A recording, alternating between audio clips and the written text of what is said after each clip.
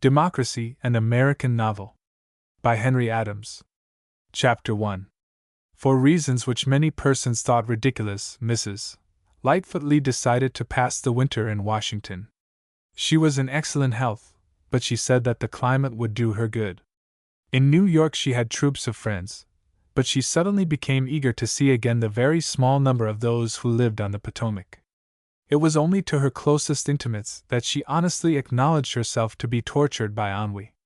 Since her husband's death, 5 years before, she had lost her taste for New York society. She had felt no interest in the price of stocks, and very little in the men who dealt in them. She had become serious. What was it all worth, this wilderness of men and women as monotonous as the brownstone houses they lived in? In her despair she had resorted to desperate measures. She had read philosophy in the original German, and the more she read, the more she was disheartened that so much culture should lead to nothing. After talking of Herbert Spencer for an entire evening with a very literary Transcendental Commission merchant, she could not see that her time had been better employed than when in former days she had passed it in flirting with a very agreeable young stockbroker. Indeed, there was an evident proof to the contrary, for the flirtation might lead to something, had, in fact, led to marriage, while the philosophy could lead to nothing, unless it were perhaps to another evening of the same kind. Because transcendental philosophers are mostly elderly men, usually married, and when engaged in business, somewhat apt to be sleepy towards evening. Nevertheless, Mrs. Lee did her best to turn her study to practical use. She plunged into philanthropy, visited prisons, inspected hospitals, read the literature of pauperism and crime, saturated herself with the statistics of vice, until her mind had nearly lost sight of virtue. At last it rose in rebellion against her, and she came to the limit of her strength. This path, too, seemed to lead nowhere. She declared that she had lost the sense of duty, and that, so far as concerned her, all the paupers and criminals in New York might henceforward rise in their majesty and manage every railway on the continent. Why should she care? What was the city to her? She could find nothing in it that seemed to demand salvation. What gave peculiar sanctity to numbers? Why were 1,000,000 people, who all resembled each other, any way more interesting than one person? What aspiration could she help to put into the mind of this great 1,000,000-armed monster that would make it worth her love or respect? Religion? 1,000 powerful churches were doing their best, and she could see no chance for a new faith of which she was to be the inspired prophet. Ambition? High popular ideals? Passion for whatever is lofty and pure? The very words irritated her. Was she not herself devoured by ambition, and was she not now eating her heart out because she could find no one object worth a sacrifice? Was it ambition, real ambition, or was it mere restlessness that made Mrs. Lightfoot Lee so bitter against New York and Philadelphia, Baltimore and Boston, American life in general and all life in particular? What did she want? Not social position, for she herself was an eminently respectable Philadelphian by birth, her father a famous clergyman, and her husband had been equally irreproachable, a descendant of one branch of the Virginia Lees, which had drifted to New York in search of fortune, and had found it, or enough of it to keep the young man there. His widow had her own place in society which no one disputed. Though not brighter than her neighbors, the world persisted in classing her among clever women. She had wealth, or at least enough of it to give her all that money can give by way of pleasure to a sensible woman in an American city. She had her house and her carriage. She dressed well. Her table was good, and her furniture was never allowed to fall behind the latest standard of decorative art. She had traveled in Europe, and after several visits, covering some years of time, had returned home, carrying in one hand, as it were, a green-gray landscape, a remarkably pleasing specimen of Corot, and in the other some bales of Persian and Syrian rugs and embroideries, Japanese bronzes and porcelain. With this she declared Europe to be exhausted, and she frankly avowed that she was American to the tips of her fingers. She neither knew nor greatly cared whether America or Europe were best to live in. She had no violent love for either, and she had no objection to abusing both. But she meant to get all that American life had to offer, good or bad, and to drink it down to the dregs. Fully determined that whatever there was in it she would have, and that whatever could be made out of it she would manufacture. I know, said she, that America produces petroleum and pigs. I have seen both on the steamers, and I am told it produces silver and gold. There is choice enough for any woman. Yet, as has been already said, Mrs. Lee's first experience was not a success. She soon declared that New York might represent the petroleum or the pigs, but the gold of life was not to be discovered there by her eyes. Not but that there was variety enough, a variety of people, occupations, aims, and thoughts, but that all these, after growing to a certain height, stopped short. They found nothing to hold them up. She knew, more or less intimately, a dozen men whose fortunes ranged between 1 million and 40 millions. What did they do with their money? What could they do with it that was different from what other men did? After all, it is absurd to spend more money than is enough to satisfy all one's wants. It is vulgar to live in 2 houses in the same street, and to drive 6 horses abreast. Yet, after setting aside a certain income sufficient for all one's wants, what was to be done with the rest? To let it accumulate was to own one's failure. Mrs. Lee's great grievance was that it did accumulate, without changing or improving the quality of its owners. To spend it in charity and public works was doubtless praiseworthy, but was it wise? Mrs.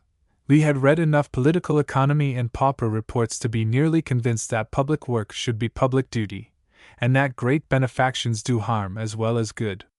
And even supposing it spent on these objects, how could it do more than increase and perpetuate that same kind of human nature which was her great grievance? Her New York friends could not meet this question except by falling back upon their native commonplaces, which she recklessly trampled upon, averring that, much as she admired the genius of the famous traveler, Mr. Gulliver, she never had been able, since she became a widow, to accept the Brobdingnagian doctrine that he who made 2 blades of grass grow where only one grew before deserved better of mankind than the whole race of politicians. She would not find fault with the philosopher had he required that the grass should be of an improved quality. But, said she, I cannot honestly pretend that I should be pleased to see 2 New York men where I now see one. The idea is too ridiculous. More than 1.5 would be fatal to me. Then came her Boston friends, who suggested that higher education was precisely what she wanted. She should throw herself into a crusade for universities and art schools. Mrs. Lee turned upon them with a sweet smile. Do you know, said she, that we have in New York already the richest university in America, and that its only trouble has always been that it can get no scholars even by paying for them? Do you want me to go out into the streets and waylay boys? If the heathen refuse to be converted, can you give me power over the stake and the sword to compel them to come in? And suppose you can? Suppose I march all the boys in Fifth Avenue down to the university and have them all properly taught Greek and Latin, English literature, ethics, and German philosophy. What then? You do it in Boston. Now tell me honestly what comes of it. I suppose you have there a brilliant society, numbers of poets, scholars, philosophers, statesmen, all up and down Beacon Street. Your evenings must be sparkling. Your press must scintillate. How is it that we New Yorkers never hear of it? We don't go much into your society, but when we do, it doesn't seem so very much better than our own. You are just like the rest of us. You grow 6 inches high, and then you stop. Why will not somebody grow to be a tree and cast a shadow? The average member of New York society, although not unused to this contemptuous kind of treatment from his leaders, retaliated in his blind, common-sense way. What does the woman want? He said. Is her head turned with the Tuileries and Marlborough House? Does she think herself made for a throne? Why does she not lecture for women's rights? Why not go on the stage? If she cannot be contented like other people, what need is there for abusing us just because she feels herself no taller than we are? What does she expect to get from her sharp tongue? What does she know, anyway? Mrs. Lee certainly knew very little. She had read voraciously and promiscuously one subject after another. Ruskin and Taine had danced merrily through her mind, hand in hand with Darwin and Stuart Mill, Gustave Droz and Algernon Swinburne. She had even labored over the literature of her own country. She was perhaps the only woman in New York who knew something of American history. Certainly she could not have repeated the list of presidents in their order, but she knew that the Constitution divided the government into executive, legislative, and judiciary. She was aware that the president, the speaker, and the chief justice were important personages, and instinctively she wondered whether they might not solve her problem, whether they were the shade trees which she saw in her dreams. Here, then, was the explanation of her restlessness, discontent, ambition, call it what you will. It was the feeling of a passenger on an ocean steamer whose mind will not give him rest until he has been in the engine room and talked with the engineer. She wanted to see with her own eyes the action of primary forces, to touch with her own hand the massive machinery of society, to measure with her own mind the capacity of the motive power. She was bent upon getting to the heart of the great American mystery of democracy and government. She cared little where her pursuit might lead her, for she put no extravagant value upon life, having already, as she said, exhausted at least 2 lives, and being fairly hardened to insensibility in the process. To lose a husband and a baby, said she, and keep one's courage and reason, one must become very hard or very soft. I am now pure steel. You may beat my heart with a trip hammer, and it will beat the trip hammer back again. Perhaps after exhausting the political world she might try again elsewhere. She did not pretend to say where she might then go, or what she should do, but at present she meant to see what amusement there might be in politics. Her friends asked what kind of amusement she expected to find among the illiterate swarm of ordinary people who in Washington represented constituencies so dreary that in comparison New York was a New Jerusalem, and Broad Street a grove of academe.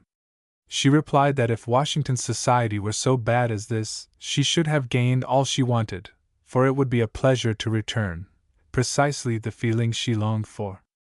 In her own mind, however, she frowned on the idea of seeking for men.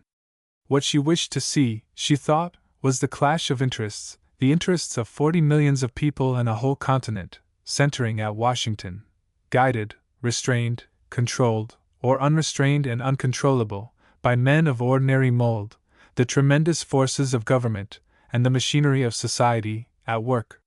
What she wanted was power. Perhaps the force of the engine was a little confused in her mind with that of the engineer, the power with the men who wielded it. Perhaps the human interest of politics was after all what really attracted her, and however strongly she might deny it, the passion for exercising power, for its own sake, might dazzle and mislead a woman who had exhausted all the ordinary feminine resources. But why speculate about her motives? The stage was before her, the curtain was rising, the actors were ready to enter. She had only to go quietly on among the supernumeraries, and see how the play was acted and the stage effects were produced, how the great tragedians mouthed, and the stage managers swore. Chapter 2. On the 1st of December, Mrs. Lee took the train for Washington, and before 5 o'clock that evening she was entering her newly hired house on Lafayette Square. She shrugged her shoulders with a mingled expression of contempt and grief at the curious barbarism of the curtains and the wallpapers, and her next 2 days were occupied with a life-and-death struggle to get the mastery over her surroundings. In this awful contest the interior of the doomed house suffered as though a demon were in it. Not a chair, not a mirror, not a carpet, was left untouched, and in the midst of the worst confusion the new mistress sat, calm as the statue of Andrew Jackson in the square under her eyes, and issued her orders with as much decision as that hero had ever shown. Towards the close of the 2nd day, victory crowned her forehead. A new era, a nobler conception of duty and existence, had dawned upon that benighted and heathen residence. The wealth of Syria and Persia was poured out upon the melancholy Wilton carpets. Embroidered comets and woven gold from Japan and Teheran depended from and covered over every sad stuff curtain. A strange medley of sketches, paintings, fans, embroideries, and porcelain was hung, nailed, pinned, or stuck against the wall. Finally, the domestic altarpiece, the mystical Corot landscape, was hoisted to its place over the parlor fire, and then all was over. The setting sun streamed softly in at the windows, and peace reigned in that redeemed house and in the heart of its mistress. "I think it will do now, Sybil," said she, surveying the scene. "It must," replied Sybil. "You haven't a plate or a fan or colored scarf left. You must send out and buy some of these old Negro women's bandanas if you are going to cover anything else. What is the use? Do you suppose any human being in Washington will like it? They will think you demented. There is such a thing as self-respect," replied her sister calmly. Sybil, Miss Sybil Ross, was Madeline Lee's sister. The keenest psychologist could not have detected a single feature quality which they had in common, and for that reason they were devoted friends. Madeline was 30, Sybil 24. Madeline was indescribable, Sybil was transparent. Madeline was of medium height with a graceful figure, a well-set head, and enough golden brown hair to frame a face full of varying expression. Her eyes were never for 2 consecutive hours of the same shade, but were more often blue than gray. People who envied her smile said that she cultivated a sense of humor in order to show her teeth. Perhaps they were right, but there was no doubt that her habit of talking with gesticulation would never have grown upon her unless she had known that her hands were not only beautiful but expressive. She dressed as skillfully as New York women do, but in growing older she began to show symptoms of dangerous unconventionality. She had been heard to express a low opinion of her countrywomen who blindly fell down before the golden calf of Mr. Worth, and she had even fought a battle of great severity, while it lasted, with one of her best-dressed friends who had been invited, and had gone, to Mr. Worth's afternoon tea parties. The secret was that Mrs. Lee had artistic tendencies, and unless they were checked in time, there was no knowing what might be the consequence. But as yet they had done no harm.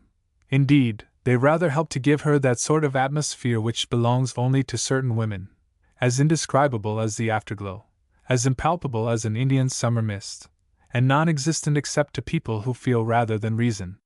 Sybil had none of it. The imagination gave up all attempts to soar where she came. A more straightforward, downright, gay, sympathetic, shallow, warm-hearted, sternly practical young woman has rarely touched this planet. Her mind had room for neither gravestones nor guidebooks. She could not have lived in the past or the future if she had spent her days in churches and her nights in tombs. She was not clever, like Madeline, thank heaven. Madeline was not an orthodox member of the church.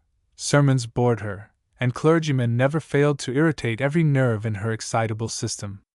Sybil was a simple and devout worshipper at the ritualistic altar. She bent humbly before the Paulist fathers. When she went to a ball she always had the best partner in the room, and took it as a matter of course, but then, she always prayed for one. Somehow it strengthened her faith. Her sister took care never to laugh at her on this score, or to shock her religious opinions. "Time enough," said she, "for her to forget religion when religion fails her." As for regular attendance at church, Madeline was able to reconcile their habits without trouble. She herself had not entered a church for years. She said it gave her unchristian feelings. But Sybil had a voice of excellent quality, well trained and cultivated. Madeline insisted that she should sing in the choir, and by this little maneuver, the divergence of their paths was made less evident. Madeline did not sing, and therefore could not go to church with Sybil. This outrageous fallacy seemed perfectly to answer its purpose, and Sybil accepted it, in good faith, as a fair working principle which explained itself. Madeline was sober in her tastes. She wasted no money. She made no display. She walked rather than drove, and wore neither diamonds nor brocades. But the general impression she made was nevertheless one of luxury. On the other hand, her sister had her dresses from Paris, and wore them and her ornaments according to all the formulas. She was good-naturedly correct, and bent her round white shoulders to whatever burden the Parisian autocrat chose to put upon them. Madeline never interfered, and always paid the bills. Before they had been 10 days in Washington, they fell gently into their place, and were carried along without an effort on the stream of social life. Society was kind, there was no reason for its being otherwise. Mrs. Lee and her sister had no enemies, held no offices, and did their best to make themselves popular. Sybil had not passed summers at Newport, and winters in New York in vain, and neither her face nor her figure, her voice nor her dancing, needed apology. Politics were not her strong point. She was induced to go once to the Capitol and to sit 10 minutes in the gallery of the Senate. No one ever knew what her impressions were. With feminine tact she managed not to betray herself, but, in truth, her notion of legislative bodies was vague, floating between her experience at church and at the opera, so that the idea of a performance of some kind was never out of her head. To her mind the Senate was a place where people went to recite speeches, and she naively assumed that the speeches were useful and had a purpose. But as they did not interest her, she never went again. This is a very common conception of Congress. Many congressmen share it. Her sister was more patient and bolder. She went to the Capitol nearly every day for at least 2 weeks. At the end of that time her interest began to flag, and she thought it better to read the debates every morning in the Congressional Record. Finding this a laborious, and not always an instructive task, she began to skip the dull parts, and in the absence of any exciting question, she at last resigned herself to skipping the whole. Nevertheless, she still had energy to visit the Senate gallery occasionally when she was told that a splendid orator was about to speak on a question of deep interest to his country. She listened with a little disposition to admire, if she could, and whenever she could, she did admire. She said nothing, but she listened sharply. She wanted to learn how the machinery of government worked, and what was the quality of the men who controlled it. One by one, she passed them through her crucibles, and tested them by acids and by fire. A few survived her tests and came out alive, though more or less disfigured, where she had found impurities. Of the whole number, only one retained under this process enough character to interest her. In these early visits to Congress, Mrs. Lee sometimes had the company of John Carrington, a Washington lawyer about 40 years old, who, by virtue of being a Virginian and a distant connection of her husband, called himself a cousin, and took a tone of semi-intimacy, which Mrs. Lee accepted because Carrington was a man whom she liked, and because he was one whom life had treated hardly. He was of that unfortunate generation in the South which began existence with Civil War, and he was perhaps the more unfortunate because, like most educated Virginians of the old Washington school, he had seen from the first that, whatever issue the war took, Virginia and he must be ruined. At 22 he had gone into the rebel army as a private and carried his musket modestly through a campaign or two, after which he slowly rose to the rank of senior captain in his regiment, and closed his services on the staff of a major general, always doing scrupulously enough what he conceived to be his duty, and never doing it with enthusiasm. When the rebel army surrendered, he rode away to his family plantation, not a difficult thing to do, for it was only a few miles from Appomattox, and at once began to study law. Then, leaving his mother and sisters to do what they could with the worn-out plantation, he began the practice of law in Washington, hoping thus to support himself and them. He had succeeded after a fashion, and for the first time the future seemed not absolutely dark. Mrs. Lee's house was an oasis to him, and he found himself, to his surprise, almost gay in her company. The gaiety was of a very quiet kind, and Sybil, while friendly with him, averred that he was certainly dull, but this dullness had a fascination for Madeline, who, having tasted many more kinds of the wine of life than Sybil, had learned to value certain delicacies of age and flavor that were lost upon younger and coarser palates. He talked rather slowly and almost with effort, but he had something of the dignity, others call it stiffness, of the old Virginia school, and 20 years of constant responsibility and deferred hope had added a touch of care that bordered closely on sadness. His great attraction was that he never talked or seemed to think of himself. Mrs. Lee trusted in him by instinct. "He is a type," said she. "He is my idea of George Washington at 30. One morning in December, Carrington entered Mrs. Lee's parlor towards noon, and asked if she cared to visit the Capitol. "You will have a chance of hearing today what may be the last great speech of our greatest statesman," said he. "You should come." "A splendid sample of our native raw material, sir?" asked she, fresh from a reading of Dickens, and his famous picture of American statesmanship. "Precisely so," said Carrington. "The prairie giant of Peonia, the favorite son of Illinois, the man who came within 3 votes of getting the party nomination for the presidency last spring, and was only defeated because 10 small intriguers are sharper than one big one. The Honorable Silas P. Ratcliffe, senator from Illinois. He will be run for the presidency yet." What does the P stand for? Asked Sybil. I don't remember ever to have heard his middle name, said Carrington. Perhaps it is Peonia or Prairie, I can't say. He is the man whose appearance struck me so much when we were in the Senate last week, is he not? A great, ponderous man, over 6 feet high, very senatorial and dignified, with a large head and rather good features? Inquired Mrs. Lee. The same, replied Carrington. By all means hear him speak. He is the stumbling block of the new president, who is to be allowed no peace unless he makes terms with Ratcliffe, and so every one thinks that the prairie giant of Peonia will have the choice of the State or Treasury Department. If he takes either, it will be the Treasury, for he is a desperate political manager, and will want the patronage for the next national convention. Mrs.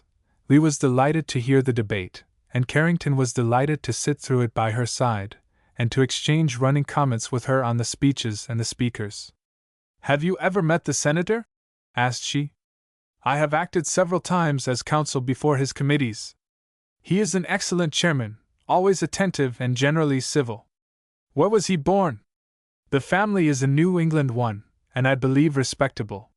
He came, I think, from some place in the Connecticut Valley, but whether Vermont, New Hampshire, or Massachusetts, I don't know. Is he an educated man? He got a kind of classical education at one of the country colleges there. I suspect he has as much education as is good for him. But he went west very soon after leaving college, and being then young and fresh from that hotbed of abolition, he threw himself into the anti-slavery movement in Illinois, and after a long struggle he rose with the wave. He would not do the same thing now. Why not? He is older, more experienced, and not so wise. Besides, he has no longer the time to wait. Can you see his eyes from here? I call them Yankee eyes. Don't abuse the Yankees, said Mrs. Lee. I am half Yankee myself. Is that abuse? Do you mean to deny that they have eyes? I concede that there may be eyes among them, but Virginians are not fair judges of their expression.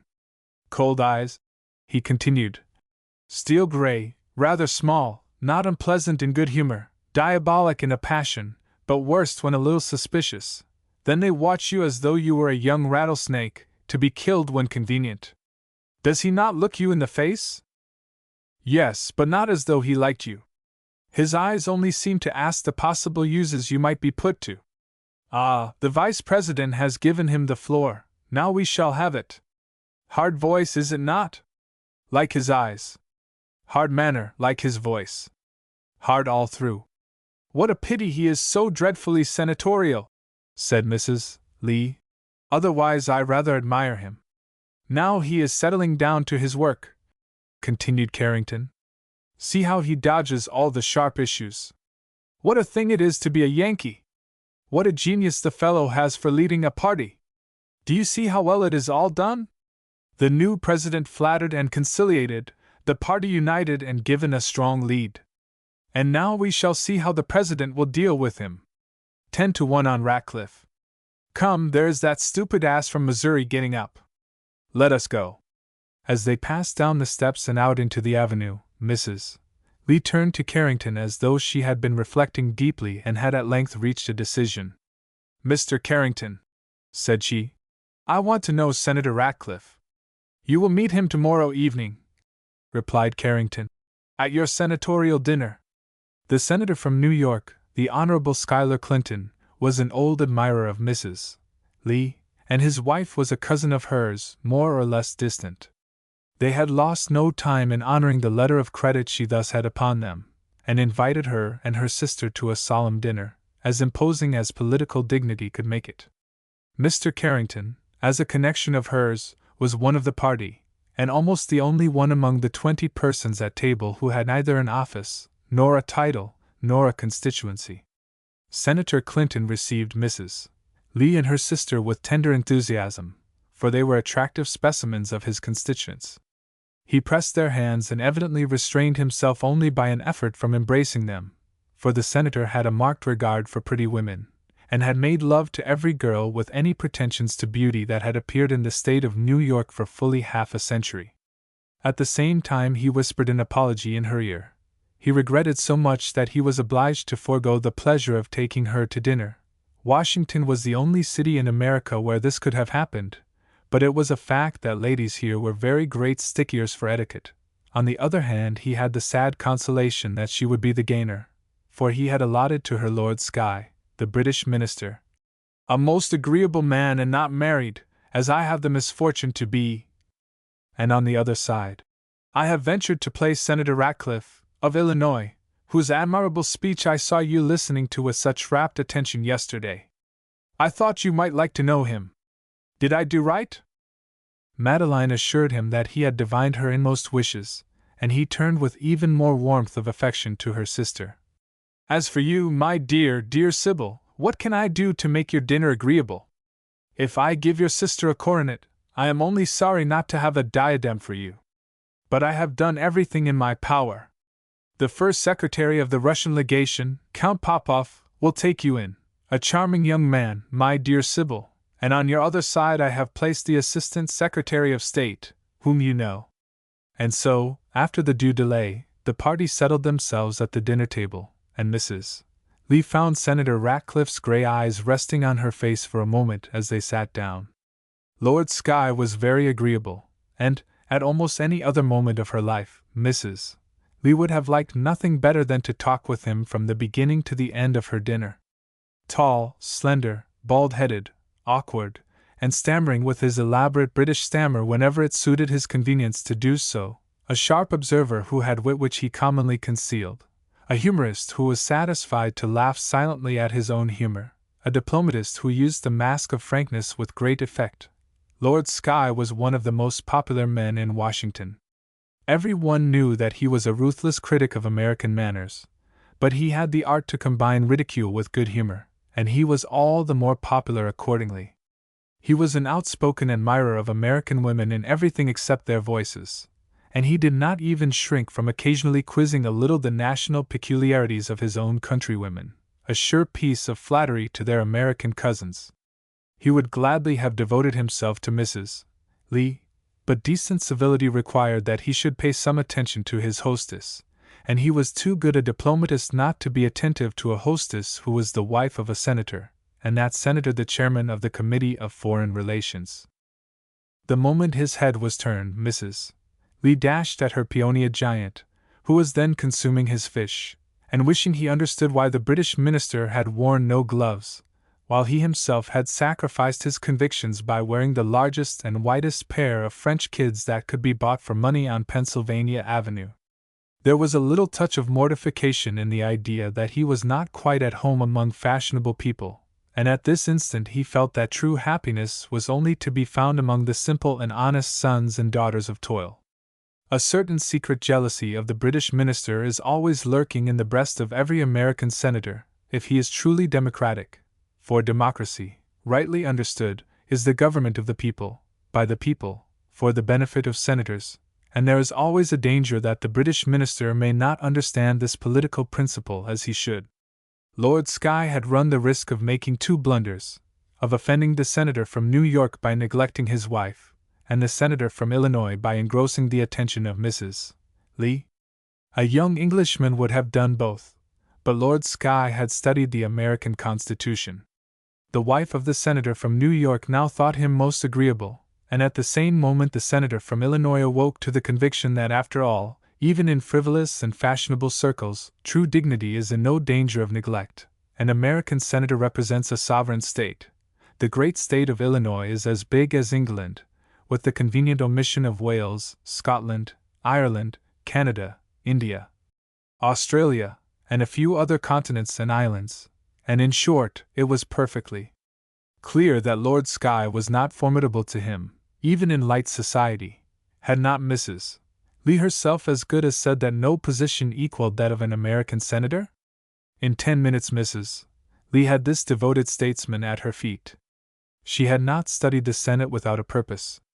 She had read with unerring instinct one general characteristic of all senators, a boundless and guileless thirst for flattery, engendered by daily drafts from political friends or dependents, then becoming a necessity like a dram, and swallowed with a heavy smile of ineffable content. A single glance at Mr. Ratcliffe's face showed Madeline that she need not be afraid of flattering too grossly. Her own self-respect, not his, was the only restraint upon her use of this feminine bait. She opened upon him with an apparent simplicity and gravity, a quiet repose of manner, and an evident consciousness of her own strength, which meant that she was most dangerous. "I heard your speech yesterday, Mr. Ratcliffe. I am glad to have a chance of telling you how much I was impressed by it. It seemed to me masterly. Do you not find that it has had a great effect?" "I thank you, madam. I hope it will help to unite the party, but as yet we have had no time to measure its results. That will require several days more." The senator spoke in his senatorial manner, elaborate, condescending, and a little on his guard. "Do you know," said Mrs. Lee, turning towards him as though he were a valued friend, and looking deep into his eyes, "do you know that every one told me I should be shocked by the falling off in political ability at Washington? I did not believe them, and since hearing your speech I am sure they are mistaken. Do you yourself think there is less ability in Congress than there used to be?" "Well, madam, it is difficult to answer that question.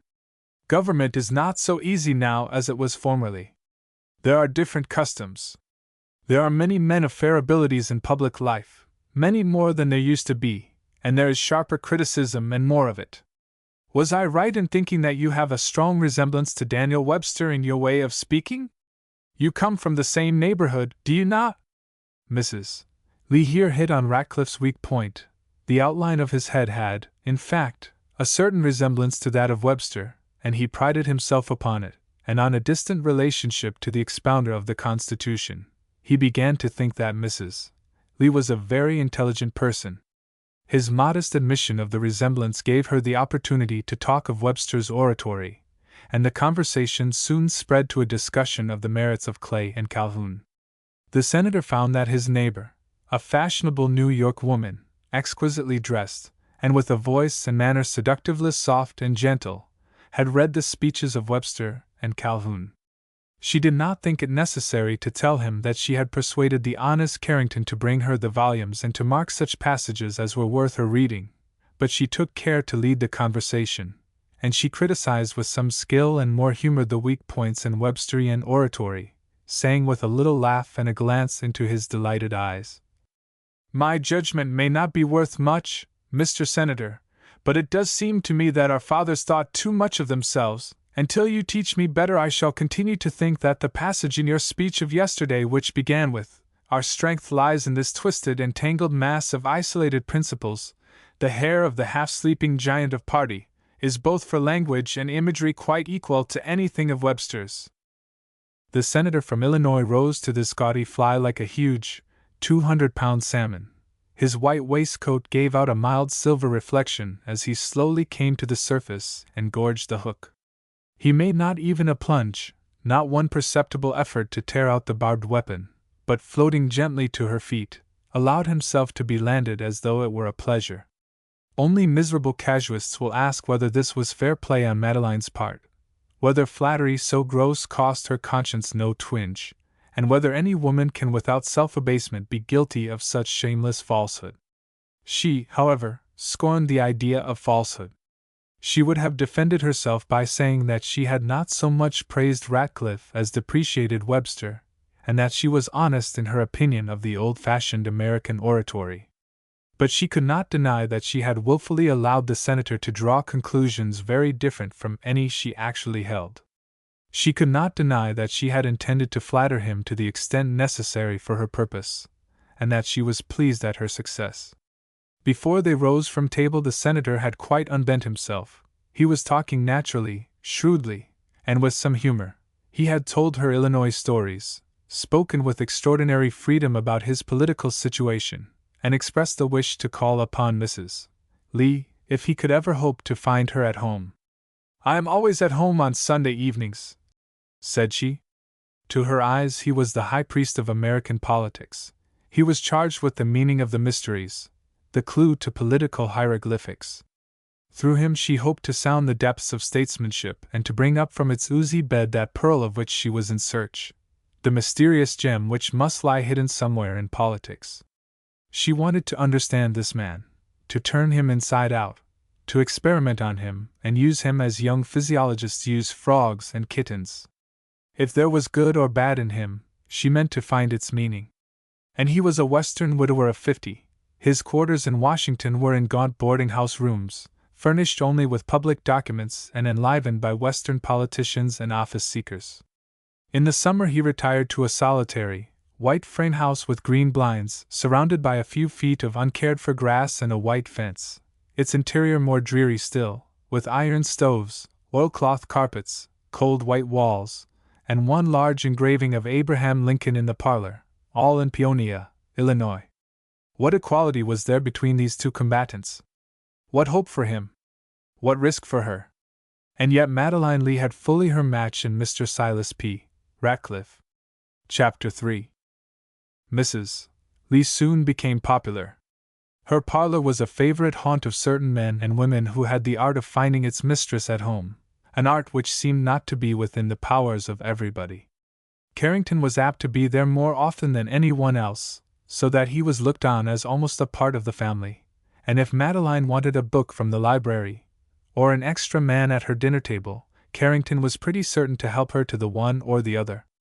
Old Baron Jacobi, the Bulgarian minister, fell madly in love with both sisters, as he commonly did with every pretty face and neat figure.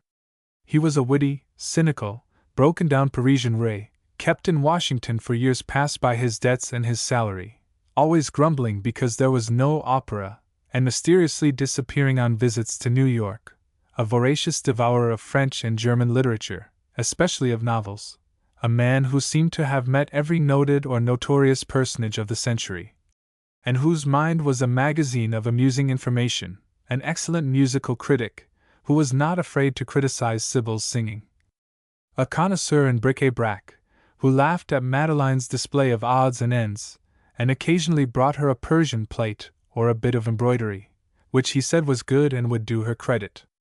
This old sinner believed in everything that was perverse and wicked, but he accepted the prejudices of Anglo-Saxon society, and was too clever to obtrude his opinions upon others. He would have married both sisters at once more willingly than either alone, but as he feelingly said, "If I were 40 years younger, mademoiselle, you should not sing to me so calmly." His friend Popov, an intelligent, vivacious Russian, with very Kalmuck features, susceptible as a girl, and passionately fond of music, hung over Sybil's piano by the hour. He brought Russian airs which he taught her to sing, and if the truth were known, he bored Madeline desperately, for she undertook to act the part of duenna to her younger sister. A very different visitor was Mr. C. French, a young member of Congress from Connecticut, who aspired to act the part of the educated gentleman in politics, and to purify the public tone. He had reformed principles and an unfortunately conceited manner. He was rather wealthy, rather clever, rather well-educated, rather honest, and rather vulgar. His allegiance was divided between Mrs. Lee and her sister, whom he infuriated by addressing as Miss Sybil, with patronizing familiarity. He was particularly strong in what he called badinage, and his playful but ungainly attempts at wit drove Mrs. Lee beyond the bounds of patience. When in a solemn mood, he talked as though he were practicing for the ear of a college debating society, and with a still worse effect on the patients. But with all this he was useful, always bubbling with the latest political gossip, and deeply interested in the fate of party stakes. Quite another sort of person was Mr. Hartbeest Schneidkoppen, a citizen of Philadelphia, though commonly resident in New York, where he had fallen a victim to Sybil's charms, and made efforts to win her young affections by instructing her in the mysteries of currency and protection, to both which subjects he was devoted. To forward these two interests, and to watch over Miss Ross's welfare, he made periodical visits to Washington, where he closeted himself with committeemen and gave expensive dinners to members of Congress. Mr. Schneidkoppen was rich, and about 30 years old, tall and thin, with bright eyes and smooth face, elaborate manners and much loquacity. He had the reputation of turning rapid intellectual somersaults, partly to amuse himself and partly to startle society. At one moment he was artistic, and discoursed scientifically about his own paintings. At another he was literary, and wrote a book on noble living, with a humanitarian purpose, At another he was devoted to sport, rode a steeplechase, played polo, and set up a four-in-hand. His last occupation was to establish in Philadelphia the Protective Review, a periodical in the interests of American industry, which he edited himself, as a stepping stone to Congress, the Cabinet, and the Presidency. At about the same time he bought a yacht, and heavy bets were pending among his sporting friends whether he would manage to sink first his review or his yacht. But he was an amiable and excellent fellow through all his eccentricities, and he brought to Mrs. Lee the simple outpourings of the amateur politician. A much higher type of character was Mr. Nathan Gore, of Massachusetts, a handsome man with a gray beard, a straight, sharply cut nose, and a fine, penetrating eye. In his youth a successful poet whose satires made a noise in their day, and are still remembered for the pungency and wit of a few verses. Then a deep student in Europe for many years, until his famous History of Spain in America placed him instantly at the head of American historians, and made him minister at Madrid, where he remained 4 years to his entire satisfaction, this being the nearest approach to a patent of nobility and a government pension which the American citizen can attain.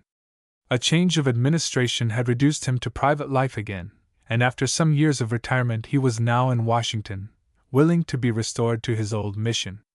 Every president thinks it respectable to have at least one literary man in his pay, and Mr. Gore's prospects were fair for obtaining his object, as he had the active support of a majority of the Massachusetts delegation. He was abominably selfish, colossally egoistic, and not a little vain, but he was shrewd.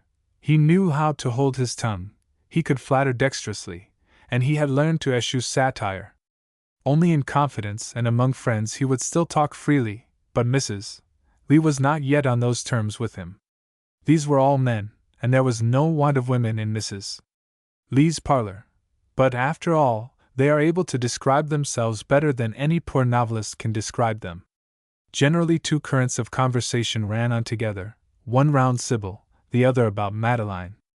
"Mies Ross," said Count Popoff, leading in a handsome young foreigner, "I have your permission to present to you my friend Count Orsini, Secretary of the Italian Legation. Are you at home this afternoon? Count Orsini sings also. We are charmed to see Count Orsini. It is well you came so late, for I have this moment come in from making cabinet calls. They were so queer. I have been crying with laughter for an hour past." "Do you find these calls amusing?" asked Popoff, gravely and diplomatically. "Indeed I do. I went with Julia Schneidkoppon, you know, Madeline. The Schneidkoppons are descended from all the kings of Israel, and are prouder than Solomon in his glory. And when we got into the house of some dreadful woman from heaven knows where, imagine my feelings at overhearing this conversation. 'What may be your family name, ma'am?' 'Schneidkoppon is my name,' replies Julia, very tall and straight. 'Have you any friends whom I should likely know?' 'I think not,' says Julia, severely. 'Wall! I don't seem to remember of ever having heard the name. But I suppose it's all right. I like to know who calls.' I almost had hysterics when we got into the street, but Julia could not see the joke at all." Count Orsini was not quite sure that he himself saw the joke, so he only smiled becomingly and showed his teeth. For simple, childlike vanity and self-consciousness nothing equals an Italian Secretary of Legation at 25. Yet conscious that the effect of his personal beauty would perhaps be diminished by permanent silence, he ventured to murmur presently, "Do you not find it very strange, this society in America?" "Society!" laughed Sybil with gay contempt. "There are no snakes in America, any more than in Norway." "Snakes, mademoiselle!" repeated Orsini, with the doubtful expression of one who is not quite certain whether he shall risk walking on thin ice, and decides to go softly. "Snakes! Indeed, they would rather be doves, I would call them." A kind laugh from Sybil strengthened into conviction his hope that he had made a joke in this unknown tongue. His face brightened, his confidence returned. Once or twice he softly repeated to himself, "Not snakes, they would be doves." But Mrs. Lee's sensitive ear had caught Sybil's remark, and detected in it a certain tone of condescension which was not to her taste. The impassive countenances of these bland young secretaries of legation seemed to acquiesce far too much as a matter of course in the idea that there was no society except in the old world. She broke into the conversation with an emphasis that fluttered the dovecote. Society in America? Indeed, there is society in America, and very good society too, but it has a code of its own, and newcomers seldom understand it. I will tell you what it is, Mr. Orsini, and you will never be in danger of making any mistake. Society in America means all the honest, kindly-mannered, pleasant-voiced women, and all the good, brave, unassuming men, between the Atlantic and the Pacific. Each of these has a free pass in every city and village, good for this generation only, and it depends on each to make use of this pass or not as it may happen to suit his or her fancy. To this rule there are no exceptions, and those who say Abraham is our father will surely furnish food for that humor which is the staple product of our country. The alarmed youths, who did not in the least understand the meaning of this demonstration, looked on with a feeble attempt at acquiescence, while Mrs.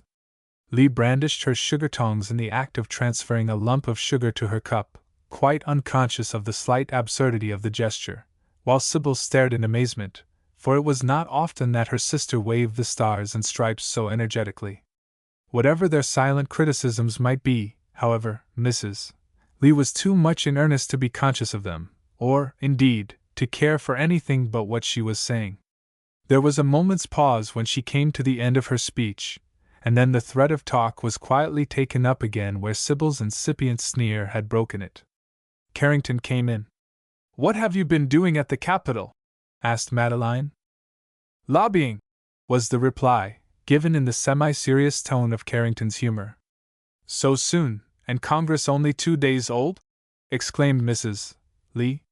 "Madam," rejoined Carrington, with his quietest malice, "congressmen are like birds of the air, which are caught only by the early worm. Good afternoon, Mrs. Lee. Miss Sybil, how do you do again? Which of these gentlemen's hearts are you feeding upon now?" This was the refined style of Mr. French, indulging in what he was pleased to term badinage. He, too, was on his way from the Capitol, and had come in for a cup of tea and a little human society. Sybil made a face which plainly expressed a longing to inflict on Mr. French some grievous personal wrong, but she pretended not to hear. He sat down by Madeline and asked, "Did you see Ratcliffe yesterday?" "Yes," said Madeline. "He was here last evening with Mr. Carrington and 1 or 2 others. Did he say anything about politics?" "Not a word. We talked mostly about books." "Books? What does he know about books?" "You must ask him." "Well, this is the most ridiculous situation we are all in. No one knows anything about the new president. You could take your oath that everybody is in the dark. Ratcliffe says he knows as little as the rest of us, but it can't be true. He is too old a politician not to have wires in his hand, and only today one of the pages of the Senate told my colleague Cutter that a letter sent off by him yesterday was directed to Sam Grimes, of North Bend, who, as everyone knows, belongs to the president's particular crowd. Why, Mr. Schneidkoppen. How do you do? When did you come on? "Thank you, this morning," replied Mr. Schneidkoppen, just entering the room. "So glad to see you again, Mrs. Lee. How do you and your sister like Washington? Do you know I have brought Julia on for a visit? I thought I should find her here." "She has just gone. She has been all the afternoon with Sybil, making calls. She says you want her here to lobby for you, Mr. Schneidkoppen." "Is it true?" "So I did," replied he, with a laugh. "But she is precious little use. So I've come to draft you into the service." "Me?" "Yes. You know we all expect Senator Ratcliffe to be Secretary of the Treasury, and it is very important for us to keep him straight on the currency and the tariff. So I have come on to establish more intimate relations with him, as they say in diplomacy. I want to get him to dine with me at Welckley's, but as I know he keeps very shy of politics, I thought my only chance was to make it a ladies' dinner, so I brought on Julia. I shall try and get Mrs. Schuyler Clinton, and I depend upon you and your sister to help Julia out." "Me? At a lobby dinner? Is that proper?" "Why not? You shall choose the guests." I never heard of such a thing, but it would certainly be amusing. Sybil must not go, but I might.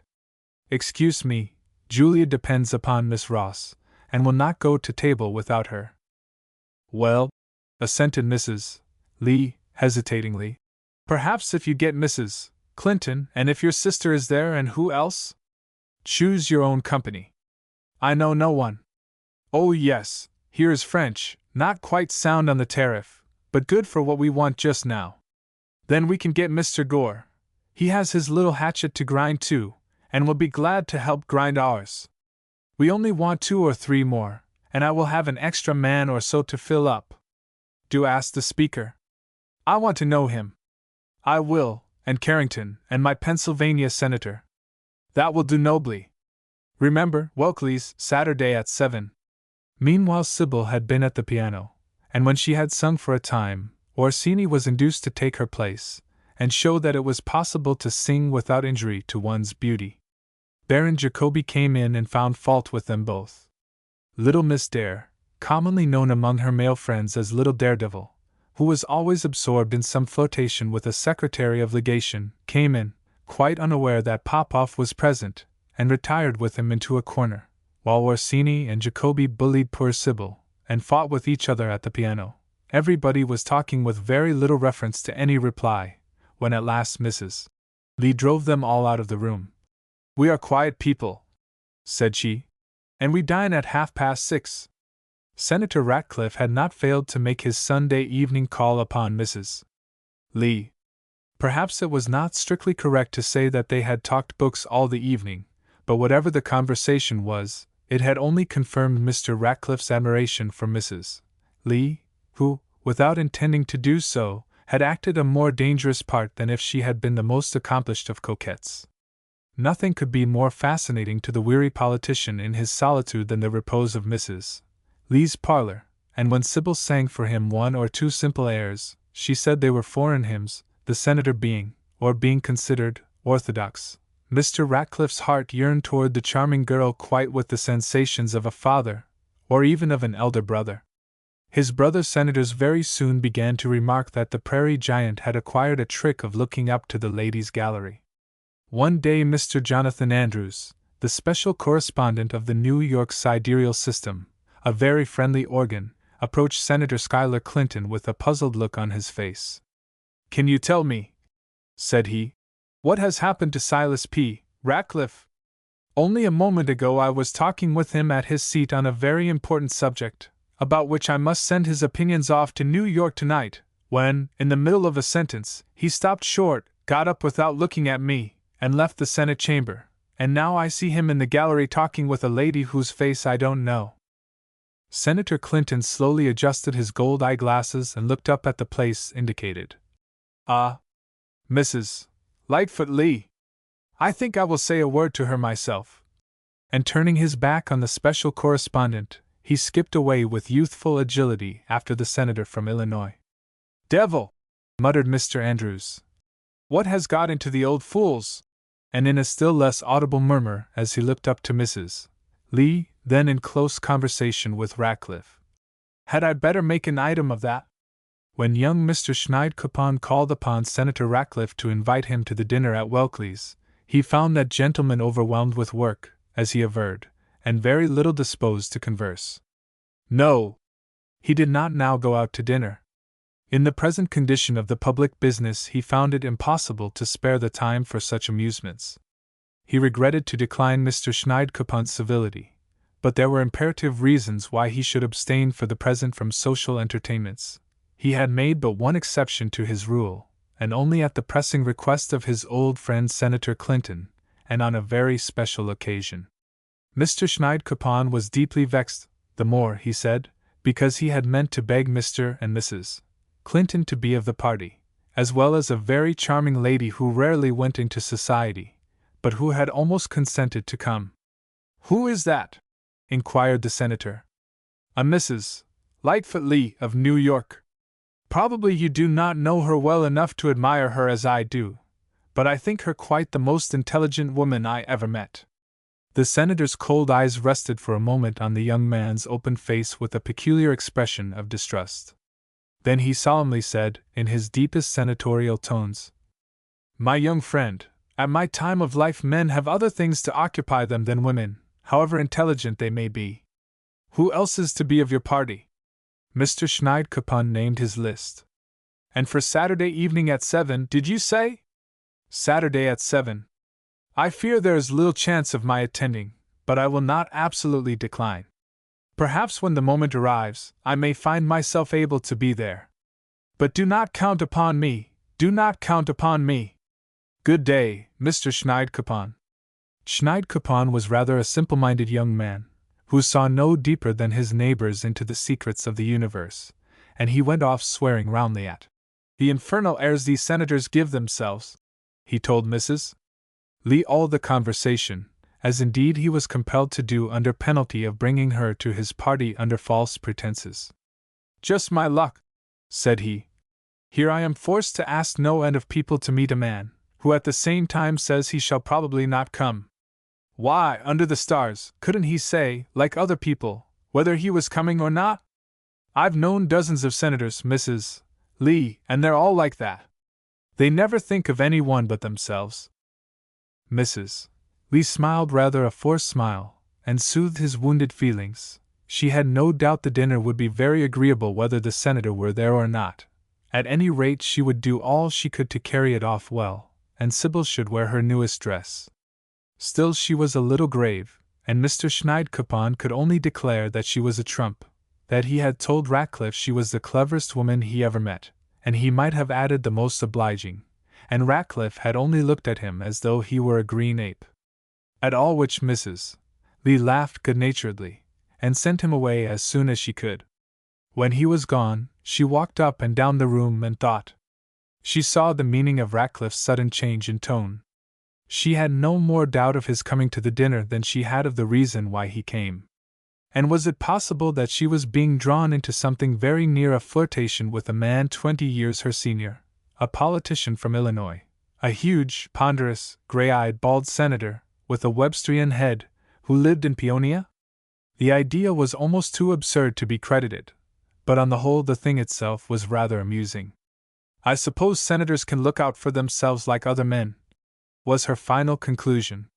She thought only of his danger, and she felt a sort of compassion for him as she reflected on the possible consequences of a great, absorbing love at his time of life. Her conscience was a little uneasy, but of herself she never thought. Yet it is a historical fact that elderly senators have had a curious fascination for young and handsome women. Had they looked out for themselves too? And which parties most needed to be looked after? When Madeline and her sister arrived at Welckley's Est the next Saturday evening, they found poor Schneidkoppen in a temper very unbecoming a host. "He won't come! I told you he wouldn't come!" said he to Madeline, as he handed her into the house. "If I ever turn communist, it will be for the fun of murdering a senator." Madeline consoled him gently, but he continued to use, behind Mr. Clinton's back, language the most offensive and improper towards the Senate, and at last, ringing the bell, he sharply ordered the head waiter to serve dinner.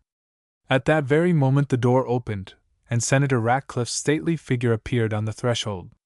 His eye instantly caught Madeline's, and she almost laughed aloud, for she saw that the senator was dressed with very unsenatorial neatness, that he had actually a flower in his buttonhole and no gloves.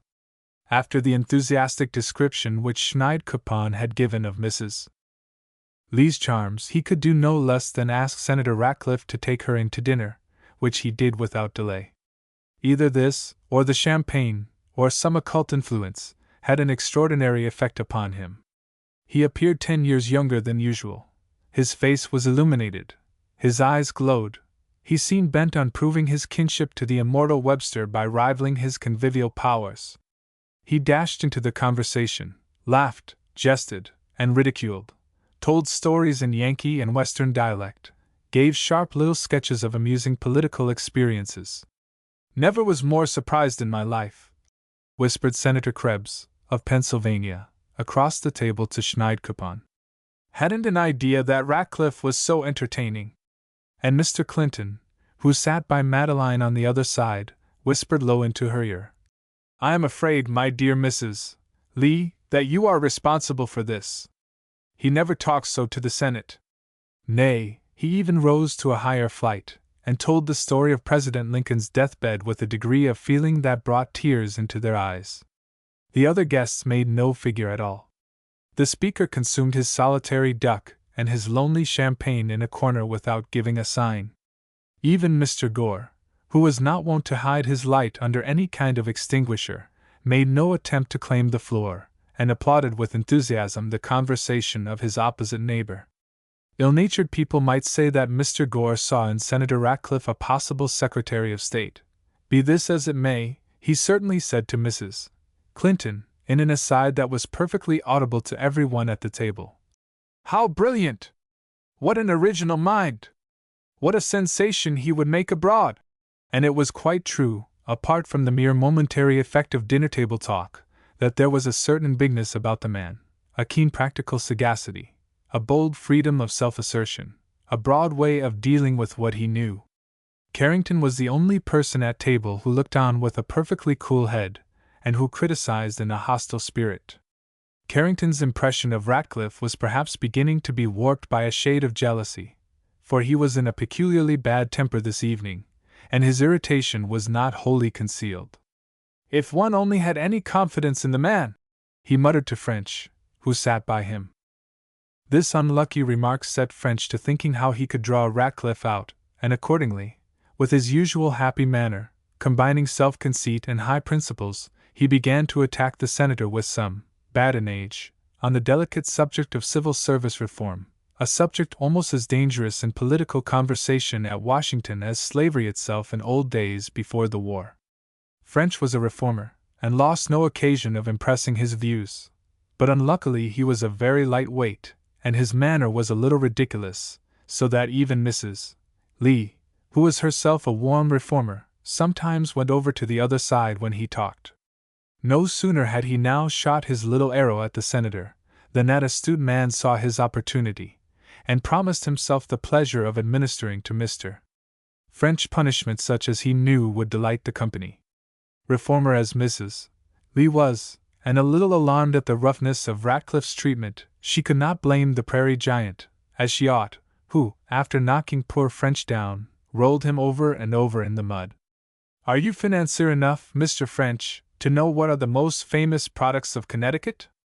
Mr. French modestly suggested that he thought its statesmen best answered that description. "No, sir! Even there you're wrong. The showman beat you on your own ground. But every child in the Union knows that the most famous products of Connecticut are Yankee notions, nutmegs made of wood, and clocks that won't go.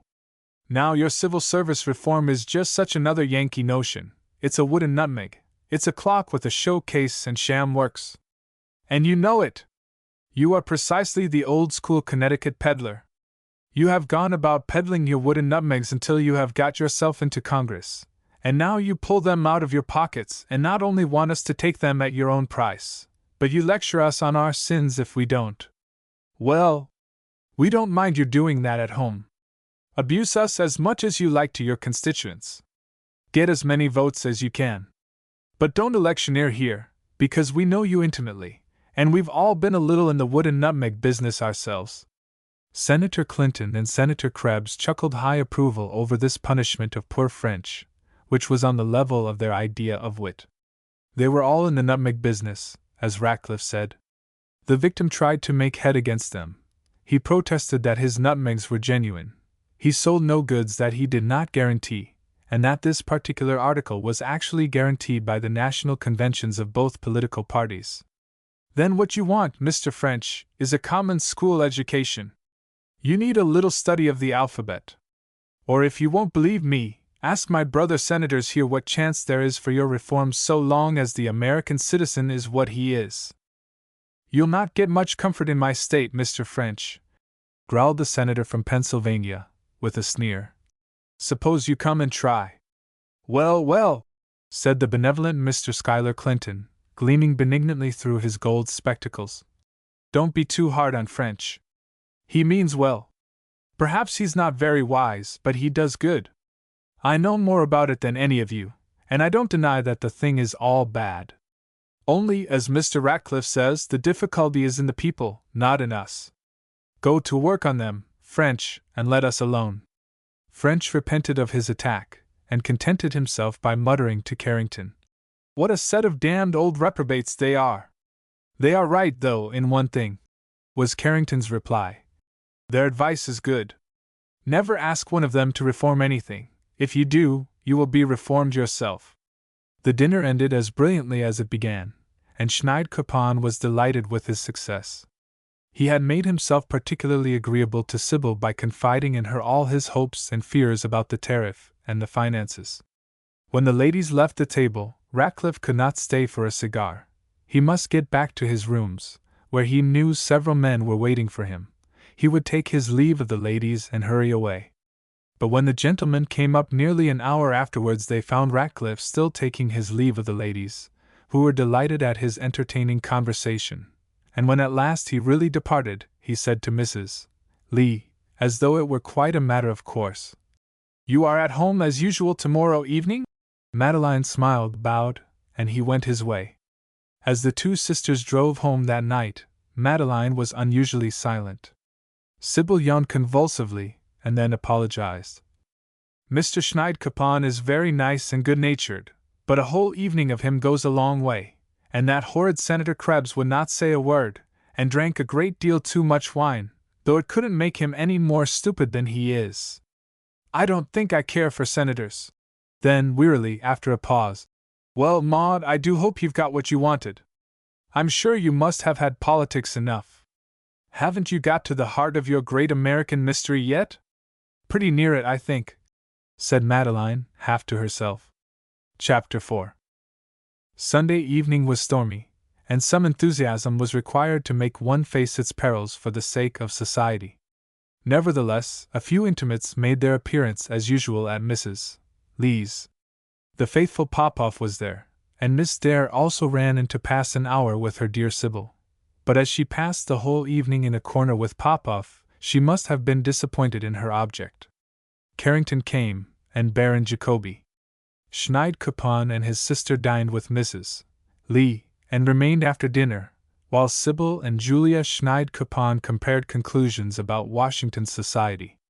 The happy idea also occurred to Mr. Gore that, inasmuch as Mrs. Lee's house was but a step from his hotel, he might as well take the chance of amusement there as the certainty of solitude in his rooms.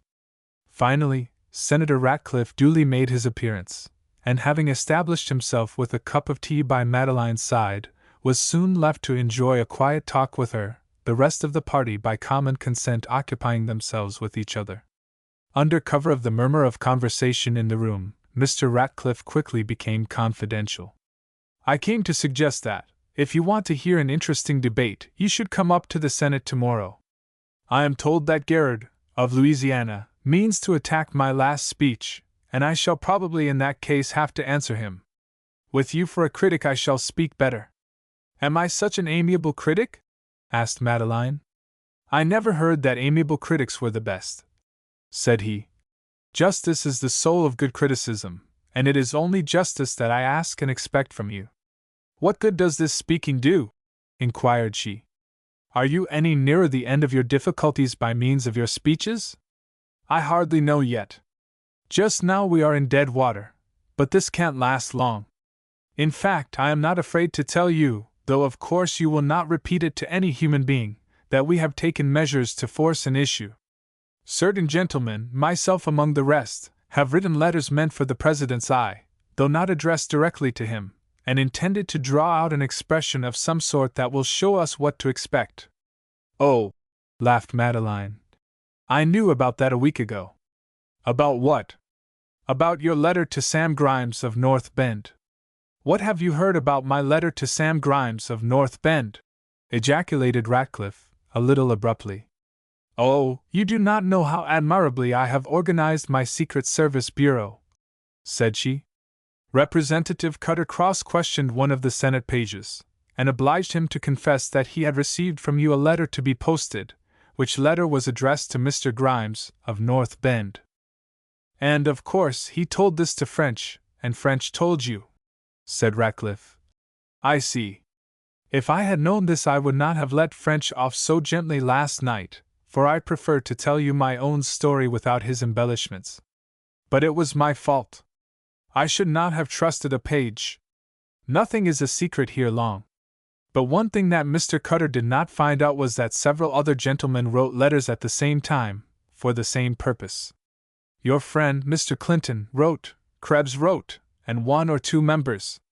I suppose I must not ask what you said? You may. We agreed that it was best to be very mild and conciliatory, and to urge the President only to give us some indication of his intentions, in order that we might not run counter to them. I drew a strong picture of the effect of the present situation on the party, and hinted that I had no personal wishes to gratify. And what do you think will be the result? I think we shall somehow manage to straighten things out, said Ratcliffe. The difficulty is only that the new president has little experience, and is suspicious. He thinks we shall intrigue to tie his hands, and he means to tie ours in advance. I don't know him personally, but those who do, and who are fair judges, say that, though rather narrow and obstinate, he is honest enough, and will come round. I have no doubt I could settle it all with him in an hour's talk, but it is out of the question for me to go to him unless I am asked, and to ask me to come would be itself a settlement. What, then, is the danger you fear? That he will offend all the important party leaders in order to conciliate unimportant ones, perhaps sentimental ones, like your friend French. That he will make foolish appointments without taking advice. By the way, have you seen French today? No, replied Madeline. I think he must be sore at your treatment of him last evening. You were very rude to him. Not a bit, said Ratcliffe. These reformers need it. His attack on me was meant for a challenge. I saw it in his manner. But is reform really so impossible as you describe it? Is it quite hopeless? Reform such as he wants is utterly hopeless, and not even desirable. Mrs. Lee, with much earnestness of manner, still pressed her question. Surely something can be done to check corruption. Are we forever to be at the mercy of thieves and ruffians? Is a respectable government impossible in a democracy? Her warmth attracted Jacoby's attention, and he spoke across the room. What is that you say, Mrs. Lee? What is it about corruption? All the gentlemen began to listen and gather about them. I am asking Senator Ratcliffe, said she, what is to become of us if corruption is allowed to go unchecked? And may I venture to ask permission to hear Mr. Ratcliffe's reply? Asked the Baron. My reply, said Ratcliffe, is that no representative government can long be much better or much worse than the society it represents. Purify society and you purify the government. But try to purify the government artificially, and you only aggravate failure. A very statesmanlike reply, said Baron Jacoby, with a formal bow, but his tone had a shade of mockery. Carrington, who had listened with a darkening face, suddenly turned to the Baron and asked him what conclusion he drew from the reply. Ah! Exclaimed the Baron, with his wickedest leer. What for is my conclusion good? You Americans believe yourselves to be excepted from the operation of general laws. You care not for experience. I have lived 75 years, and all that time in the midst of corruption. I am corrupt myself, only I do have courage to proclaim it, and you others have it not. Rome, Paris, Vienna, Petersburg, London, all are corrupt, only Washington is pure. Well, I declare to you that in all my experience I have found no society which has had elements of corruption like the United States.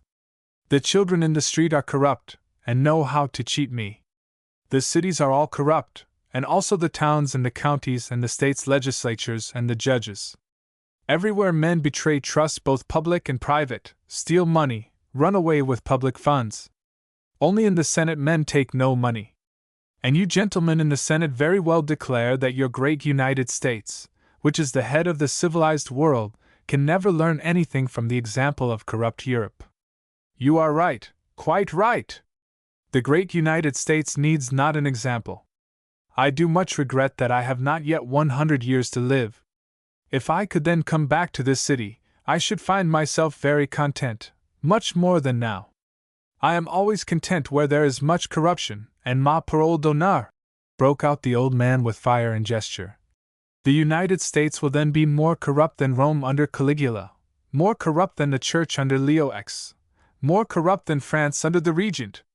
As the Baron closed his little harangue, which he delivered directly at the senator sitting underneath him, he had the satisfaction to see that every one was silent and listening with deep attention. He seemed to enjoy annoying the senator, and he had the satisfaction of seeing that the senator was visibly annoyed.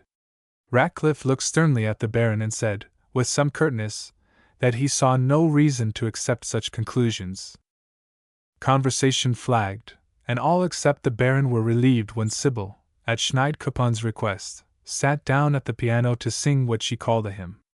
So soon as the song was over, Ratcliffe, who seemed to have been curiously thrown off his balance by Jacobi's harangue, pleaded urgent duties at his rooms, and retired. The others soon afterwards went off in a body, leaving only Carrington and Gore, who had seated himself by Madeline, and was at once dragged by her into a discussion of the subject which perplexed her, and for the moment threw over her mind a net of irresistible fascination. "The Baron discomfited the senator," said Gore, with a certain hesitation. "Why did Ratcliffe let himself be trampled upon in that manner?" "I wish you would explain why," replied Mrs. Lee. "Tell me, Mr. Gore, you who represent cultivation and literary taste hereabouts, please tell me what to think about Baron Jacobi's speech. Who and what is to be believed? Mr. Ratcliffe seems honest and wise. Is he a corruptionist? He believes in the people, or says he does. Is he telling the truth or not?" Gore was too experienced in politics to be caught in such a trap as this. He evaded the question. "Mr. Ratcliffe has a practical piece of work to do. His business is to make laws and advise the President. He does it extremely well. We have no other equally good practical politician. It is unfair to require him to be a crusader besides." "No," interposed Carrington curtly. "But he need not obstruct crusades. He need not talk virtue and oppose the punishment of vice. He is a shrewd practical politician," replied Gore, "and he feels first the weak side of any proposed political tactics." With a sigh of despair, Madeline went on. "Who, then, is right? How can we all be right? Half of our wise men declare that the world is going straight to perdition, the other half that it is fast becoming perfect. Both cannot be right. There is only one thing in life," she went on, laughing, "that I must and will have before I die. I must know whether America is right or wrong. Just now this question is a very practical one, for I really want to know whether to believe in Mr. Ratcliffe. If I throw him overboard, everything must go, for he is only a specimen." "Why not believe in Mr. Ratcliffe?" said Gore. "I believe in him myself, and am not afraid to say so." Carrington, to whom Ratcliffe now began to represent the spirit of evil, interposed here, and observed that he imagined Mr. Gore had other guides besides, and steadier ones than Ratcliffe, to believe in, while Madeline, with a certain feminine perspicacity, struck at a much weaker point in Mr. Gore's armor, and asked point-blank whether he believed also in what Ratcliffe represented. "Do you yourself think democracy the best government, and universal suffrage a success?" Mr. Gore saw himself pinned to the wall, and he turned at bay with almost the energy of despair. "These are matters about which I rarely talk in society. They are like the doctrine of a personal God, of a future life, of revealed religion, subjects which one naturally reserves for private reflection. But since you ask for my political creed, you shall have it. I only condition that it shall be for you alone, never to be repeated or quoted as mine. I believe in democracy. I accept it. I will faithfully serve and defend it. I believe in it because it appears to me the inevitable consequence of what has gone before it. Democracy asserts the fact that the masses are now raised to a higher intelligence than formerly. All our civilization aims at this mark. We want to do what we can to help it. I myself want to see the result. I grant it is an experiment, but it is the only direction society can take that is worth its taking, the only conception of its duty large enough to satisfy its instincts, the only result that is worth an effort or a risk. Every other possible step is backward, and I do not care to repeat the past. I am glad to see society grapple with issues in which no one can afford to be neutral. And supposing your experiment fails, said Mrs. Lee, suppose society destroys itself with universal suffrage, corruption, and communism. I wish, Mrs. Lee, you would visit the observatory with me some evening and look at Sirius.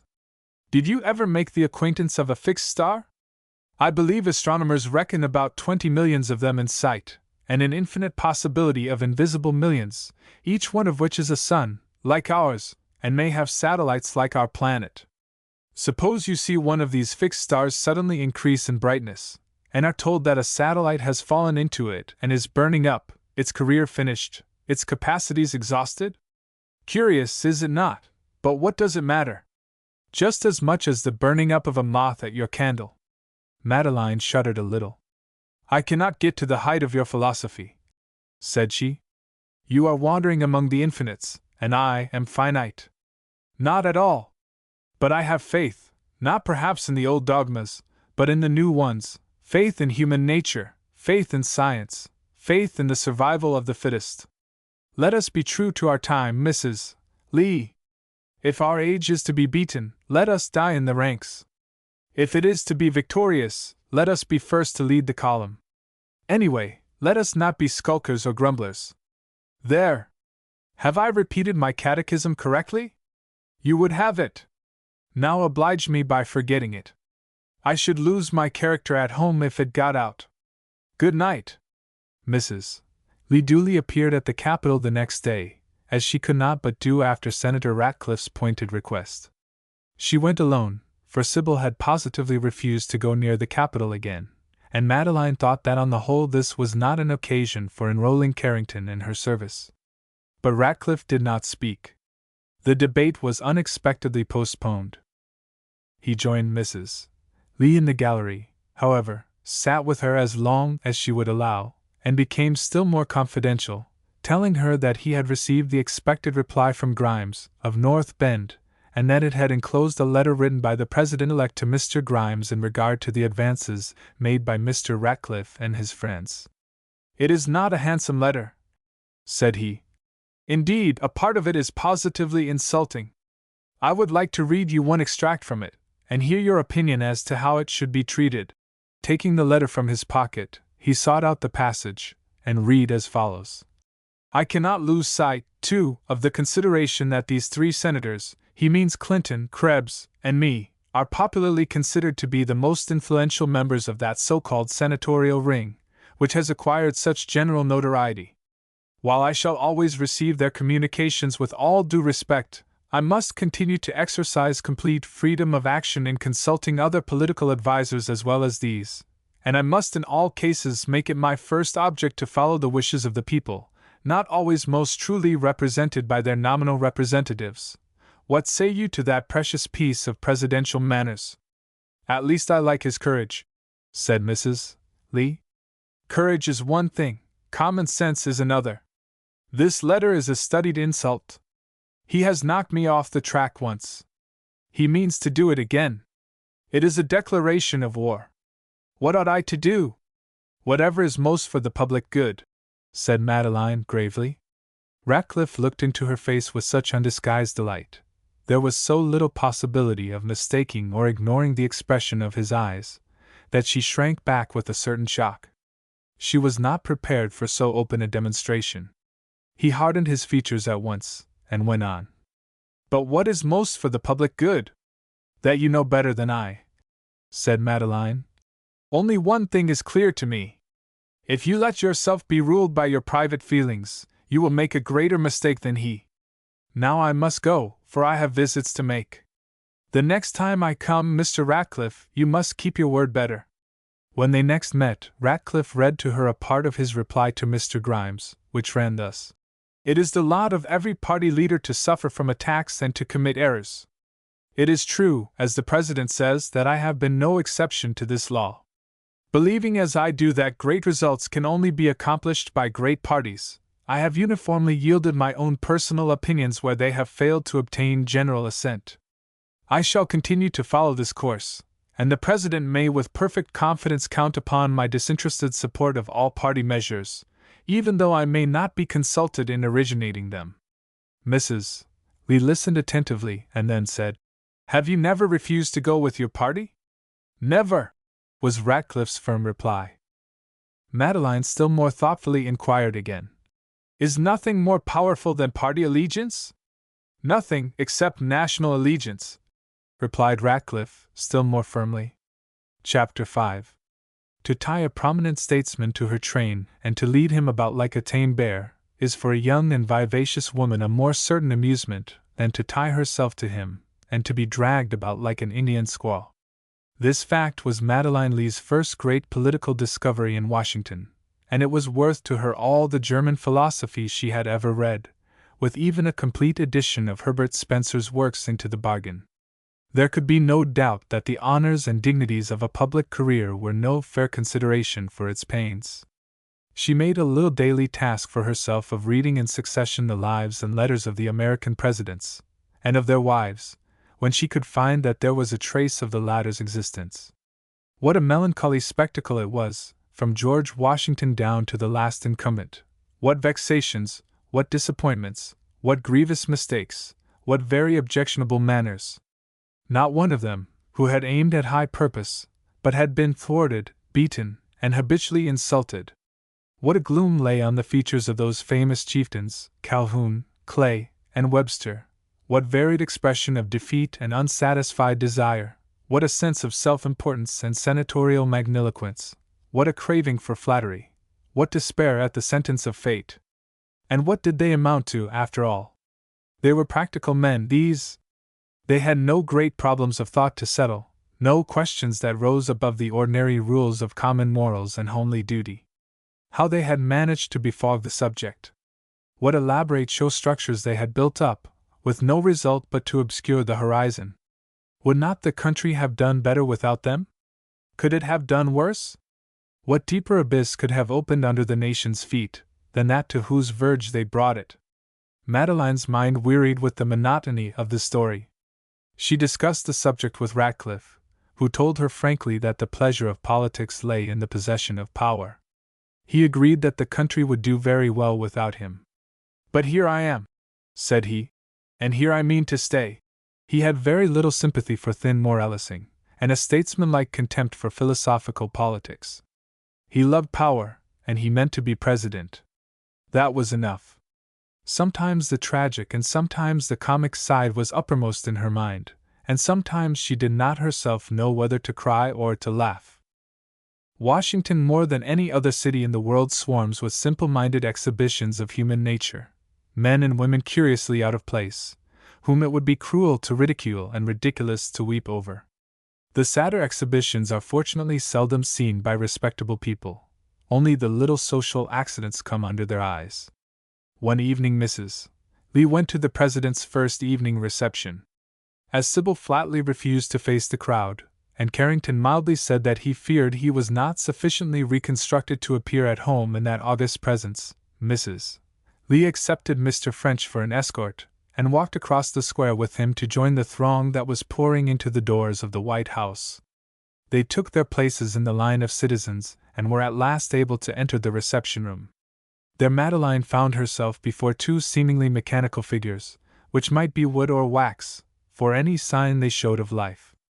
These two figures were the president and his wife. They stood stiff and awkward by the door, both their faces stripped of every sign of intelligence, while the right hands of both extended themselves to the column of visitors with the mechanical action of toy dolls. Mrs. Lee for a moment began to laugh, but the laugh died on her lips. To the president and his wife this was clearly no laughing matter. There they stood, automata, representatives of the society which streamed past them. Madeline seized Mr. French by the arm. "Take me somewhere at once," said she, "where I can look at it." "Here. In the corner. I had no conception how shocking it was." Mr. French supposed she was thinking of the queer-looking men and women who were swarming through the rooms, and he made, after his own delicate notion of humor, some uncouth jests on those who passed by. Mrs. Lee, however, was in no humor to explain or even to listen. She stopped him short. "There, Mr. French," Now go away and leave me. I want to be alone for half an hour. Please come for me then. And there she stood, with her eyes fixed on the president and his wife, while the endless stream of humanity passed them, shaking hands. What a strange and solemn spectacle it was, and how the deadly fascination of it burned the image in upon her mind. What a horrid warning to ambition! And in all that crowd there was no one besides herself who felt the mockery of this exhibition. To all the others this task was a regular part of the president's duty, and there was nothing ridiculous about it. They thought it a democratic institution, this droll a ping of monarchical forms. To them the deadly dullness of the show was as natural and proper as ever to the courtiers of the Philips and Charleses seemed the ceremonies of the Escurial. To her it had the effect of a nightmare, or of an opium-eater's vision. She felt a sudden conviction that this was to be the end of American society, its realization and dream at once. She groaned in spirit. Yes. At last I have reached the end. We shall grow to be wax images, and our talk will be like the squeaking of toy dolls. We shall all wander round and round the earth and shake hands. No one will have any object in this world, and there will be no other. It is worse than anything in the inferno. What an awful vision of eternity! Suddenly, as through a mist, she saw the melancholy face of Lord Skye approaching. He came to her side, and his voice recalled her to reality. Does it amuse you, this sort of thing? He asked in a vague way. We take our amusement sadly, after the manner of our people, she replied. But it certainly interests me. They stood for a time in silence, watching the slowly eddying dance of democracy, until he resumed. Whom do you take that man to be, the long, lean one, with a long woman on each arm? That man, she replied, I take to be a Washington department clerk, or perhaps a member of Congress from Iowa, with a wife and wife's sister. Do they shock your nobility? He looked at her with comical resignation. You mean to tell me that they are quite as good as dowager countesses? I grant it. My aristocratic spirit is broken, Mrs. Lee. I will even ask them to dinner if you bid me, and if you will come to meet them. But the last time I asked a member of Congress to dine, he sent me back a note in pencil on my own envelope that he would bring 2 of his friends with him, very respectable constituents from Yahoo City, or some such place, nature's noblemen, he said. You should have welcomed them. I did. I wanted to see 2 of nature's noblemen, and I knew they would probably be pleasanter company than their representative. They came, very respectable persons, one with a blue necktie, the other with a red one. Both had diamond pins in their shirts, and were carefully brushed in respect to their hair. They said nothing, ate little, drank less, and were much better behaved than I am. When they went away, they unanimously asked me to stay with them when I visited Yahoo City. You will not want guests if you always do that. I don't know. I think it was pure ignorance on their part. They knew no better, and they seemed modest enough. My only complaint was that I could get nothing out of them. I wonder whether their wives would have been more amusing. Would they be so in England, Lord Skye? He looked down at her with half-shut eyes and drawled. You know my countrywomen? Hardly at all. Then let us discuss some less serious subject. Willingly. I have waited for you to explain to me why you have tonight an expression of such melancholy. Is that quite friendly, Mrs. Lee? Do I really look melancholy? Unutterably, as I feel. I am consumed with curiosity to know the reason. The British minister coolly took a complete survey of the whole room, ending with a prolonged stare at the president and his wife, who were still mechanically shaking hands. Then he looked back into her face, and said never a word. She insisted. I must have this riddle answered. It suffocates me. I should not be sad at seeing these same people at work, or at play, if they ever do play, or in a church or a lecture room. Why do they weigh on me like a horrid phantom here? I see no riddle, Mrs. Lee. You have answered your own question. They are either at work nor at play. Then please take me home at once. I shall have hysterics. The sight of those 2 suffering images at the door is too mournful to be borne. I am dizzy with looking at these stalking figures. I don't believe they're real. I wish the house would take fire. I want an earthquake. I wish someone would pinch the president, or pull his wife's hair. Mrs. Lee did not repeat the experiment of visiting the White House, and indeed for some time afterwards she spoke with little enthusiasm of the presidential office. To Senator Ratcliffe she expressed her opinions strongly. The senator tried in vain to argue that the people had a right to call upon their chief magistrate, and that he was bound to receive them. This being so, there was no less objectionable way of proceeding than the one which had been chosen. Who gave the people any such right? Asked Mrs. Lee. Where does it come from? What do they want it for? You know better, Mr. Ratcliffe. Our chief magistrate is a citizen like anyone else. What puts it into his foolish head to cease being a citizen and to ape royalty? Our governors never make themselves ridiculous. Why cannot the wretched being content himself with living like the rest of us, and minding his own business? Does he know what a figure of fun he is? And Mrs. Lee went so far as to declare that she would like to be the president's wife only to put an end to this folly. Nothing should ever induce her to go through such a performance, and if the public did not approve of this, Congress might impeach her, and remove her from office. All she demanded was the right to be heard before the Senate in her own defense. Nevertheless, there was a very general impression in Washington that Mrs. Lee would like nothing better than to be in the White House.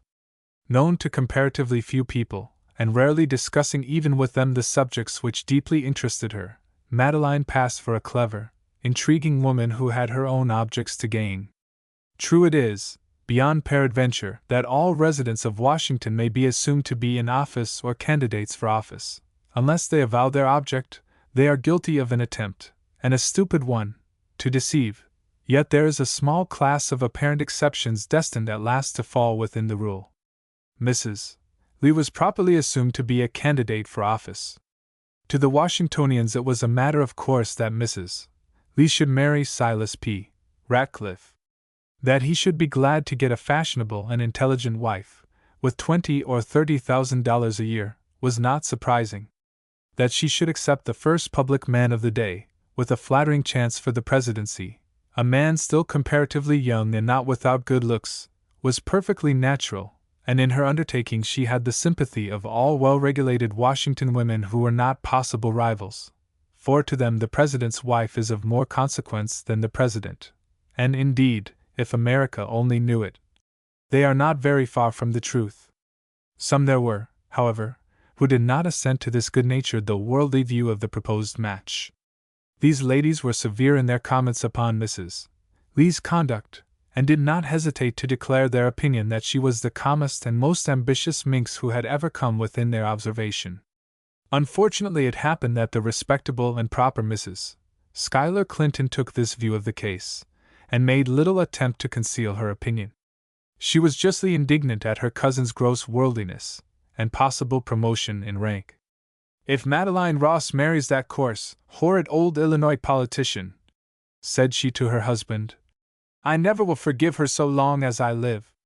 Mr. Clinton tried to excuse Madeline, and even went so far as to suggest that the difference of age was no greater than in their own case, but his wife trampled ruthlessly on his argument. At any rate, said she, I never came to Washington as a widow on purpose to set my cap for the first candidate for the presidency, and I never made a public spectacle of my indecent eagerness in the very galleries of the Senate, and Mrs.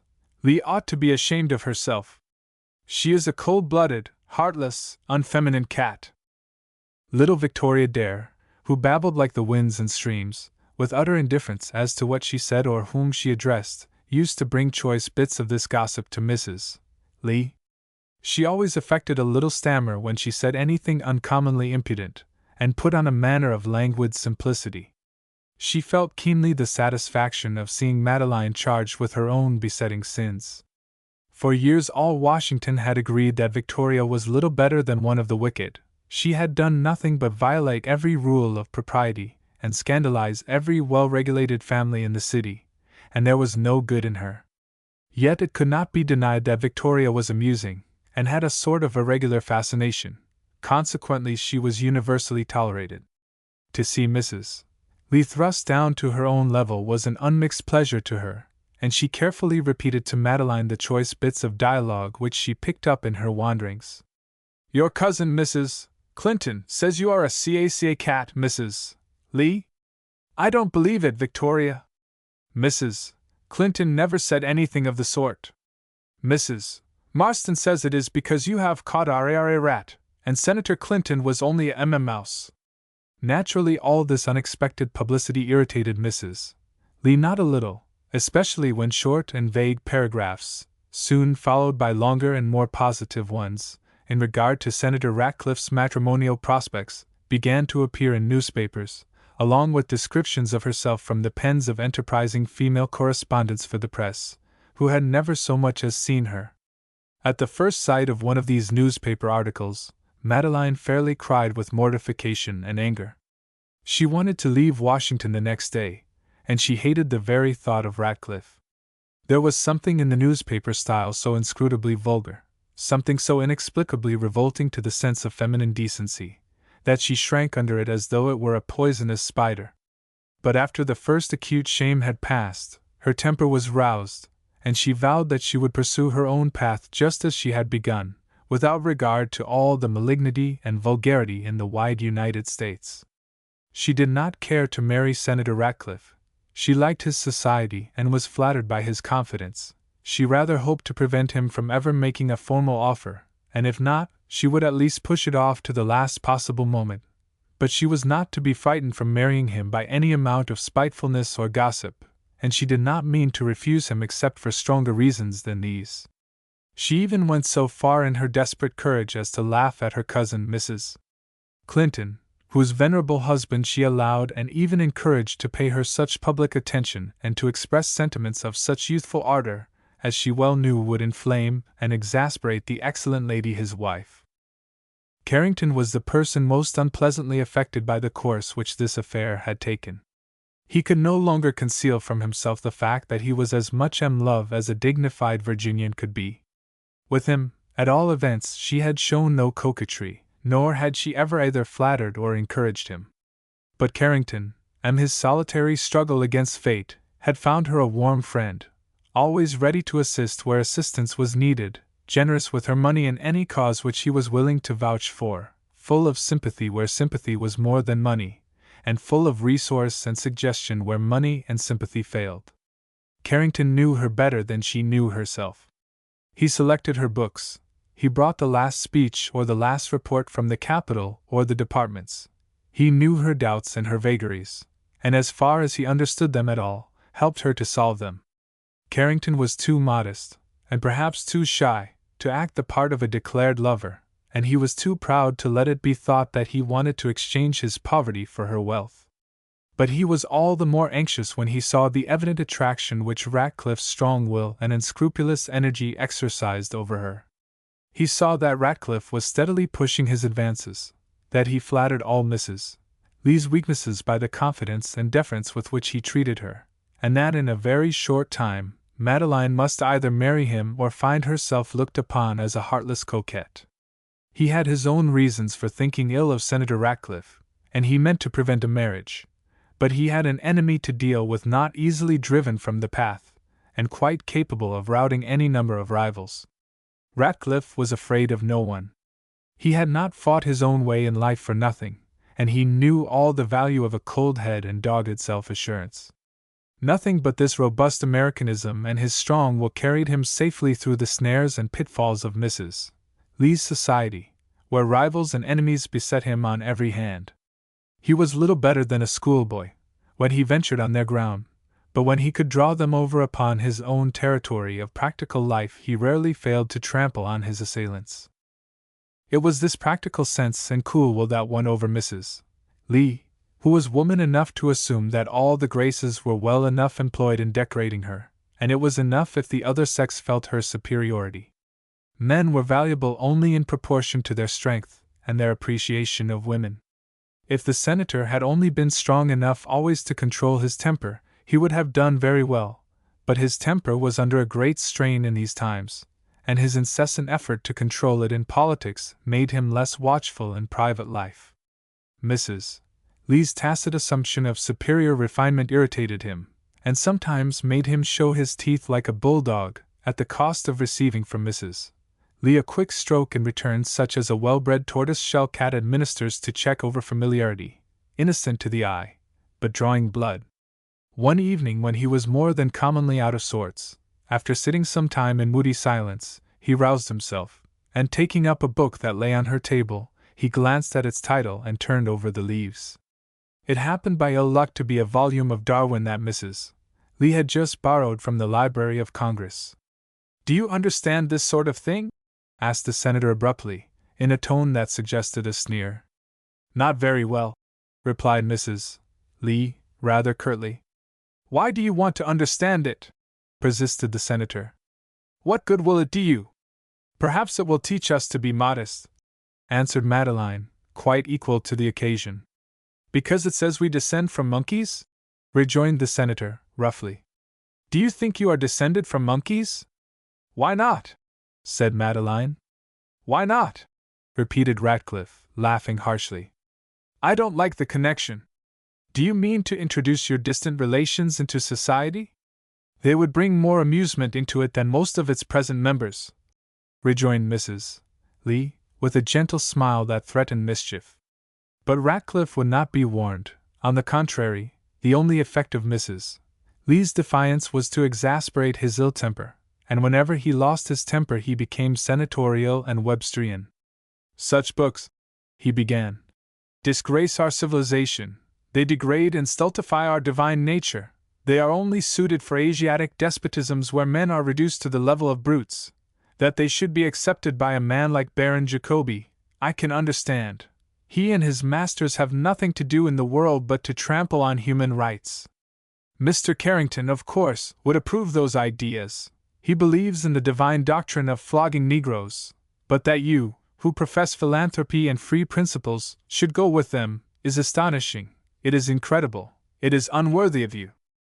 "You are very hard on the monkeys," replied Madeline, rather sternly, when the senator's oration was ended. "The monkeys never did you any harm. They are not in public life. They are not even voters. If they were, you would be enthusiastic about their intelligence and virtue. After all, we ought to be grateful to them, for what would men do in this melancholy world if they had not inherited gaiety from the monkeys, as well as oratory?" Ratcliffe, to do him justice, took punishment well, at least when it came from Mrs.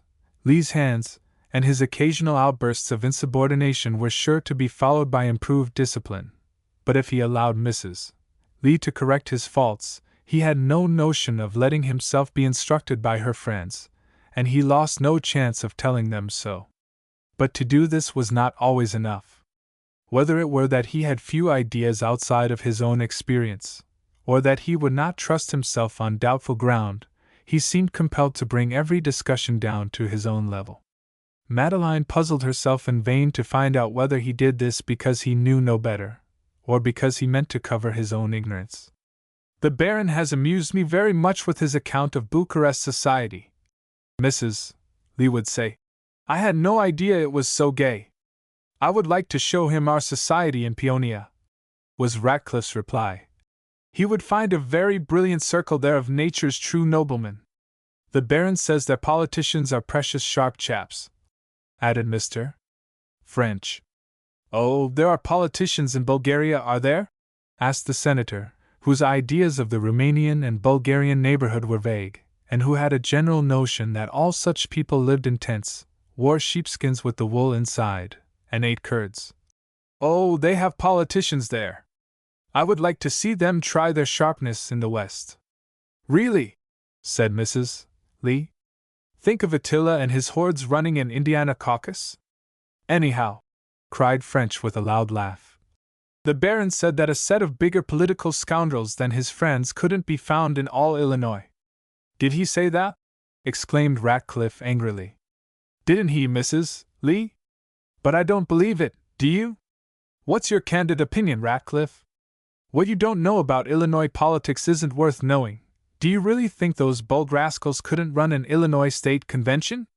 Ratcliffe did not like to be chaffed, especially on this subject, but he could not resent French's liberty, which was only a moderate return for the wooden nutmeg. To get the conversation away from Europe, from literature, from art, was his great object, and chaff was a way of escape. Carrington was very well aware that the weak side of the senator lay in his blind ignorance of morals. He flattered himself that Mrs. Lee must see this and be shocked by it sooner or later, so that nothing more was necessary than to let Ratcliffe expose himself. Without talking very much, Carrington always aimed at drawing him out. He soon found, however, that Ratcliffe understood such tactics perfectly, and instead of injuring, he rather improved his position. At times the man's audacity was startling, and even when Carrington thought him hopelessly entangled, he would sweep away all the hunter's nets with a sheer effort of strength, and walk off bolder and more dangerous than ever. When Mrs. Lee pressed him too closely, he frankly admitted her charges. "What you say is in great part true. There is much in politics that disgusts and disheartens, much that is coarse and bad. I grant you there is dishonesty and corruption. We must try to make the amount as small as possible. You should be able to tell Mrs. Lee how she must go to work," said Carrington. "You have had experience. I have heard, it seems to me, that you were once driven to very hard measures against corruption." Ratcliffe looked ill-pleased at this compliment, and gave Carrington one of his cold glances that meant mischief. But he took up the challenge on the spot. "Yes, I was, and am very sorry for it. The story is this, Mrs. Lee, and it is well known to every man, woman, and child in the state of Illinois, so that I have no reason for softening it. In the worst days of the war there was almost a certainty that my state would be carried by the peace party, by fraud, as we thought, although, fraud or not, we were bound to save it. Had Illinois been lost then, we should certainly have lost the presidential election, and with it probably the Union. At any rate, I believed the fate of the war to depend on the result. I was then governor, and upon me the responsibility rested. We had entire control of the northern counties and of their returns. We ordered the returning officers in a certain number of counties to make no returns until they heard from us, and when we had received the votes of all the southern counties and learned the precise number of votes we needed to give us a majority, we telegraphed to our northern returning officers to make the vote of their district such and such, thereby overbalancing the adverse returns and giving the state to us. This was done, and as I am now senator I have a right to suppose that what I did was approved. I am not proud of the transaction, but I would do it again, and worse than that if I thought it would save this country from disunion. But of course I did not expect Mr. Carrington to approve it. I believe he was then carrying out his reform principles by bearing arms against the government." "Yes," said Carrington drily. "You got the better of me, too. Like the old Scotchman, you didn't care who made the people's wars provided you made its ballots." Carrington had missed his point. The man who has committed a murder for his country is a patriot and not an assassin, even when he receives a seat in the Senate as his share of the plunder. Women cannot be expected to go behind the motives of that patriot who saves his country and his election in times of revolution. Carrington's hostility to Ratcliffe was, however, mild, when compared with that felt by old Baron Jacobi. Why the Baron should have taken so violent a prejudice it is not easy to explain, but a diplomatist and a senator are natural enemies, and Jacobi, as an avowed admirer of Mrs. Lee, found Ratcliffe in his way. This prejudiced and immoral old diplomatist despised and loathed an American senator as the type which, to his bleared European eyes, combined the utmost pragmatical self-assurance and overbearing temper with the narrowest education and the meanest personal experience that ever existed in any considerable government. As Baron Jacobi's country had no special relations with that of the United States, and its legation at Washington was a mere job to create a place for Jacobi to fill, he had no occasion to disguise his personal antipathies, and he considered himself in some degree as having a mission to express that diplomatic contempt for the Senate which his colleagues, if they felt it, were obliged to conceal. He performed his duties with conscientious precision. He never missed an opportunity to thrust the sharp point of his dialectic rapier through the joints of the clumsy and hidebound senatorial self-esteem. He delighted in skillfully exposing to Madeline's eyes some new side of Ratcliffe's ignorance. His conversation at such times sparkled with historical allusions, quotations in half a dozen different languages, references to well-known facts which an old man's memory could not recall with precision in all their details, but with which the honorable senator was familiarly acquainted, and which he could readily supply. And his Voltairian face leered politely as he listened to Ratcliffe's reply, which showed invariable ignorance of common literature, art, and history. The climax of his triumph came one evening when Ratcliffe unluckily, tempted by some allusion to Molière which he thought he understood, made reference to the unfortunate influence of that great man on the religious opinions of his time. Jacobi, by a flash of inspiration, divined that he had confused Molière with Voltaire, and assuming a manner of extreme suavity, he put his victim on the rack, and tortured him with affected explanations and interrogations, until Madeline was in a manner forced to interrupt and end the scene. But even when the senator was not to be lured into a trap, he could not escape assault. The Baron in such a case would cross the lines and attack him on his own ground, as on one occasion, when Ratcliffe was defending his doctrine of party allegiance, Jacobi silenced him by sneering somewhat thus: "Your principle is quite correct, Mr. Senator. I, too, like yourself, was once a good party man. My party was that of the Church. I was ultramontane. Your party system is one of your thefts from our Church. Your National Convention is our ecumenic council. You abdicate reason, as we do, before its decisions. And you yourself, Mr. Ratcliffe, you are a cardinal. They are able men, those cardinals. I have known many. They were our best friends, but they were not reformers. Are you a reformer, Mr. Senator?" Ratcliffe grew to dread and hate the old man, but all his ordinary tactics were powerless against this impenetrable 18th-century cynic. If he resorted to his congressional practice of browbeating and dogmatism, the Baron only smiled and turned his back, or made some remark in French which galled his enemy all the more, because, while he did not understand it, he knew well that Madeline did, and that she tried to repress her smile. Ratcliffe's grey eyes grew colder and stonier than ever as he gradually perceived that Baron Jacobi was carrying on a set scheme with malignant ingenuity, to drive him out of Madeline's house, and he swore a terrible oath that he would not be beaten by that monkey-faced foreigner. On the other hand, Jacobi had little hope of success. "What can an old man do?" said he with perfect sincerity to Carrington. "If I were 40 years younger, that great oaf should not have his own way. Ah! I wish I were young again and we were in Vienna!" From which it was rightly inferred by Carrington that the venerable diplomatist would, if such acts were still in fashion, have coolly insulted the senator, and put a bullet through his heart. Chapter 6. In February the weather became warmer and summer-like. In Virginia there comes often at this season a deceptive gleam of summer, slipping in between heavy storm clouds of sleet and snow, days and sometimes weeks when the temperature is like June, when the earliest plants begin to show their hardy flowers, and when the bare branches of the forest trees alone protest against the conduct of the seasons. Then men and women are languid. Life seems, as in Italy, sensuous and glowing with color. One is conscious of walking in an atmosphere that is warm, palpable, radiant with possibilities. A delicate haze hangs over Arlington, and softens even the harsh white glare of the capital. The struggle of existence seems to abate. Lent throws its calm shadow over society, and youthful diplomatists, unconscious of their danger, are lured into asking foolish girls to marry them.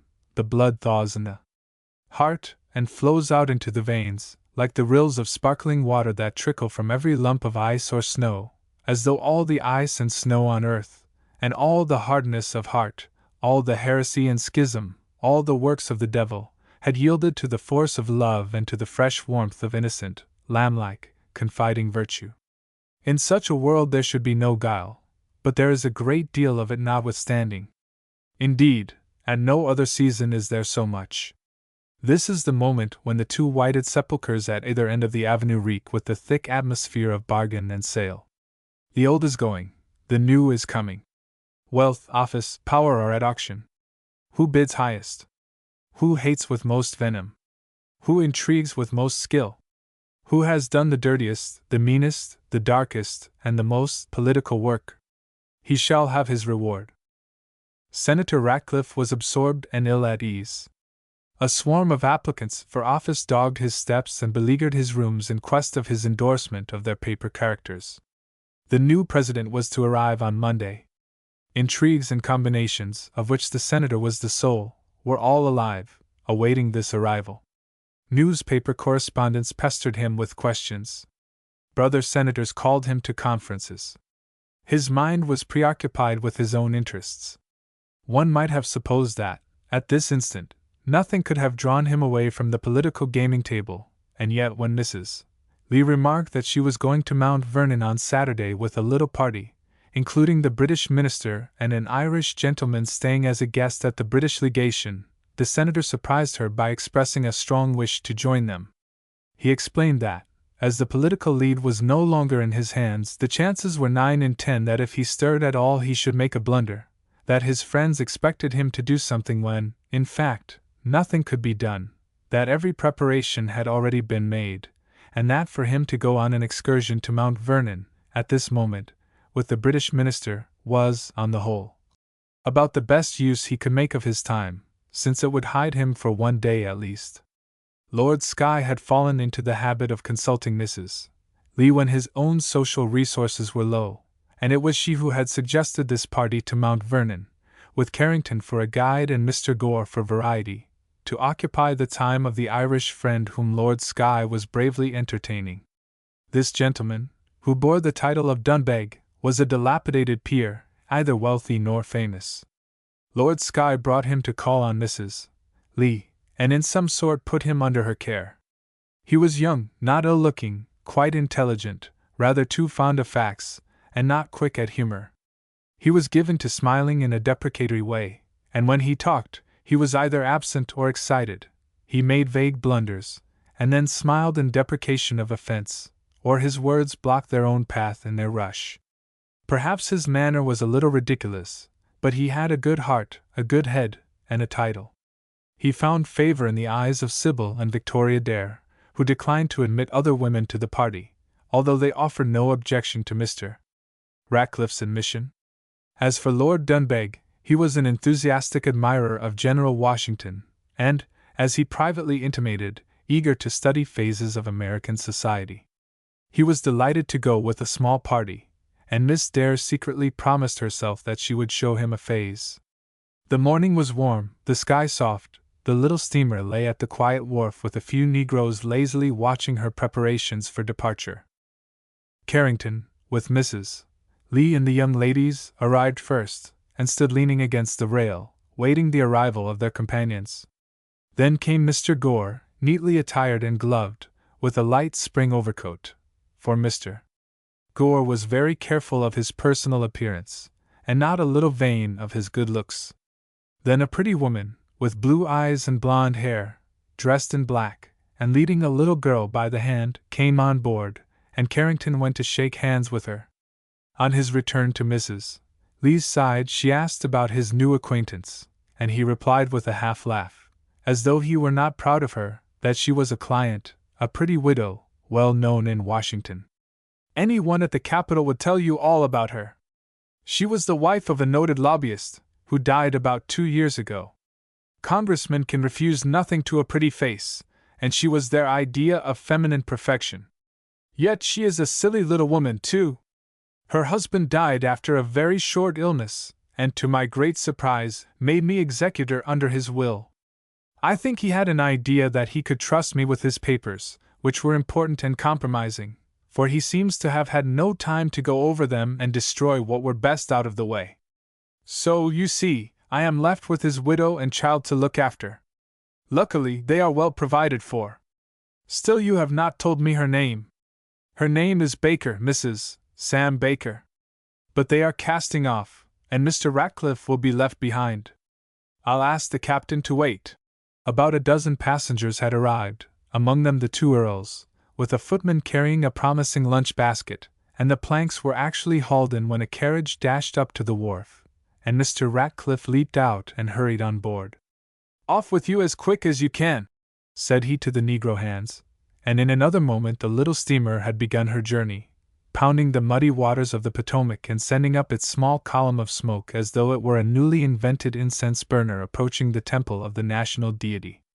Ratcliffe explained in great glee how he had barely managed to escape his visitors by telling them that the British minister was waiting for him, and that he would be back again presently. If they had known where I was going, said he, you would have seen the boats swamped with office seekers. Illinois alone would have brought you to a watery grave. He was in high spirits, bent upon enjoying his holiday, and as they passed the arsenal with its solitary sentry, and the navy yard, with its one unseaworthy wooden war steamer, he pointed out these evidences of national grandeur to Lord Skye, threatening, as the last terror of diplomacy, to send him home in an American frigate. They were thus indulging in senatorial humor on one side of the boat, while Sybil and Victoria, with the aid of Mr. Gore and Carrington, were improving Lord Dunbeg's mind on the other. Miss Dare, finding for herself at last a convenient seat where she could repose and be mistress of the situation, put on a more than usually demure expression and waited with gravity until her noble neighbor should give her an opportunity to show those powers which, as she believed, would supply a phase in his existence. Miss Dare was one of those young persons, sometimes to be found in America, who seem to have no object in life, and while apparently devoted to men, care nothing about them, but find happiness only in violating rules. She made no parade of whatever virtues she had, and her chief pleasure was to make fun of all the world and herself. "What a noble river!" remarked Lord Dunbeg, as the boat passed out upon the wide stream. "I suppose you often sail on it?" "I never was here in my life till now," replied the untruthful Miss Dare. "We don't think much of it, it's too small. We're used to so much larger rivers." "I am afraid you would not like our English rivers then. They are mere brooks compared with this." "Are they indeed?" said Victoria, with an appearance of vague surprise. "How curious! I don't think I care to be an Englishwoman then. I could not live without big rivers." Lord Dunbeg stared, and hinted that this was almost unreasonable. "Unless I were a countess," continued Victoria, meditatively, looking at Alexandria, and paying no attention to his lordship. "I think I could manage if I were a C.C. Countess. It is such a pretty title. Duchess is commonly thought a prettier one," stammered Dunbeg, much embarrassed. The young man was not used to chaff from women. "I should be satisfied with Countess. It sounds well. I am surprised that you don't like it." Dunbeg looked about him uneasily for some means of escape, but he was barred in. "I should think you would feel an awful responsibility in selecting a countess. How do you do it?"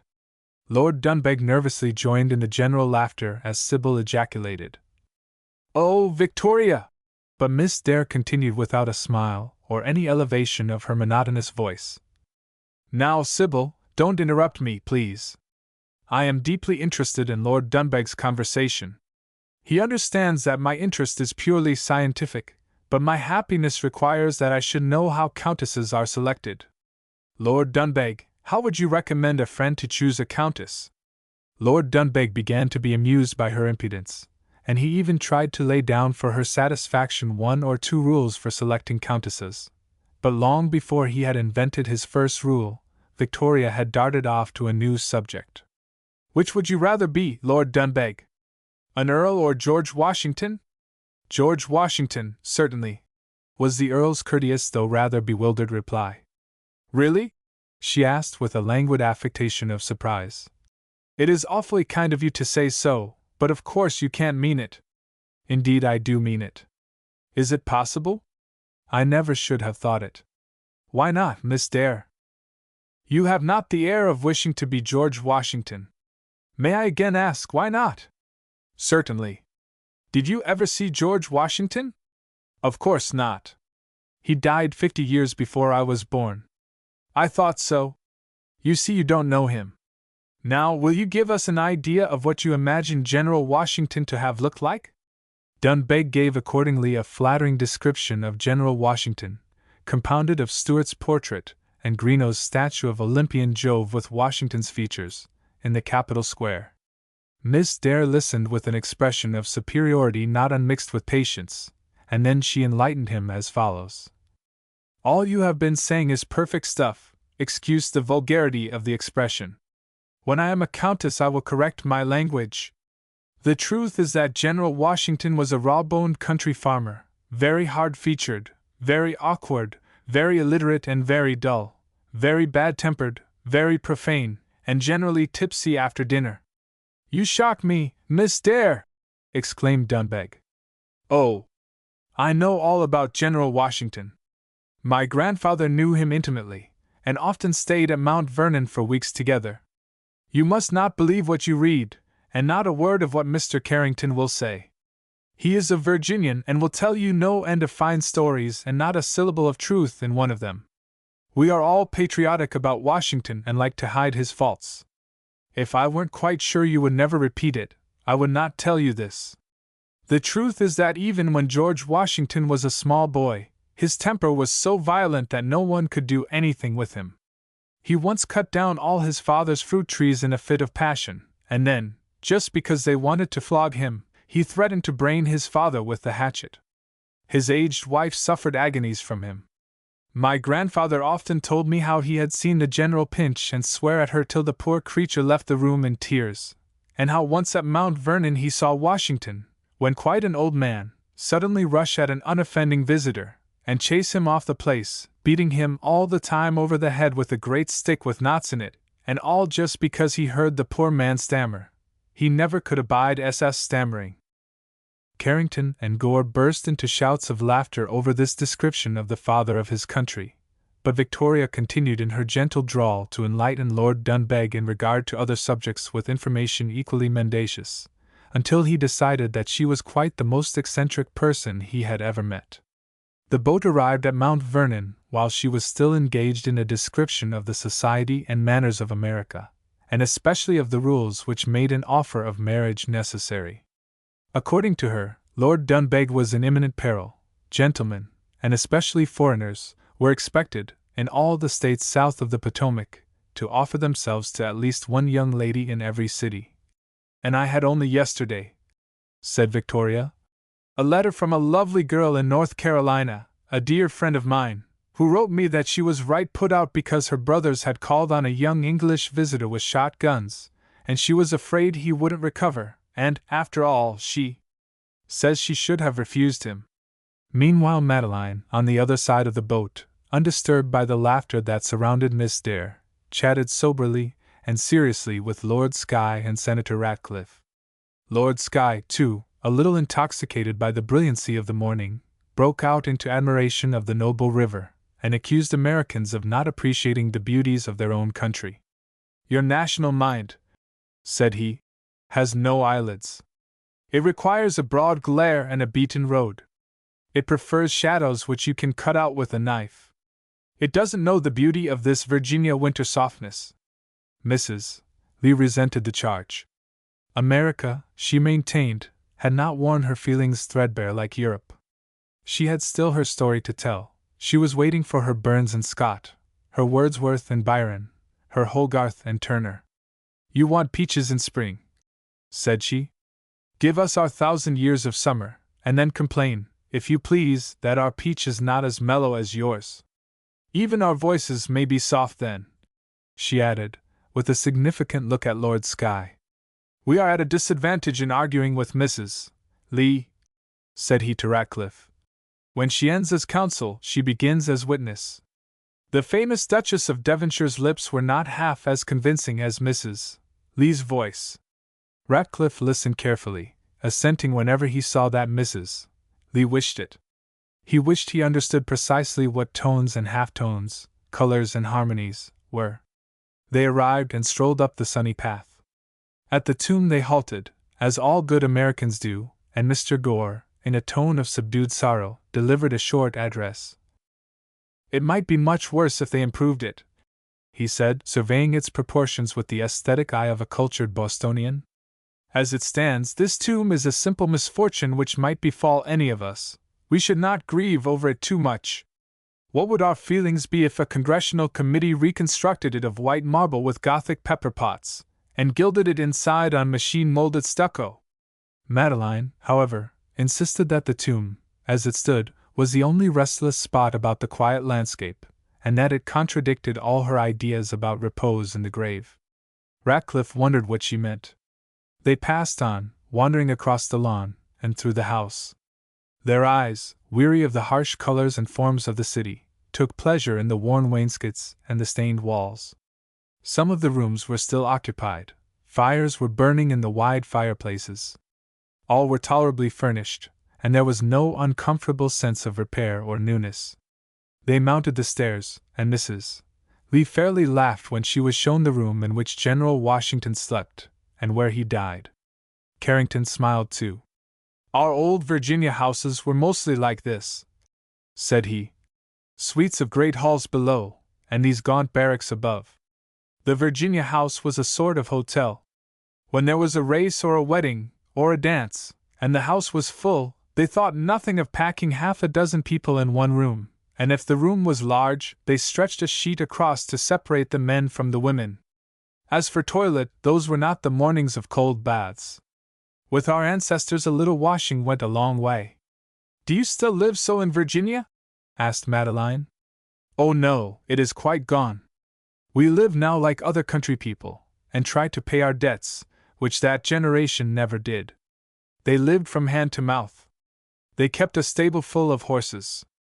The young men were always riding about the country, betting on horse races, gambling, drinking, fighting, and making love. No one knew exactly what he was worth until the crash came about 50 years ago, and the whole thing ran out.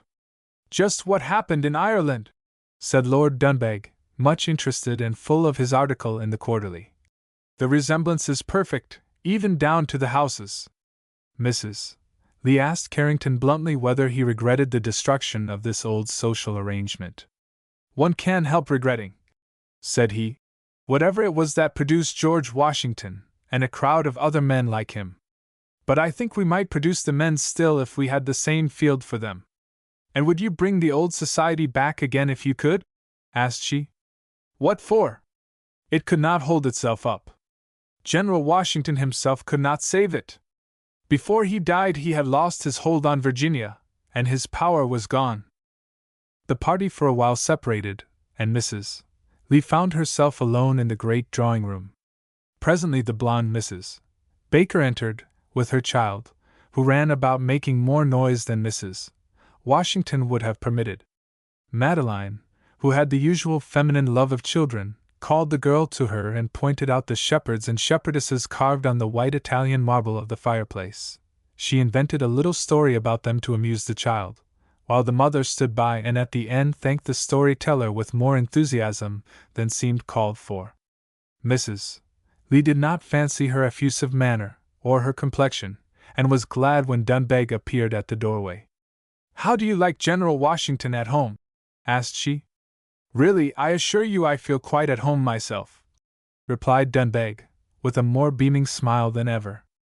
I am sure General Washington was an Irishman. I know it from the look of the place. I mean to look it up and write an article about it.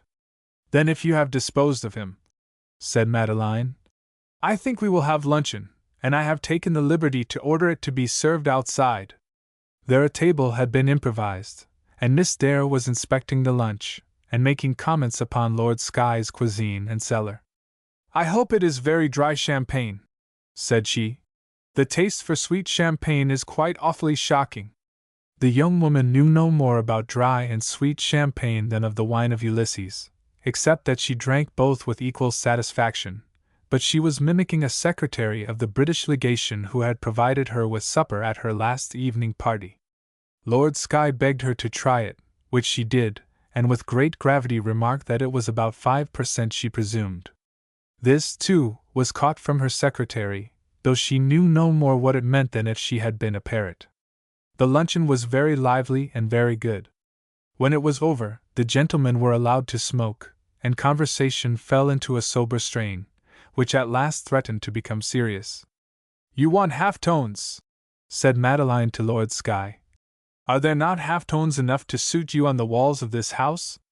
Lord Skye suggested that this was probably owing to the fact that Washington, belonging, as he did, to the universe, was in his taste an exception to local rules. Is not the sense of rest here captivating? She continued. Look at that quaint garden, and this ragged lawn, and the great river in front, and the superannuated fort beyond the river. Everything is peaceful, even down to the poor old general's little bedroom. One would like to lie down in it and sleep a century or two. And yet that dreadful capital and its office seekers are only 10 miles off. No! That is more than I can bear, broke in Miss Victoria in a stage whisper. That dreadful capital! Why, not one of us would be here without that dreadful capital. Except, perhaps, myself. You would appear very well as Mrs. Washington Victoria. Miss Dare has been so very obliging as to give us her views of General Washington's character this morning, said Dunbeg, but I have not yet had time to ask Mr. Carrington for his. Whatever Miss Dare says is valuable, replied Carrington, but her strong point is facts. Never flatter, Mr. Carrington, drawled Miss Dare. I do not need it, and it does not become your style. Tell me, Lord Dunbeg, is not Mr. Carrington a little your idea of General Washington restored to us in his prime? After your account of General Washington, Miss Dare, how can I agree with you? After all, said Lord Skye, I think we must agree that Miss Dare is in the main right about the charms of Mount Vernon. Even Mrs. Lee, on the way up, agreed that the General, who is the only permanent resident here, has the air of being confoundedly bored in his tomb. I don't myself love your dreadful capital yonder, but I prefer it to a bucolic life here. And I account in this way for my want of enthusiasm for your great general. He liked no kind of life but this. He seems to have been greater in the character of a homesick Virginia planter than as general or president. I forgive him his inordinate dullness, for he was not a diplomatist, and it was not his business to lie, but he might once in a way have forgotten Mount Vernon. Dunbeg here burst in with an excited protest. All his words seemed to shove each other aside in their haste to escape first. All our greatest Englishmen have been homesick country squires. I am a homesick country squire myself. How interesting, said Miss Dare under her breath. Mr. Gore here joined in. It is all very well for you gentlemen to measure General Washington according to your own private 12-inch carpenter's rule. But what will you say to us New Englanders who never were country gentlemen at all, and never had any liking for Virginia? What did Washington ever do for us? He never even pretended to like us. He never was more than barely civil to us. I'm not finding fault with him. Everybody knows that he never cared for anything but Mount Vernon. For all that, we idolize him. To us he is morality, justice, duty, truth, half a dozen Roman gods with capital letters. He is austere, solitary, grand. He ought to be deified. I hardly feel easy eating, drinking, smoking here on his portico without his permission, taking liberties with his house, criticizing his bedrooms in his absence. Suppose I heard his horse now trotting up on the other side, and he suddenly appeared at this door and looked at us. I should abandon you to his indignation. I should run away and hide myself on the steamer. The mere thought unmans me. Ratcliffe seemed amused at Gore's half-serious notions. You recall to me, said he, my own feelings when I was a boy and was made by my father to learn the farewell address by heart. In those days General Washington was a sort of American Jehovah. But the West is a poor school for reverence. Since coming to Congress I have learned more about General Washington, and have been surprised to find what a narrow base his reputation rests on. A fair military officer, who made many blunders, and who never had more men than would make a full army corps under his command, he got an enormous reputation in Europe because he did not make himself king, as though he ever had a chance of doing it. A respectable, painstaking president, he was treated by the opposition with an amount of deference that would have made government easy to a baby, but it worried him to death. His official papers are fairly done, and contain good average sense such as 100,000 men in the United States would now write. I suspect that half of his attachment to this spot rose from his consciousness of inferior powers and his dread of responsibility. This government can show today a dozen men of equal abilities, but we don't deify them. What I most wonder at in him is not his military or political genius at all, for I doubt whether he had much, but a curious Yankee shrewdness in money matters. He thought himself a very rich man, yet he never spent a dollar foolishly. He was almost the only Virginian I ever heard of, in public life, who did not die insolvent. During this long speech, Carrington glanced across at Madeline, and caught her eye. Ratcliffe's criticism was not to her taste. Carrington could see that she thought it unworthy of him, and he knew that it would irritate her. "I will lay a little trap for Mr. Ratcliffe," thought he to himself. "We will see whether he gets out of it." So Carrington began, and all listened closely, for, as a Virginian, he was supposed to know much about the subject, and his family had been deep in the confidence of Washington himself. The neighbors hereabout had for many years, and may have still, some curious stories about General Washington's closeness in money matters. They said he never bought anything by weight but he had it weighed over again, nor by tale but he had it counted, and if the weight or number were not exact, he sent it back. Once, during his absence, his steward had a room plastered, and paid the plasterer's bill. On the general's return, he measured the room, and found that the plasterer had charged 15 shillings too much. Meanwhile the man had died, and the general made a claim of 15 shillings on his estate, which was paid. Again, one of his tenants brought him the rent. The exact change of 4 pence was required. The man tendered $1, and asked the general to credit him with the balance against the next year's rent. The general refused and made him ride 9 miles to Alexandria and back for the 4 pence. On the other hand, he sent to a shoemaker in Alexandria to come and measure him for shoes. The man returned word that he did not go to any one's house to take measures, and the general mounted his horse and rode the 9 miles to him. One of his rules was to pay at taverns the same sum for his servants' meals as for his own. An innkeeper brought him a bill of 3 and 9 pence for his own breakfast, and 3 shillings for his servant. He insisted upon adding the extra 9 pence, as he did not doubt that the servant had eaten as much as he. What do you say to these anecdotes? Was this meanness or not? Ratcliffe was amused. The stories are new to me, he said. It is just as I thought. These are signs of a man who thinks much of trifles, one who fusses over small matters. We don't do things in that way now that we no longer have to get crops from granite, as they used to do in New Hampshire when I was a boy. Carrington replied that it was unlucky for Virginians that they had not done things in that way then.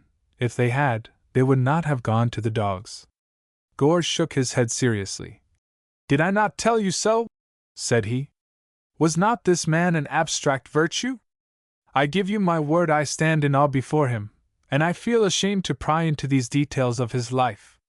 What is it to us how he thought proper to apply his principles to nightcaps and feather dusters? We are not his body servants, and we care nothing about his infirmities. It is enough for us to know that he carried his rules of virtue down to a pin's point, and that we ought, one and all, to be on our knees before his tomb."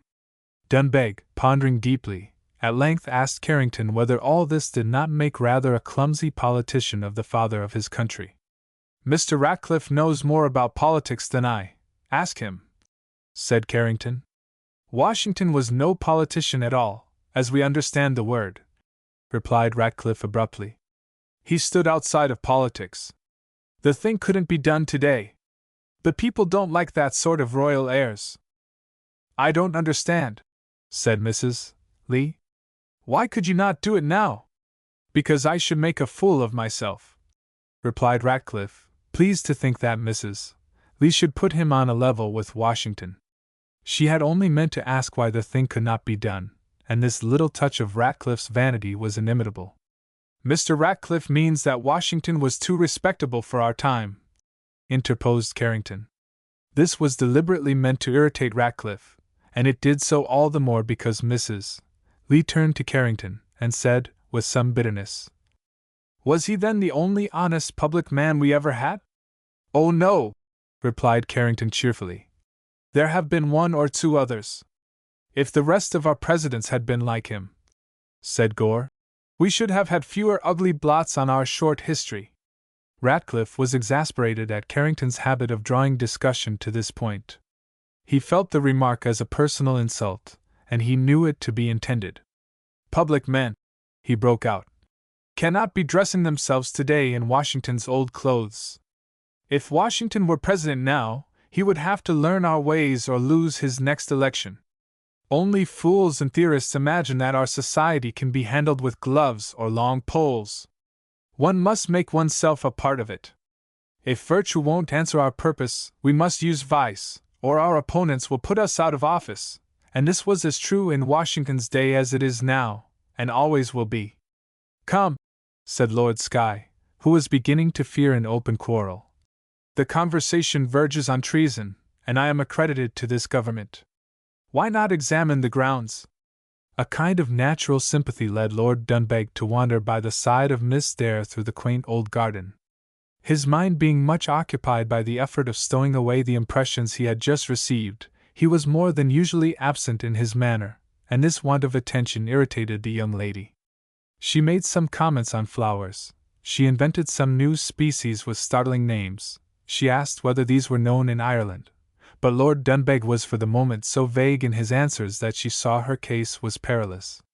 Here is an old sundial. Do you have sundials in Ireland, Lord Dunbeg? Yes, oh, certainly. What? Sundials? Oh, yes. I assure you there are a great many sundials in Ireland, Miss Dare. I am so glad. But I suppose they are only for ornament. Here it is just the other way. Look at this one. They all behave like that. The wear and tear of our sun is too much for them, they don't last. My uncle, who has a place at Long Branch, had 5 sundials in 10 years. How very odd! But really now, Miss Dare, I don't see how a sun-dial could wear out. Don't you? How strange! Don't you see, they get soaked with sunshine so that they can't hold shadow. It's like me, you know. I have such a good time all the time that I can't be unhappy. Do you ever read the Burlington Hawkeye, Lord Dunbeg? I don't remember, I think not. Is it an American serial?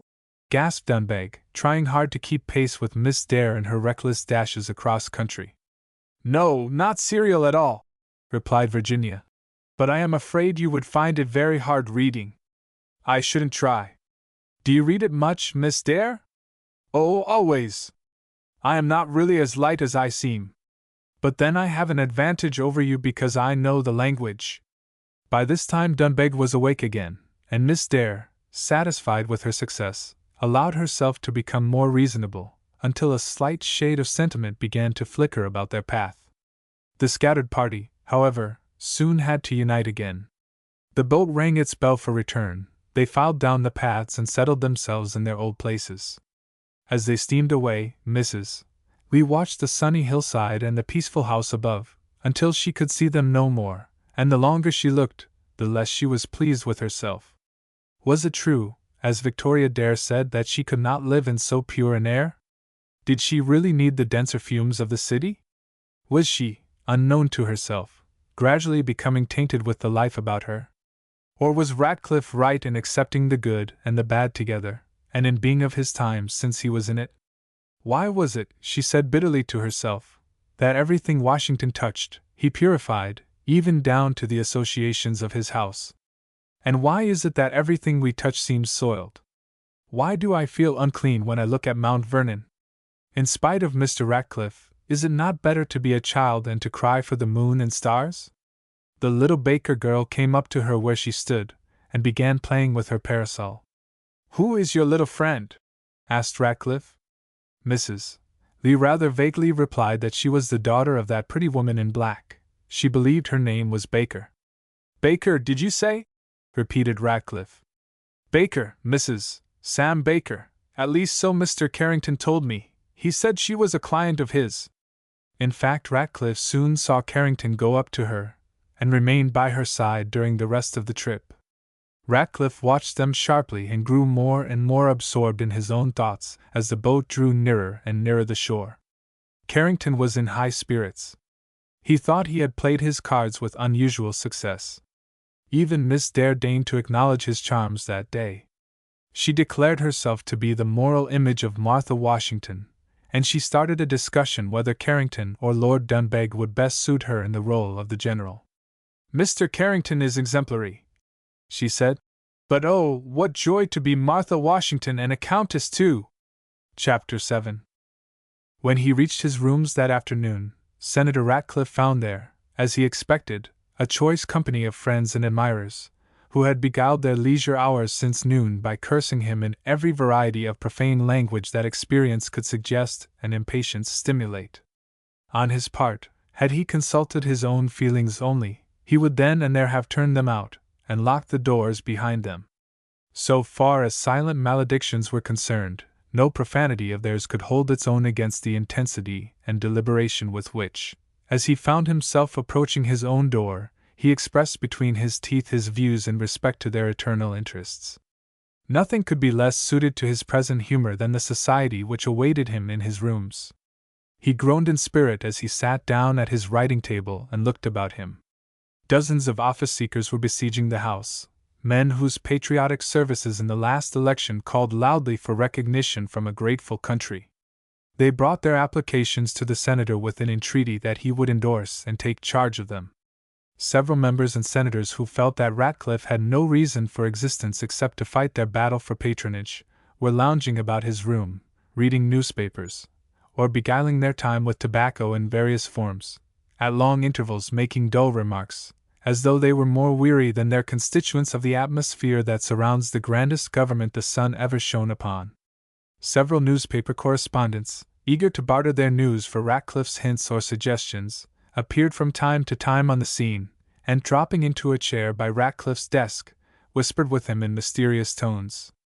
Thus the senator worked on, hour after hour, mechanically doing what was required of him, signing papers without reading them, answering remarks without hearing them, hardly looking up from his desk, and appearing immersed in labor. This was his protection against curiosity and garrulity. The pretense of work was the curtain he drew between himself and the world. Behind this curtain his mental operations went on, undisturbed by what was about him, while he heard all that was said, and said little or nothing himself. His followers respected this privacy, and left him alone.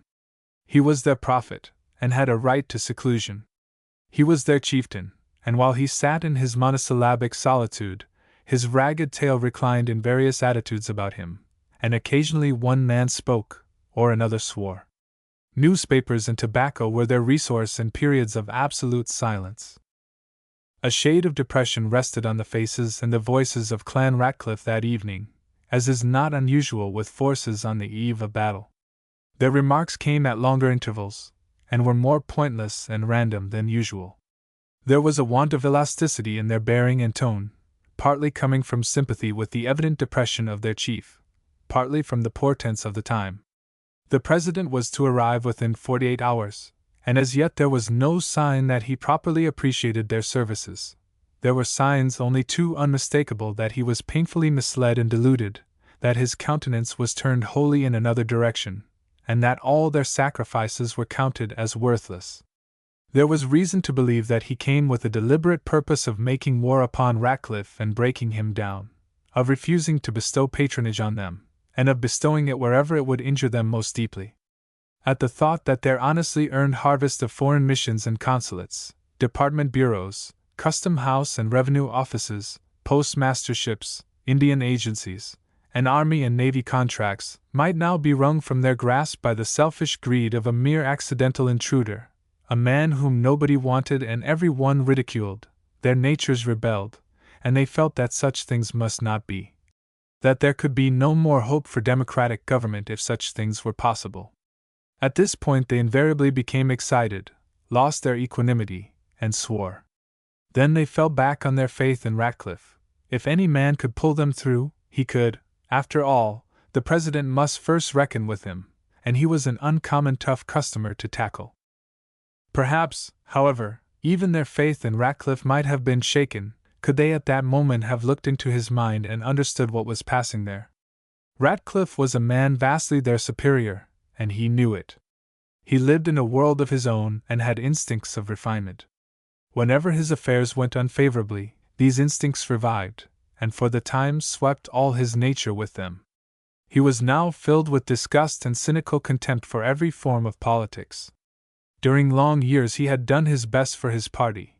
He had sold himself to the devil, coined his heart's blood, toiled with a dogged persistence that no day laborer ever conceived, and all for what? To be rejected as its candidate, to be put under the harrow of a small Indiana farmer who made no secret of the intention to corral him, and, as he elegantly expressed it, to take his hide and tallow. Ratcliffe had no great fear of losing his hide, but he felt aggrieved that he should be called upon to defend it, and that this should be the result of 20 years' devotion. Like most men in the same place, he did not stop to cast up both columns of his account with the party, nor to ask himself the question that lay at the heart of his grievance: how far had he served his party, and how far himself? He was in no humor for self-analysis. This requires more repose of mind than he could then command. As for the president, from whom he had not heard a whisper since the insolent letter to Grimes, which he had taken care not to show, the senator felt only a strong impulse to teach him better sense and better manners. But as for political life, the events of the last 6 months were calculated to make any man doubt its value. He was quite out of sympathy with it. He hated the sight of his tobacco-chewing, newspaper-reading satellites, with their hats tipped at every angle except the right one, and their feet everywhere except on the floor. Their conversation bored him, and their presence was a nuisance. He would not submit to this slavery longer. He would have given his senatorship for a civilized house like Mrs. Lee's, with a woman like Mrs. Lee at its head, and 20,000 a year for life.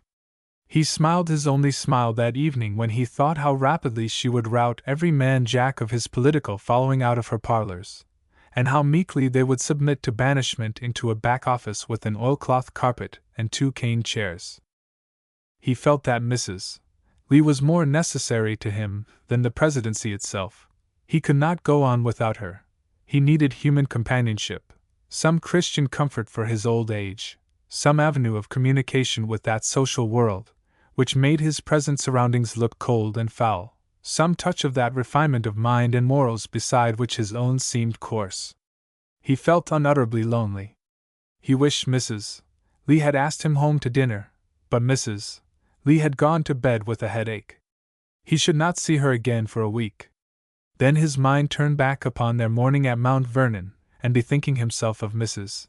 Sam Baker, he took a sheet of notepaper, and wrote a line to Wilson Keene, Esq., at Georgetown, requesting him to call, if possible, the next morning towards 1 o'clock at the senator's rooms on a matter of business. Wilson Keene was chief of the Secret Service Bureau in the Treasury Department, and, as the depositary of all secrets, was often called upon for assistance which he was very good-natured in furnishing to senators, especially if they were likely to be secretaries of the Treasury. This note dispatched, Mr. Ratcliffe fell back into his reflective mood, which led him apparently into still lower depths of discontent until, with a muttered oath, he swore he could stand no more of this.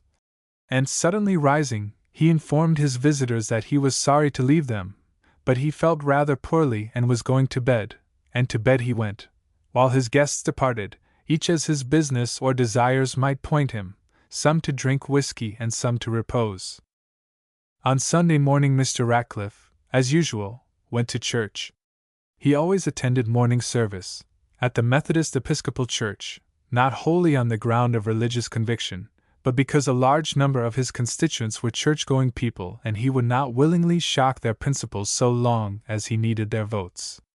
In church, he kept his eyes closely fixed upon the clergyman, and at the end of the sermon he could say with truth that he had not heard a word of it, although the respectable minister was gratified by the attention his discourse had received from the senator from Illinois, an attention all the more praiseworthy because of the engrossing public cares which must at that moment have distracted the senator's mind. In this last idea, the minister was right. Mr. Ratcliffe's mind was greatly distracted by public cares, and one of his strongest reasons for going to church at all was that he might get an hour or two of undisturbed reflection. During the entire service he was absorbed in carrying on a series of imaginary conversations with the new president.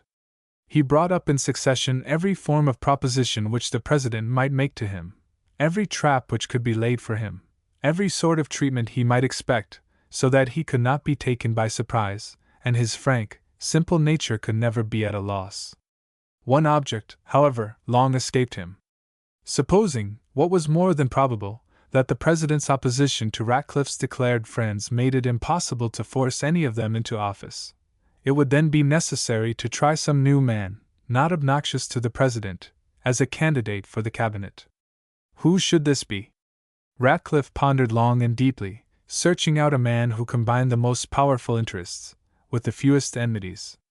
This subject was still uppermost at the moment when service ended.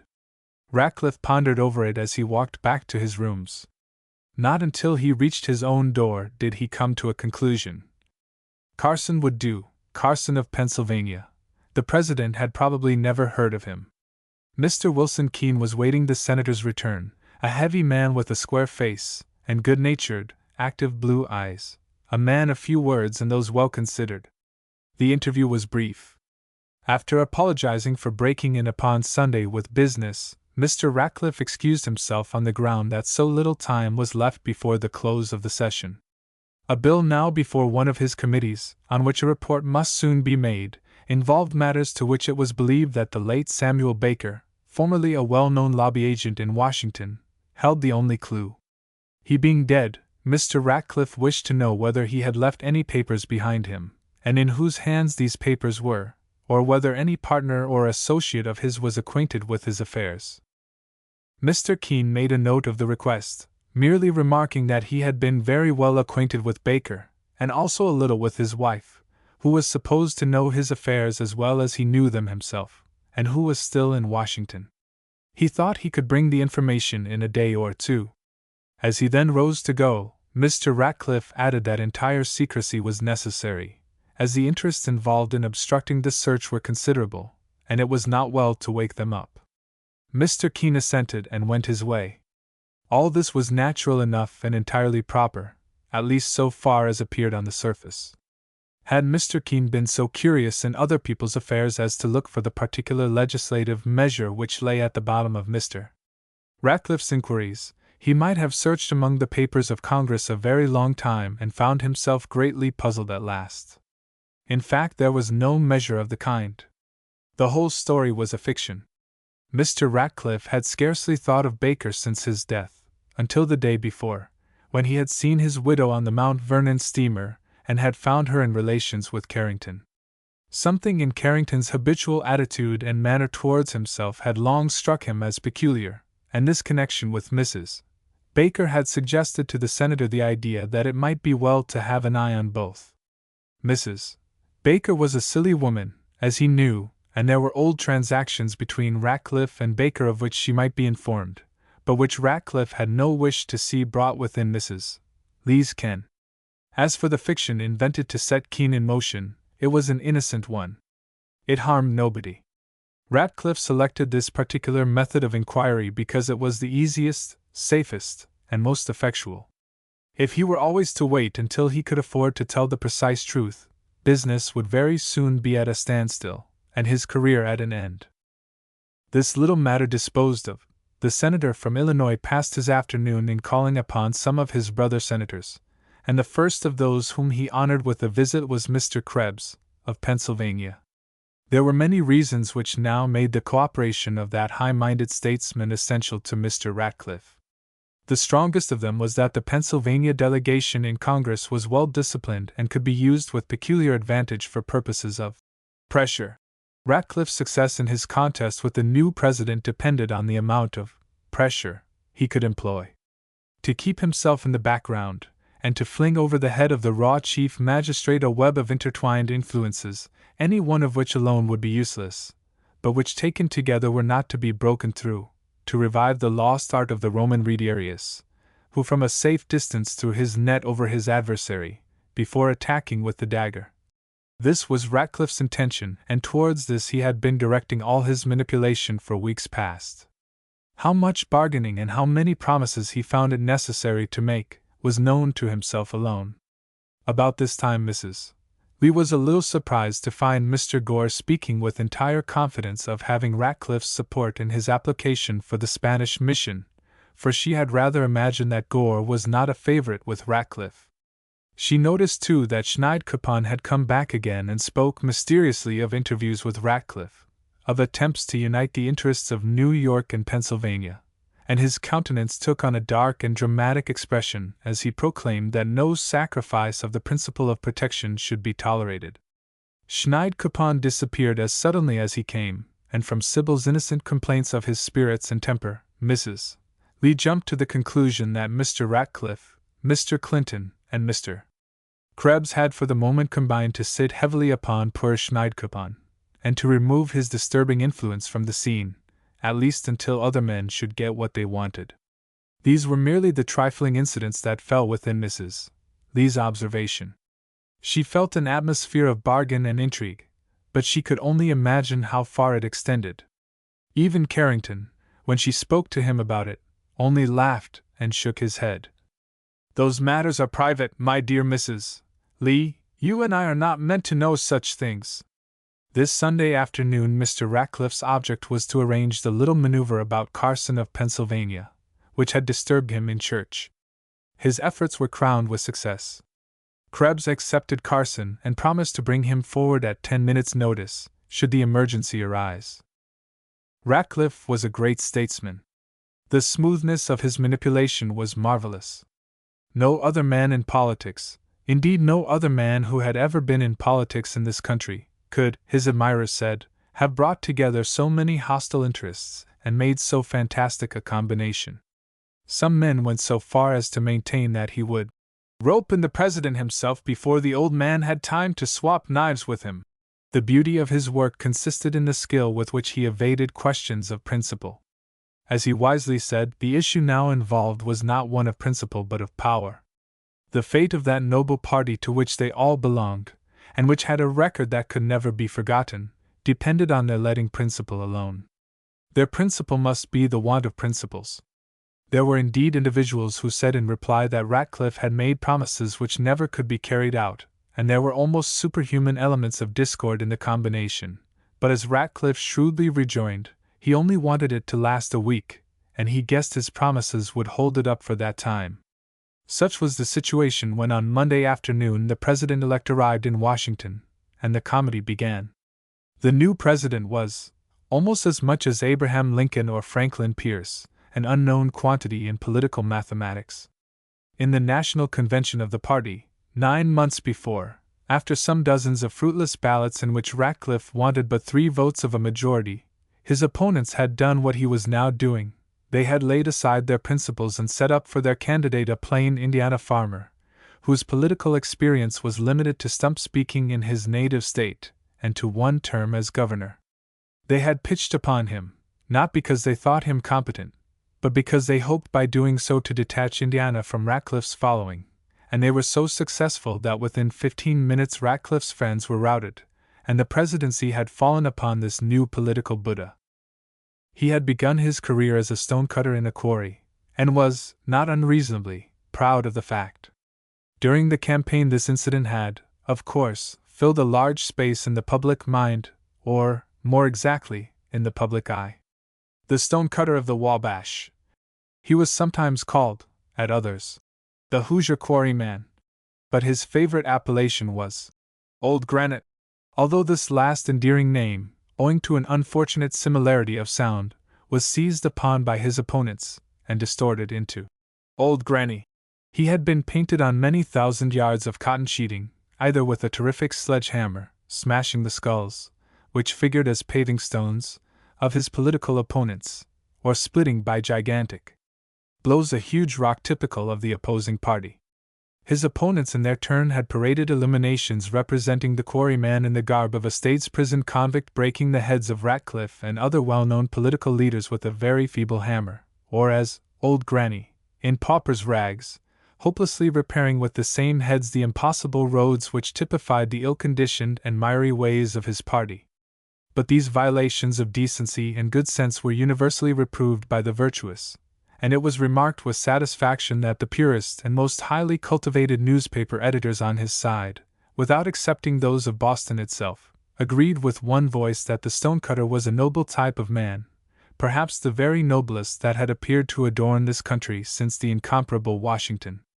That he was honest, all admitted, that is to say, all who voted for him. This is a general characteristic of all new presidents. He himself took great pride in his homespun honesty, which is a quality peculiar to nature's noblemen. Owing nothing, as he conceived, to politicians, but sympathizing through every fiber of his unselfish nature with the impulses and aspirations of the people, he affirmed it to be his first duty to protect the people from those vultures, as he called them, those wolves in sheep's clothing, those harpies, those hyenas, the politicians, epithets which, as generally interpreted, meant Ratcliffe and Ratcliffe's friends. His cardinal principle in politics was hostility to Ratcliffe, yet he was not vindictive. He came to Washington determined to be the father of his country, to gain a proud immortality and a re-election. Upon this gentleman Ratcliffe had let loose all the forms of pressure which could be set in motion either in or out of Washington. From the moment when he had left his humble cottage in southern Indiana, he had been captured by Ratcliffe's friends, and smothered in demonstrations of affection. They had never allowed him to suggest the possibility of ill feeling.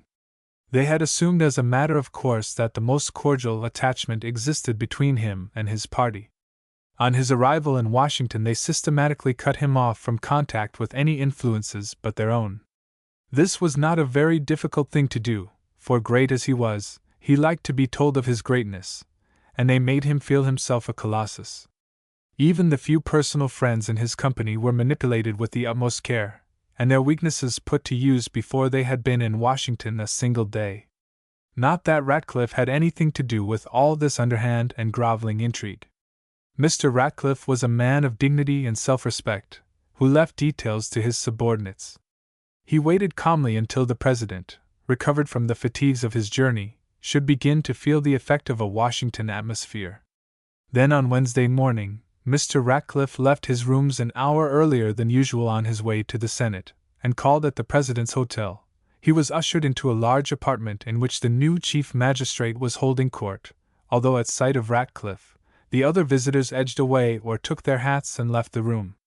The President proved to be a hard-featured man of 60, with a hooked nose and thin, straight, iron-gray hair.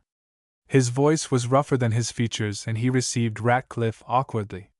He had suffered since his departure from Indiana. Out there it had seemed a mere flea bite, as he expressed it, to brush Ratcliffe aside, but in Washington the thing was somehow different. Even his own Indiana friends looked grave when he talked of it, and shook their heads. They advised him to be cautious and gain time, to lead Ratcliffe on, and if possible to throw on him the responsibility of a quarrel. He was, therefore, like a brown bear undergoing the process of taming, very ill-tempered, very rough, and at the same time very much bewildered and a little frightened. Ratcliffe sat 10 minutes with him, and obtained information in regard to pains which the President had suffered during the previous night, in consequence, as he believed, of an overindulgence in fresh lobster, a luxury in which he had found a diversion from the cares of state. So soon as this matter was explained and condoled upon, Ratcliffe rose and took leave. Every device known to politicians was now in full play against the Hoosier quarryman. State delegations with contradictory requests were poured in upon him, among which that of Massachusetts presented as its only prayer the appointment of Mr. Gore to the Spanish mission. Difficulties were invented to embarrass and worry him. False leads were suggested, and false information carefully mingled with true. A wild dance was kept up under his eyes from daylight to midnight, until his brain reeled with the effort to follow it.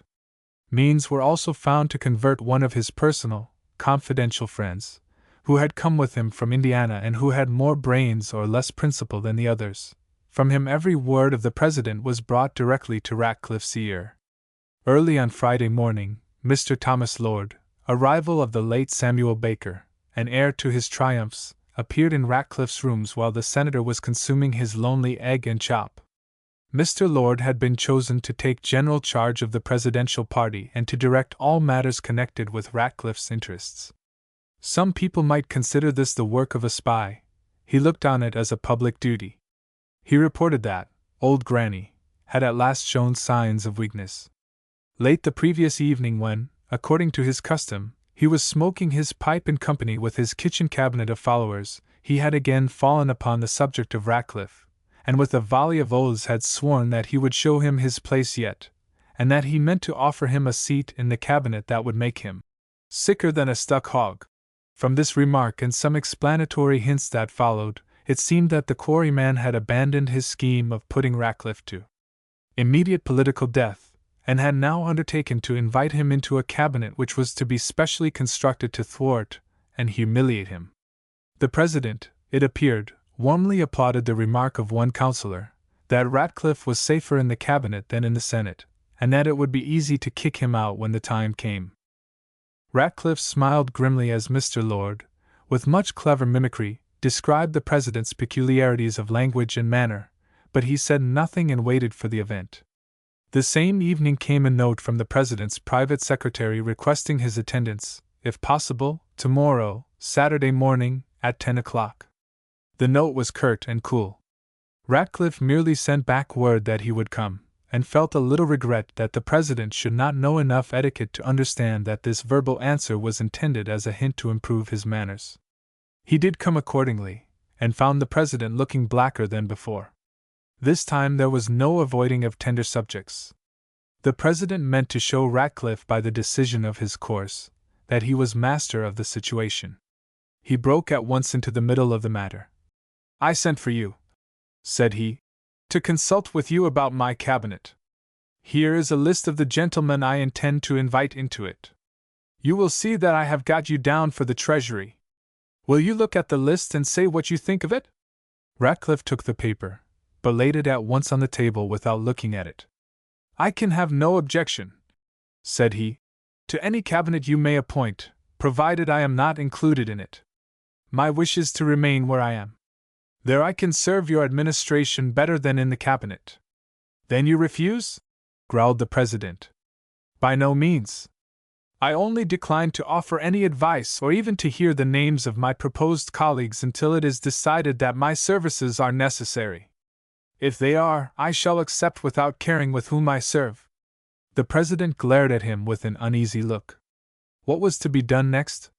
He wanted time to think, but Ratcliffe was there and must be disposed of. He involuntarily became more civil. "Mr. Ratcliffe, your refusal would knock everything on the head. I thought that matter was all fixed. What more can I do?" But Ratcliffe had no mind to let the President out of his clutches so easily, and a long conversation followed, during which he forced his antagonist into the position of urging him to take the Treasury in order to prevent some undefined but portentous mischief in the Senate. All that could be agreed upon was that Ratcliffe should give a positive answer within 2 days, and on that agreement he took his leave. As he passed through the corridor, a number of gentlemen were waiting for interviews with the President, and among them was the whole Pennsylvania delegation. "Ready for biz," as Mr. Tom Lord remarked, with a wink. Ratcliffe drew Krebs aside and they exchanged a few words as he passed out. 10 minutes afterwards the delegation was admitted, and some of its members were a little surprised to hear their spokesman, Senator Krebs, press with extreme earnestness, and in their names, the appointment of Josiah B. Carson to a place in the cabinet, when they had been given to understand that they came to recommend Jared Caldwell as postmaster of Philadelphia. But Pennsylvania is a great and virtuous state, whose representatives have entire confidence in their chief. Not one of them so much as winked. The dance of democracy round the President now began again with wilder energy. Ratcliffe launched his last bolts. His 2 days' delay was a mere cover for bringing new influences to bear. He needed no delay. He wanted no time for reflection. The President had undertaken to put him on the horns of a dilemma, either to force him into a hostile and treacherous cabinet, or to throw on him the blame of a refusal and a quarrel. He meant to embrace one of the horns and to impale the President on it, and he felt perfect confidence in his own success. He meant to accept the Treasury, and he was ready to back himself with a heavy wager to get the government entirely into his own hands within 6 weeks. His contempt for the Hoosier stonecutter was unbounded, and his confidence in himself more absolute than ever. Busy as he was, the senator made his appearance the next evening at Mrs. Lee's, and finding her alone with Sybil, who was occupied with her own little devices, Ratcliffe told Madeline the story of his week's experience. He did not dwell on his exploits. On the contrary, he quite ignored those elaborate arrangements which had taken from the President his power of volition. His picture presented himself, solitary and unprotected, in the character of that honest beast who was invited to dine with the lion and saw that all the footmarks of his predecessors led into the lion's cave, and none away from it. He described in humorous detail his interviews with the Indiana lion, and the particulars of the surfeit of lobster as given in the President's dialect. He even repeated to her the story told him by Mr. Tom Lord, without omitting oaths or gestures. He told her how matters stood at the moment, and how the President had laid a trap for him which he could not escape. He must either enter a cabinet constructed on purpose to thwart him and with the certainty of ignominious dismissal at the first opportunity, or he must refuse an offer of friendship which would throw on him the blame of a quarrel, and enable the President to charge all future difficulties to the account of Ratcliffe's insatiable ambition. And now, Mrs. Lee, he continued, with increasing seriousness of tone, I want your advice. What shall I do? Even this half-revelation of the meanness which distorted politics, this one-sided view of human nature in its naked deformity playing pranks with the interests of 40 million people, disgusted and depressed Madeline's mind. Ratcliffe spared her nothing except the exposure of his own moral sores. He carefully called her attention to every leper stained upon his neighbors' persons, to every rag in their foul clothing, to every slimy and fetid pool that lay beside their path. It was his way of bringing his own qualities into relief. He meant that she should go hand in hand with him through the brimstone lake, and the more repulsive it seemed to her, the more overwhelming would his superiority become. He meant to destroy those doubts of his character which Carrington was so carefully fostering, to rouse her sympathy, to stimulate her feminine sense of self-sacrifice. When he asked this question, she looked up at him with an expression of indignant pride, as she spoke. I say again, Mr. Ratcliffe, what I said once before. Do whatever is most for the public good. And what is most for the public good? Madeline half opened her mouth to reply, then hesitated, and stared silently into the fire before her. What was indeed most for the public good? Where did the public good enter at all into this maze of personal intrigue, this wilderness of stunted natures where no straight road was to be found, but only the tortuous and aimless tracks of beasts and things that crawl? Where was she to look for a principle to guide, an ideal to set up and to point at? Ratcliffe resumed his appeal, and his manner was more serious than ever. I am hard-pressed, Mrs. Lee. My enemies encompass me about. They mean to ruin me. I honestly wish to do my duty. You once said that personal considerations should have no weight. Very well. Throw them away. And now tell me what I should do. For the first time, Mrs. Lee began to feel his power. He was simple, straightforward, earnest. His words moved her. How should she imagine that he was playing upon her sensitive nature precisely as he played upon the President's coarse one, and that this heavy Western politician had the instincts of a wild Indian in their sharpness and quickness of perception, that he divined her character and read it as he read the faces and tones of thousands from day to day? She was uneasy under his eye. She began a sentence, hesitated in the middle, and broke down. She lost her command of thought, and sat dumbfounded. He had to draw her out of the confusion he had himself made. I see your meaning in your face. You say that I should accept the duty and disregard the consequences. I don't know, said Madeline, hesitatingly. Yes, I think that would be my feeling. And when I fall a sacrifice to that man's envy and intrigue, what will you think then, Mrs. Lee? Will you not join the rest of the world and say that I overreached myself, and walked into this trap with my eyes open, and for my own objects? Do you think I shall ever be thought better of, for getting caught here? I don't parade high moral views like our friend French. I won't cant about virtue. But I do claim that in my public life I have tried to do right. Will you do me the justice to think so? Madeline still struggled to prevent herself from being drawn into indefinite promises of sympathy with this man. She would keep him at arm's length whatever her sympathies might be. She would not pledge herself to espouse his cause.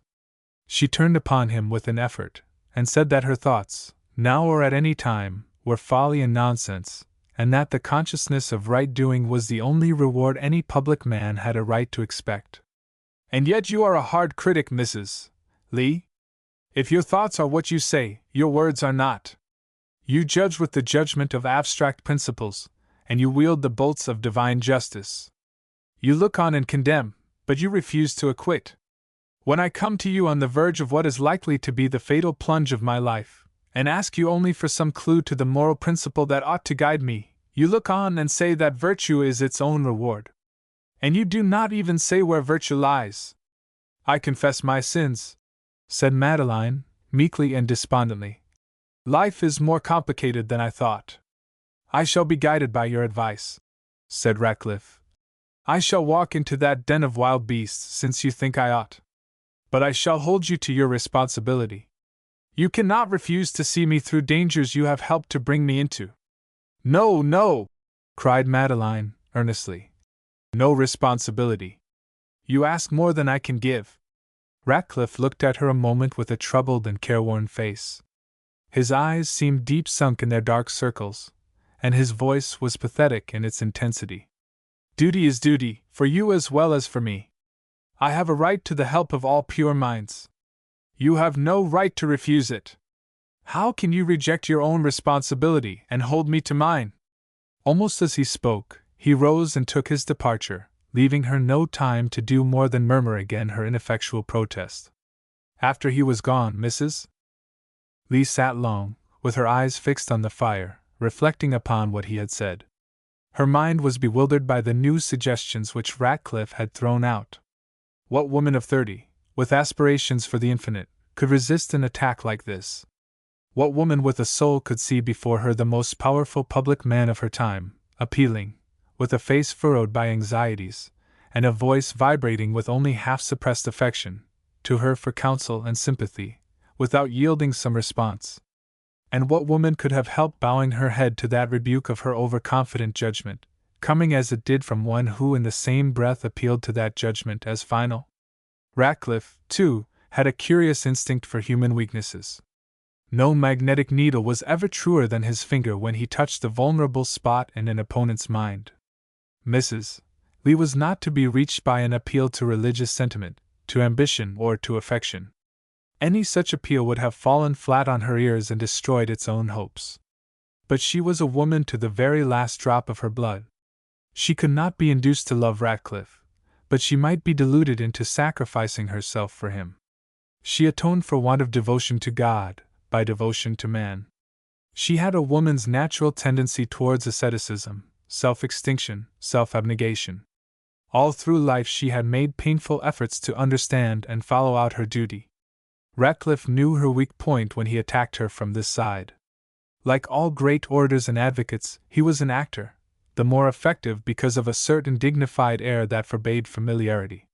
He had appealed to her sympathy, her sense of right and of duty, to her courage, her loyalty, her whole higher nature, and while he made this appeal he felt more than half convinced that he was all he pretended to be, and that he really had a right to her devotion. What wonder that she in her turn was more than half inclined to admit that right. She knew him now better than Carrington or Jacobi knew him. Surely a man who spoke as he spoke, had noble instincts and lofty aims? Was not his career 1,000 times more important than hers? If he, in his isolation and his cares, needed her assistance, had she an excuse for refusing it? What was there in her aimless and useless life which made it so precious that she could not afford to fling it into the gutter, if need be, on the bare chance of enriching some fuller existence?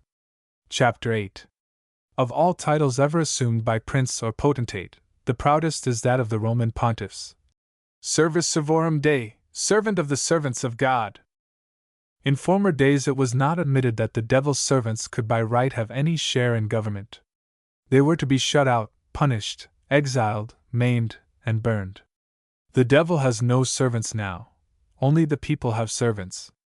There may be some mistake about a doctrine which makes the wicked, when a majority, the mouthpiece of God against the virtuous, but the hopes of mankind are staked on it, and if the weak in faith sometimes quail when they see humanity floating in a shoreless ocean, on this plank, which experience and religion long since condemned as rotten, mistake or not, men have thus far floated better by its aid than the popes ever did with their prettier principle, so that it will be a long time yet before society repents. Whether the new president and his chief rival, Mr. Silas P. Ratcliffe, were or were not servants of the servants of God, is not material here. Servants they were to someone. No doubt many of those who call themselves servants of the people are no better than wolves in sheep's clothing, or asses in lions' skins. One may see scores of them any day in the Capitol when Congress is in session, making noisy demonstrations, or more usefully doing nothing. A wiser generation will employ them in manual labor, As it is, they serve only themselves. But there are two officers, at least, whose service is real, the President and his Secretary of the Treasury. The Hoosier quarryman had not been a week in Washington before he was heartily homesick for Indiana. No maid-of-all work in a cheap boarding house was ever more harassed. Everyone conspired against him. His enemies gave him no peace. All Washington was laughing at his blunders, and ribald sheets, published on a Sunday, took delight in printing the new chief magistrate's sayings and doings, chronicled with outrageous humor, and placed by malicious hands where the President could not but see them. He was sensitive to ridicule, and it mortified him to the heart to find that remarks and acts, which to him seemed sensible enough, should be capable of such perversion. Then he was overwhelmed with public business. It came upon him in a deluge, and he now, in his despair, no longer tried to control it. He let it pass over him like a wave. His mind was muddied by the innumerable visitors to whom he had to listen. But his greatest anxiety was the inaugural address which, distracted as he was, he could not finish, although in another week it must be delivered. He was nervous about his cabinet. It seemed to him that he could do nothing until he had disposed of Ratcliffe. Already, thanks to the President's friends, Ratcliffe had become indispensable, still an enemy, of course, but one whose hands must be tied, a sort of Samson, to be kept in bonds until the time came for putting him out of the way, but in the meanwhile, to be utilized. This point being settled, the President had in imagination begun to lean upon him. For the last few days he had postponed everything till next week. "When I get my cabinet arranged," which meant, when he got Ratcliffe's assistance, and he fell into a panic whenever he thought of the chance that Ratcliffe might refuse. He was pacing his room impatiently on Monday morning, an hour before the time fixed for Ratcliffe's visit. His feelings still fluctuated violently, and if he recognized the necessity of using Ratcliffe, he was not the less determined to tie Ratcliffe's hands. He must be made to come into a cabinet where every other voice would be against him. He must be prevented from having any patronage to dispose of. He must be induced to accept these conditions at the start. How present this to him in such a way as not to repel him at once. All this was needless, if the President had only known it, but he thought himself a profound statesman, and that his hand was guiding the destinies of America to his own re-election. When at length, on the stroke of 10 o'clock, Ratcliffe entered the room, the President turned to him with nervous eagerness, and almost before offering his hand said that he hoped Mr. Ratcliffe had come prepared to begin work at once. The Senator replied that, if such was the President's decided wish, he would offer no further opposition. Then the President drew himself up in the attitude of an American Cato, and delivered a prepared address, in which he said that he had chosen the members of his cabinet with a careful regard to the public interests, that Mr. Ratcliffe was essential to the combination, that he expected no disagreement on principles, for there was but one principle which he should consider fundamental, namely, that there should be no removals from office except for cause, and that under these circumstances he counted upon Mr. Ratcliffe's assistance as a matter of patriotic duty. To all this Ratcliffe assented without a word of objection, and the President, more convinced than ever of his own masterly statesmanship, breathed more freely than for a week past. Within 10 minutes they were actively at work together, clearing away the mass of accumulated business. The relief of the quarryman surprised himself. Ratcliffe lifted the weight of affairs from his shoulders with hardly an effort. He knew everybody and everything. He took most of the President's visitors at once into his own hands and dismissed them with great rapidity. He knew what they wanted. He knew what recommendations were strong and what were weak, who was to be treated with deference, and who was to be sent away abruptly, where a blunt refusal was safe, and where a pledge was allowable. The President even trusted him with the unfinished manuscript of the inaugural address, which Ratcliffe returned to him the next day with such notes and suggestions as left nothing to be done beyond copying them out in a fair hand. With all this, he proved himself a very agreeable companion. He talked well and enlivened the work. He was not a hard taskmaster, and when he saw that the President was tired, he boldly asserted that there was no more business that could not as well wait a day, and so took the weary stonecutter out to drive for a couple of hours, and let him go peacefully to sleep in the carriage. They dined together, and Ratcliffe took care to send for Tom Lord to amuse them, for Tom was a wit and a humorist, and kept the President in a laugh. Mr. Lord ordered the dinner, and chose the wines. He could be coarse enough to suit even the President's palate, and Ratcliffe was not behindhand. When the new secretary went away at 10 o'clock that night, his chief, who was in high good humor with his dinner, his champagne, and his conversation, swore with some unnecessary granite oaths that Ratcliffe was a clever fellow anyhow, and he was glad that job was fixed. The truth was that Ratcliffe had now precisely 10 days before the new cabinet could be set in motion, and in these 10 days he must establish his authority over the President so firmly that nothing could shake it. He was diligent in good works. Very soon the court began to feel his hand. If a business letter or a written memorial came in, the President found it easy to endorse. Referred to the Secretary of the Treasury.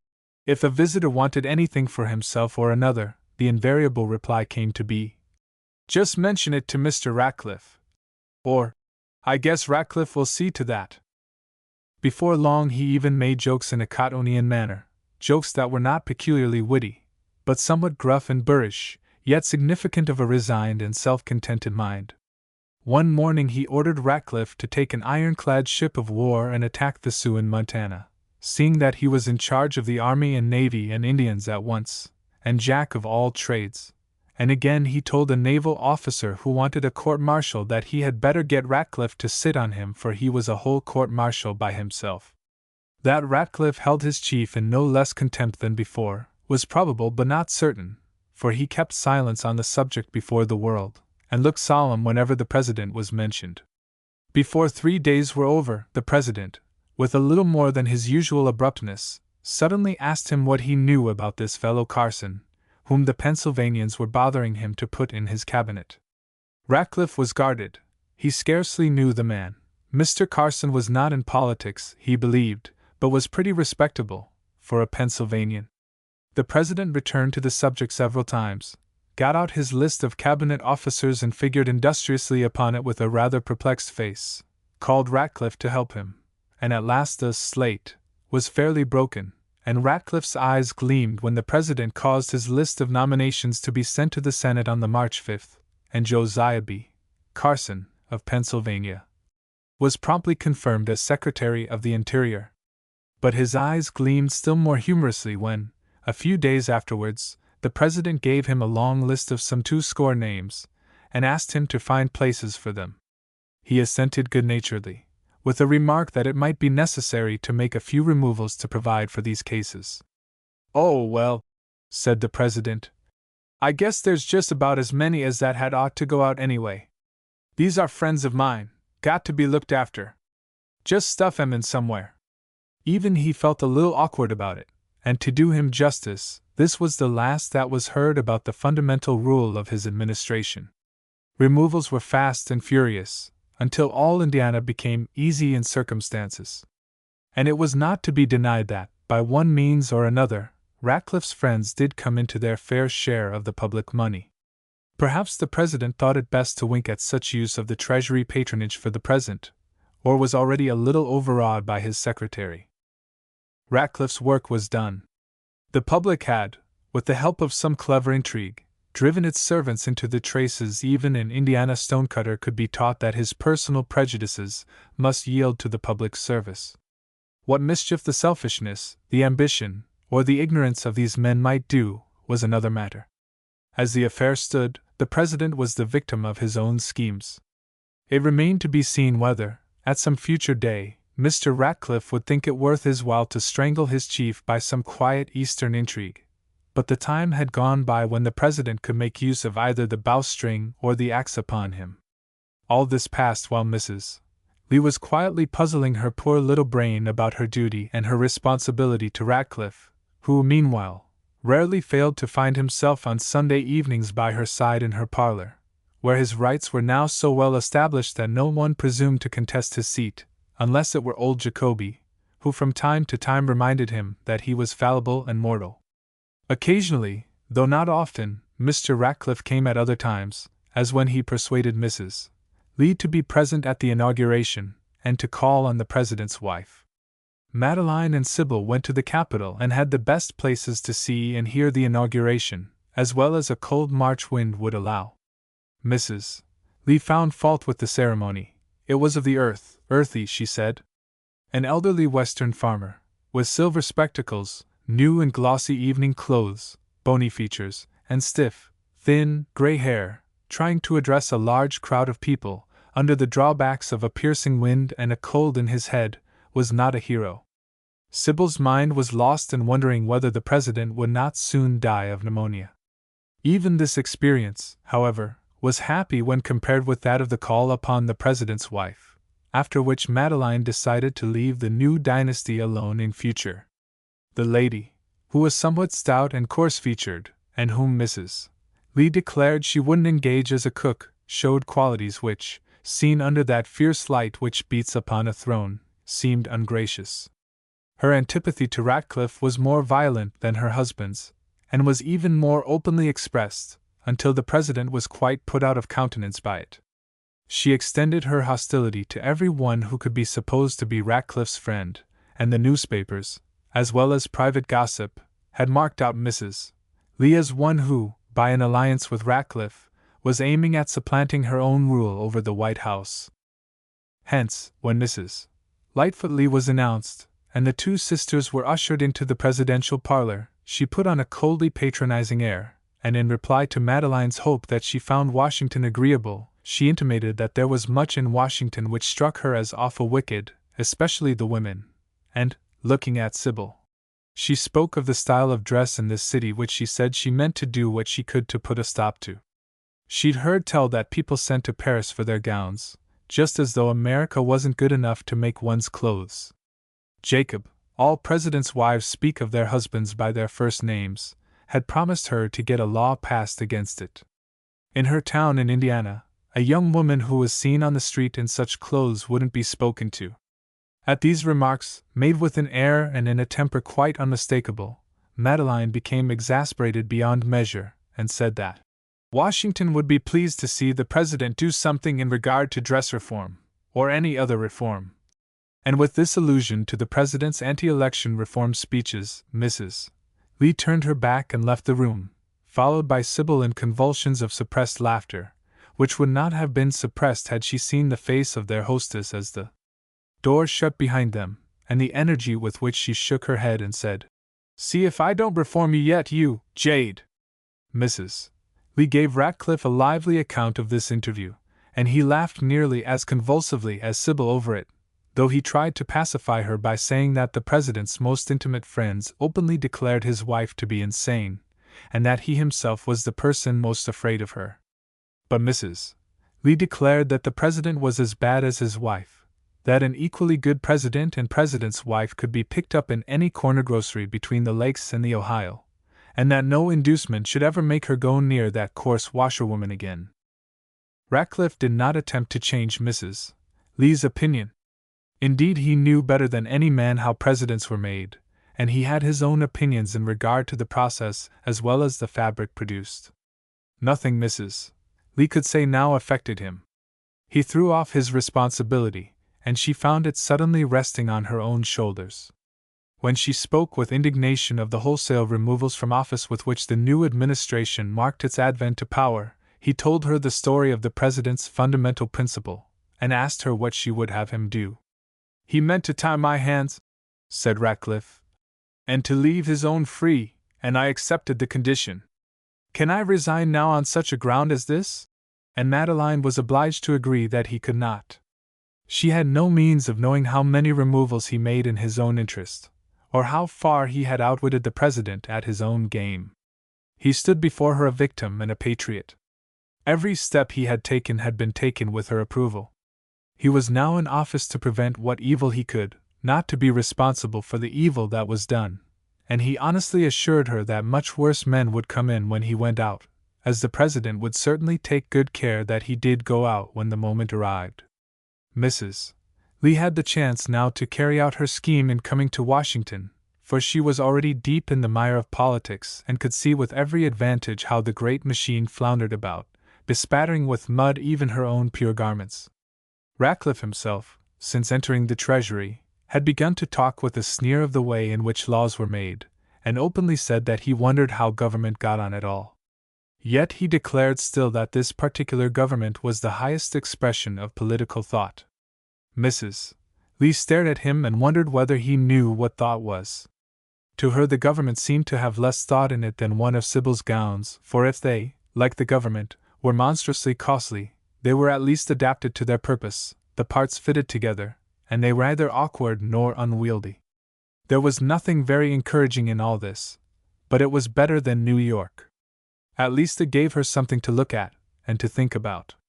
Even Lord Dunbeg preached practical philanthropy to her by the hour. Ratcliffe, too, was compelled to drag himself out of the rut of machine politics, and to justify his right of admission to her house. There Mr. French discoursed at great length, until the 4th of March sent him home to Connecticut, and he brought more than one intelligent member of Congress to Mrs. Lee's parlor. Underneath the scum floating on the surface of politics, Madeline felt that there was a sort of healthy ocean current of honest purpose, which swept the scum before it, and kept the mass pure. This was enough to draw her on. She reconciled herself to accepting the Ratcliffean morals, for she could see no choice. She herself had approved every step she had seen him take. She could not deny that there must be something wrong in a double standard of morality, but where was it? Mr. Ratcliffe seemed to her to be doing good work with as pure means as he had at hand. He ought to be encouraged, not reviled. What was she that she should stand in judgment? Others watched her progress with less satisfaction. Mr. Nathan Gore was one of these, for he came in one evening, looking much out of temper, and sitting down by her side he said he had come to bid good-bye and to thank her for the kindness she had shown him. He was to leave Washington the next morning. She too expressed her warm regret, but added that she hoped he was only going in order to take his passage to Madrid. He shook his head. "I am going to take my passage," said he, "but not to Madrid. The fates have cut that thread. The President does not want my services, and I can't blame him, for if our situations were reversed, I should certainly not want his.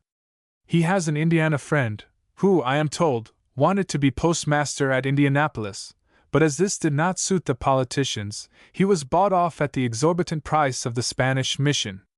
But I should have no chance even if he were out of the way. The President does not approve of me. He objects to the cut of my overcoat, which is unfortunately an English one. He also objects to the cut of my hair. I am afraid that his wife objects to me because I am so happy as to be thought a friend of yours." Madeline could only acknowledge that Mr. Gore's case was a bad one. "But after all," said she, "why should politicians be expected to love you literary gentlemen who write history? Other criminal classes are not expected to love their judges." "No, but they have sense enough to fear them," replied Gore vindicatively. "Not one politician living has the brains or the art to defend his own cause. The ocean of history is foul with the carcasses of such statesmen, dead and forgotten except when some historian fishes one of them up to gibbet it." Mr. Gore was so much out of temper that after this piece of extravagance he was forced to pause a moment to recover himself. Then he went on. "You are perfectly right, and so is the President. I have no business to be meddling in politics. It is not my place.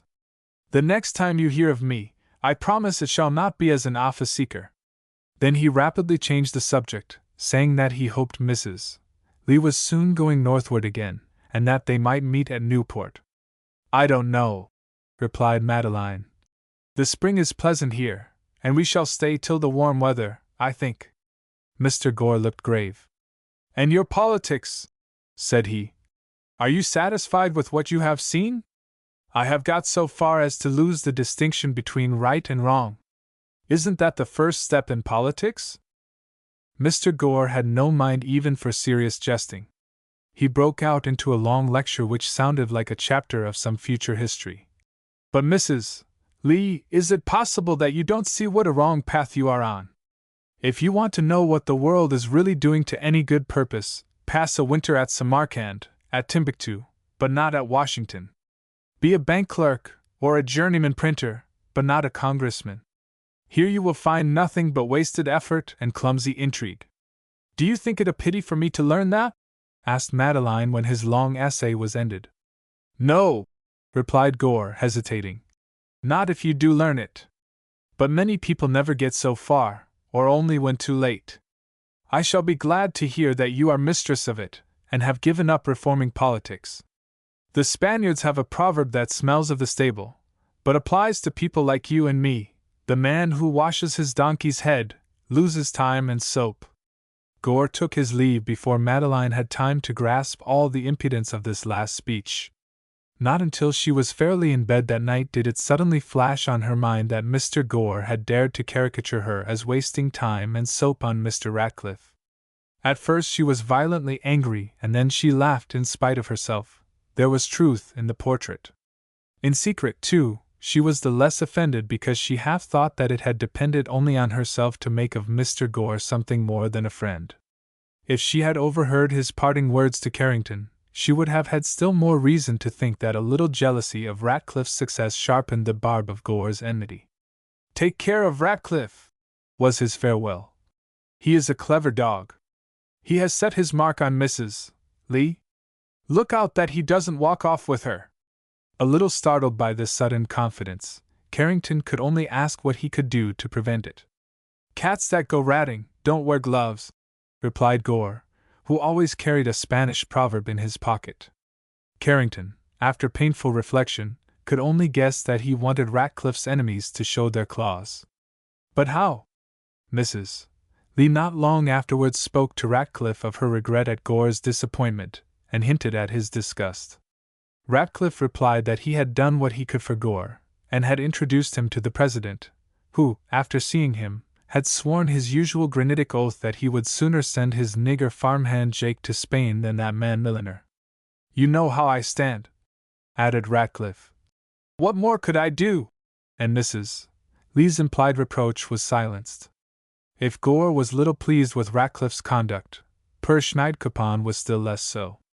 He turned up again at Washington not long after the inauguration and had a private interview with the Secretary of the Treasury. What passed at it was known only to themselves, but whatever it was, Schneidkoppen's temper was none the better for it. From his conversations with Sybil, it seemed that there was some question about appointments in which his protectionist friends were interested, and he talked very openly about Ratcliffe's want of good faith, and how he had promised everything to everybody and had failed to keep a single pledge. If Schneidkoppen's advice had been taken, this wouldn't have happened. Mrs. Lee told Ratcliffe that Schneidkoppen seemed out of temper, and asked the reason. He only laughed and evaded the question, remarking that cattle of this kind were always complaining unless they were allowed to run the whole government. Schneidkoppen had nothing to grumble about. No one had ever made any promises to him. But nevertheless Schneidkoppen confided to Sybil his antipathy to Ratcliffe and solemnly begged her not to let Mrs. Lee fall into his hands, to which Sybil answered tartly that she only wished Mr. Schneidkoppen would tell her how to help it. The reformer French had also been one of Ratcliffe's backers in the fight over the Treasury. He remained in Washington a few days after the inauguration, and then disappeared, leaving cards with PPC in the corner, at Mrs. Lee's door. Rumor said that he too was disappointed, but he kept his own counsel, and if he really wanted the mission to Belgium, he contented himself with waiting for it. A respectable stagecoach proprietor from Oregon got the place. As for Jacoby, who was not disappointed, and who had nothing to ask for, he was bitterest of all. He formally offered his congratulations to Ratcliffe on his appointment. This little scene occurred in Mrs. Lee's parlor. The old Baron, with his most suave manner, and his most Voltairean leer, said that in all his experience, and he had seen a great many court intrigues, he had never seen anything better managed than that about the Treasury. Ratcliffe was furiously angry, and told the Baron outright that foreign ministers who insulted the governments to which they were accredited ran a risk of being sent home. "Si serait toujours un pis aller," said Jacoby, seating himself with calmness in Ratcliffe's favorite chair by Mrs. Lee's side. Madeline, alarmed as she was, could not help interposing, and hastily asked whether that remark was translatable. "Ah," said the Baron, "I can do nothing with your language. You would only say that it was a choice of evils to go or to stay. We might translate it by saying, One may go farther and fare worse, rejoined Madeline. And so the storm blew over for the time, and Ratcliffe sulkily let the subject drop. Nevertheless, the two men never met in Mrs. Lee's parlor without her dreading a personal altercation. Little by little, what with Jacoby's sarcasms and Ratcliffe's roughness, they nearly ceased to speak, and glared at each other like quarrelsome dogs. Madeline was driven to all kinds of expedients to keep the peace, yet at the same time she could not but be greatly amused by their behavior, and as their hatred of each other only stimulated their devotion to her, she was content to hold an even balance between them. Nor were these all the awkward consequences of Ratcliffe's attentions. Now that he was distinctly recognized as an intimate friend of Mrs. Lee's, and possibly her future husband, no one ventured any longer to attack him in her presence, but nevertheless she was conscious in 1,000 ways that the atmosphere became more and more dense under the shadow of the Secretary of the Treasury. In spite of herself she sometimes felt uneasy, as though there were conspiracy in the air. One March afternoon she was sitting by her fire, with an English review in her hand, trying to read the last symposium on the sympathies of eternal punishment, when her servant brought in a card, and Mrs. Lee had barely time to read the name of Mrs. Samuel Baker when that lady followed the servant into the room, forcing the countersign in so effective style that for once Madeline was fairly disconcerted. Her manner when thus intruded upon was cool, but in this case, on Carrington's account, she tried to smile courteously and asked her visitor to sit down, which Mrs. Baker was doing without an invitation, very soon putting her hostess entirely at her ease. She was, when seen without her veil, a showy woman verging on 40, decidedly large, tall, overdressed even in mourning, and with a complexion rather fresher than nature had made it. There was a geniality in her address, savoring of easy Washington ways, a fruitiness of smile, and a rich southern accent, that explained on the spot her success in the lobby. She looked about her with fine self-possession, and approved Mrs. Lee's surroundings with a cordiality so different from the northern stinginess of praise, that Madeline was rather pleased than offended. Yet when her eye rested on the Corot, Madeline's only pride, she was evidently perplexed, and resorted to eyeglasses, in order, as it seemed, to gain time for reflection. But she was not to be disconcerted even by Corot's masterpiece. How pretty! Japanese, isn't it? Seaweed seen through a fog. I went to an auction yesterday, and do you know I bought a teapot with a picture just like that? Madeline inquired with extreme interest about the auction, but after learning all that Mrs. Baker had to tell, she was on the point of being reduced to silence, when she bethought herself to mention Carrington. Mrs. Baker brightened up at once, if she could be said to brighten where there was no sign of dimness. Dear Mr. Carrington! Isn't he sweet? I think he's a delicious man.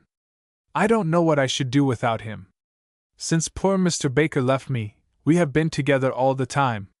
You know my poor husband left directions that all his papers should be burned, and though I would not say so unless you were such a friend of Mr. Carrington's, I reckon it's just as well for some people that he did. I never could tell you what quantities of papers Mr. Carrington and I have put in the fire, and we read them all too. Madeline asked whether this was not dull work. Oh dear, no! You see, I know all about it, and told Mr. Carrington the story of every paper as we went on. It was quite amusing, I assure you. Mrs. Lee then boldly said she had got from Mr. Carrington an idea that Mrs. Baker was a very skillful diplomatist. Diplomatist! Echoed the widow with her genial laugh. Well, it was as much that as anything, but there's not many diplomatists' wives in the city ever did as much work as I used to do. Why, I knew half the members of Congress intimately, and all of them by sight. I knew where they came from and what they liked best. I could get round the greater part of them, sooner or later. Mrs. Lee asked what she did with all this knowledge. Mrs. Baker shook her pink and white countenance, and almost paralyzed her opposite neighbor by a sort of grande duchesse wink. Oh, my dear! You are new here. If you had seen Washington in war times and for a few years afterwards, you wouldn't ask that. We had more congressional business than all the other agents put together. Everyone came to us then, to get his bill through, or his appropriation watched, We were hard at work all the time.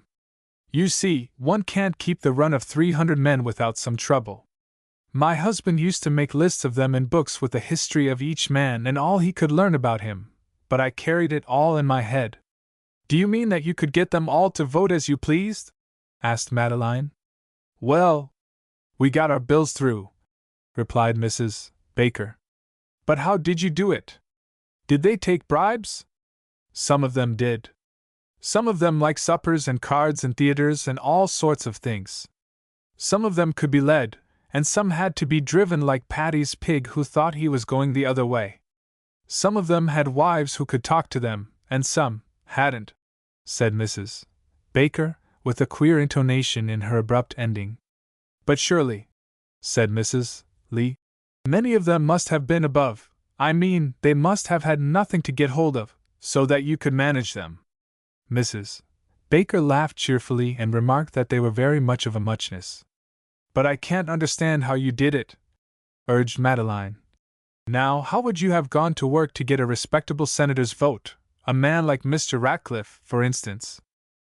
Ratcliffe, repeated Mrs. Baker with a slight elevation of voice that gave way to a patronizing laugh. Oh, my dear! Don't mention names. I should get into trouble. Senator Ratcliffe was a good friend of my husband's. I guess Mr. Carrington could have told you that. But you see, what we generally wanted was all right enough. We had to know where our bills were, and job people's elbows to get them reported in time. Sometimes we had to convince them that our bill was a proper one, and they ought to vote for it. Only now and then, when there was a great deal of money and the vote was close, we had to find out what votes were worth. It was mostly dining and talking, calling them out into the lobby or asking them to supper. I wish I could tell you things I have seen, but I don't dare. It wouldn't be safe. I've told you already more than I ever said to anyone else, but then you are so intimate with Mr. Carrington that I always think of you as an old friend. Thus Mrs.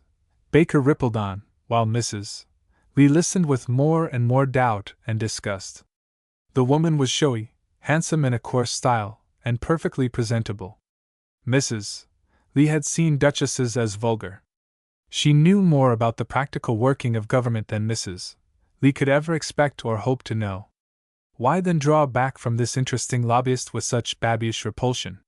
When, after a long, and, as she declared, a most charming call, Mrs. Baker wended her way elsewhere and Madeline had given the strictest order that she should never be admitted again, Carrington entered, and Madeline showed him Mrs. Baker's card and gave a lively account of the interview. What shall I do with the woman? She asked. Must I return her card? But Carrington declined to offer advice on this interesting point. And she says that Mr. Ratcliffe was a friend of her husband's and that you could tell me about that. Did she say so? Remarked Carrington vaguely. Yes. And that she knew everyone's weak points and could get all their votes. Carrington expressed no surprise, and so evidently preferred to change the subject that Mrs. Lee desisted and said no more. But she determined to try the same experiment on Mr. Ratcliffe, and chose the very next chance that offered. In her most indifferent manner she remarked that Mrs. Sam Baker had called upon her and had initiated her into the mysteries of the lobby till she had become quite ambitious to start on that career. She said you were a friend of her husband's, added Madeline softly. Ratcliffe's face betrayed no sign. If you believe what those people tell you, said he drily, you will be wiser than the Queen of Sheba. Chapter 9. Whenever a man reaches the top of the political ladder, his enemies unite to pull him down. His friends become critical and exacting. Among the many dangers of this sort which now threatened Ratcliffe, there was one that, had he known it, might have made him more uneasy than any of those which were the work of senators and congressmen. Carrington entered into an alliance, offensive and defensive, with Sybil. It came about in this wise. Sybil was fond of riding and occasionally, when Carrington could spare the time, he went as her guide and protector in these country excursions, for every Virginian, however out at elbows, has a horse, as he has shoes or a shirt. In a thoughtless moment Carrington had been drawn into a promise that he would take Sybil to Arlington. The promise was one that he did not hurry to keep, for there were reasons which made a visit to Arlington anything but a pleasure to him. But Sybil would listen to no excuses, and so it came about that, one lovely March morning, when the shrubs and the trees in the square before the house were just beginning, under the warmer sun, to show signs of their coming wantonness, Sybil stood at the open window waiting for him, while her new Kentucky horse before the door showed what he thought of the delay by curving his neck, tossing his head, and pawing the pavement. Carrington was late and kept her waiting so long that the mignonette and geraniums, which adorned the window, suffered for his slowness, and the curtain tassels showed signs of wilful damage. Nevertheless, he arrived at length, and they set out together, choosing the streets least enlivened by horse cars and provision carts, until they had crept through the great metropolis of Georgetown and come upon the bridge which crosses the noble river just where its bold banks open out to clasp the city of Washington in their easy embrace.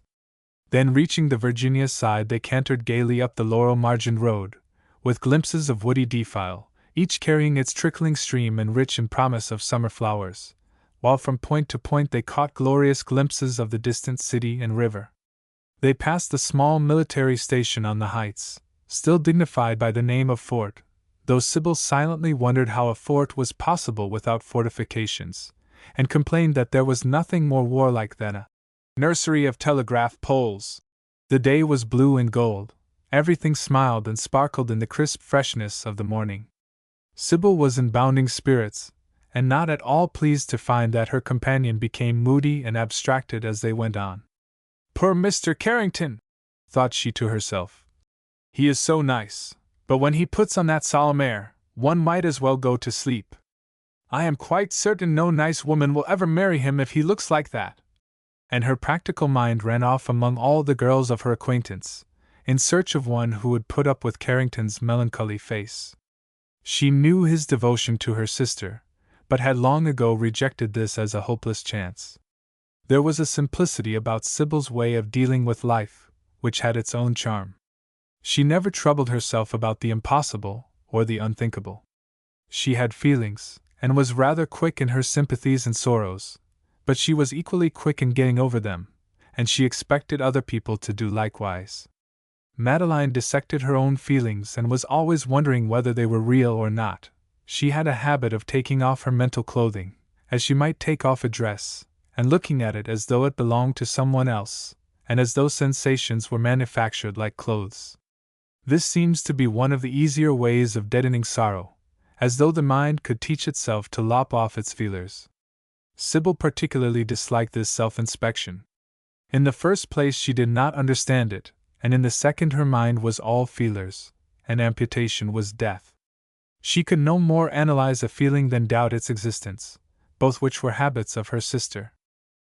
How was Sybil to know what was passing in Carrington's mind? He was thinking of nothing in which she supposed herself interested. He was troubled with memories of civil war and of associations still earlier, belonging to an age already vanishing or vanished. But what could she know about civil war who had been almost an infant at the time? At this moment she happened to be interested in the Battle of Waterloo, for she was reading Vanity Fair, and had cried as she ought for poor little Emmy, when her husband, George Osborne, lay dead on the field there, with a bullet through his heart. But how was she to know that here, only a few rods before her, lay scores and hundreds of George Osbornes, or his betters, and in their graves the love and hope of many Emmys, not creatures of the imagination, but flesh and blood, like herself? To her, there was no more in those associations which made Carrington groan in the silence of his thoughts, than if he had been old Caspar, and she the little Wilhelmine. What was a skull more or less to her? What concern had she in the famous victory? Yet even Sybil was startled as she rode through the gate and found herself suddenly met by the long white ranks of headstones, stretching up and down the hillsides by thousands, in order of battle, as though Cadmus had reversed his myth, and had sown living men, to come up dragons' teeth. She drew in her horse with a shiver and a sudden impulse to cry. Here was something new to her. This was war, wounds, disease, death. She dropped her voice and with a look almost as serious as Carrington's, asked what all these graves meant. When Carrington told her, she began for the first time to catch some dim notion why his face was not quite as gay as her own. Even now this idea was not very precise, for he said little about himself, but at least she grappled with the fact that he had actually, year after year, carried arms against these men who lay at her feet and who had given their lives for her cause.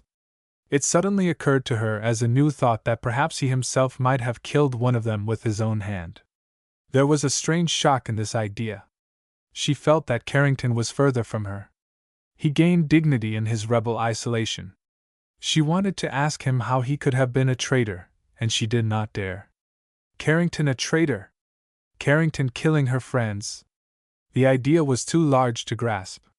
She fell back on the simpler task of wondering how he had looked in his rebel uniform. They rode slowly round to the door of the house and dismounted, after he had with some difficulty found a man to hold their horses. From the heavy brick porch they looked across the superb river to the raw and incoherent ugliness of the city, idealized into dreamy beauty by the atmosphere, and the soft background of purple hills behind. Opposite them, with its crude, "Thus saith the law," stamped on white dome and fortress-like walls, rose the Capitol. Carrington stood with her a short time while they looked at the view, then said he would rather not go into the house himself, and sat down on the steps while she strolled alone through the rooms. These were bare and gaunt, so that she, with her feminine sense of fitness, of course considered what she would do to make them habitable. She had a neat fancy for furniture, and distributed her tones and half-tones and bits of color freely about the walls and ceilings, with a high-backed chair here, a spindle-legged sofa there, and a claw-footed table in the center, until her eye was caught by a very dirty deal desk, on which stood an open book, with an inkstand and some pens. On the leaf she read the last entry. Eli M. Grow and Lady Thermopyle's Center. Not even the graves outside had brought the horrors of war so near. What a scourge it was! This respectable family turned out of such a lovely house, and all the pretty old furniture swept away before a horde of coarse invaders. With ladies! Did the hosts of Attila write their names on visiting books in the Temple of Vesta and the House of Sallust? What a new terror they would have added to the name of the Scourge of God! Sybil returned to the portico and sat down by Carrington on the steps. "How awfully sad it is," said she. "I suppose the house was prettily furnished when the Lees lived here? Did you ever see it then?" Sybil was not very profound, but she had sympathy, and at this moment Carrington felt sorely in need of comfort. He wanted someone to share his feelings, and he turned towards her hungry for companionship. "The Lees were old family friends of mine," said he. "I used to stay here when I was a boy, even as late as the spring of 1861. The last time I sat here, it was with them. We were wild about disunion and talked of nothing else. I have been trying to recall what was said then. We never thought there would be war, and as for coercion, it was nonsense." "Coercion, indeed! The idea was ridiculous. I thought so, too, though I was a Union man and did not want the state to go out. But though I felt sure that Virginia must suffer, I never thought we could be beaten. Yet now I am sitting here a pardoned rebel, and the poor Lees are driven away and their place is a graveyard." Sybil became at once absorbed in the Lees and asked many questions, all which Carrington gladly answered.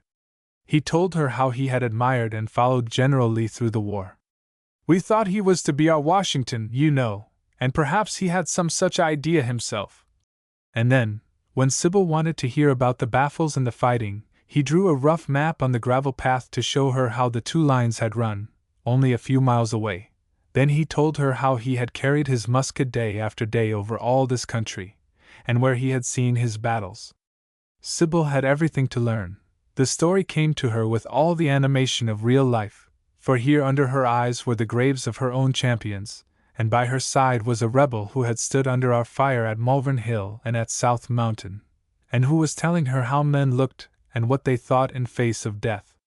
She listened with breathless interest, and at last summoned courage to ask in an awestruck tone whether Carrington had ever killed anyone himself.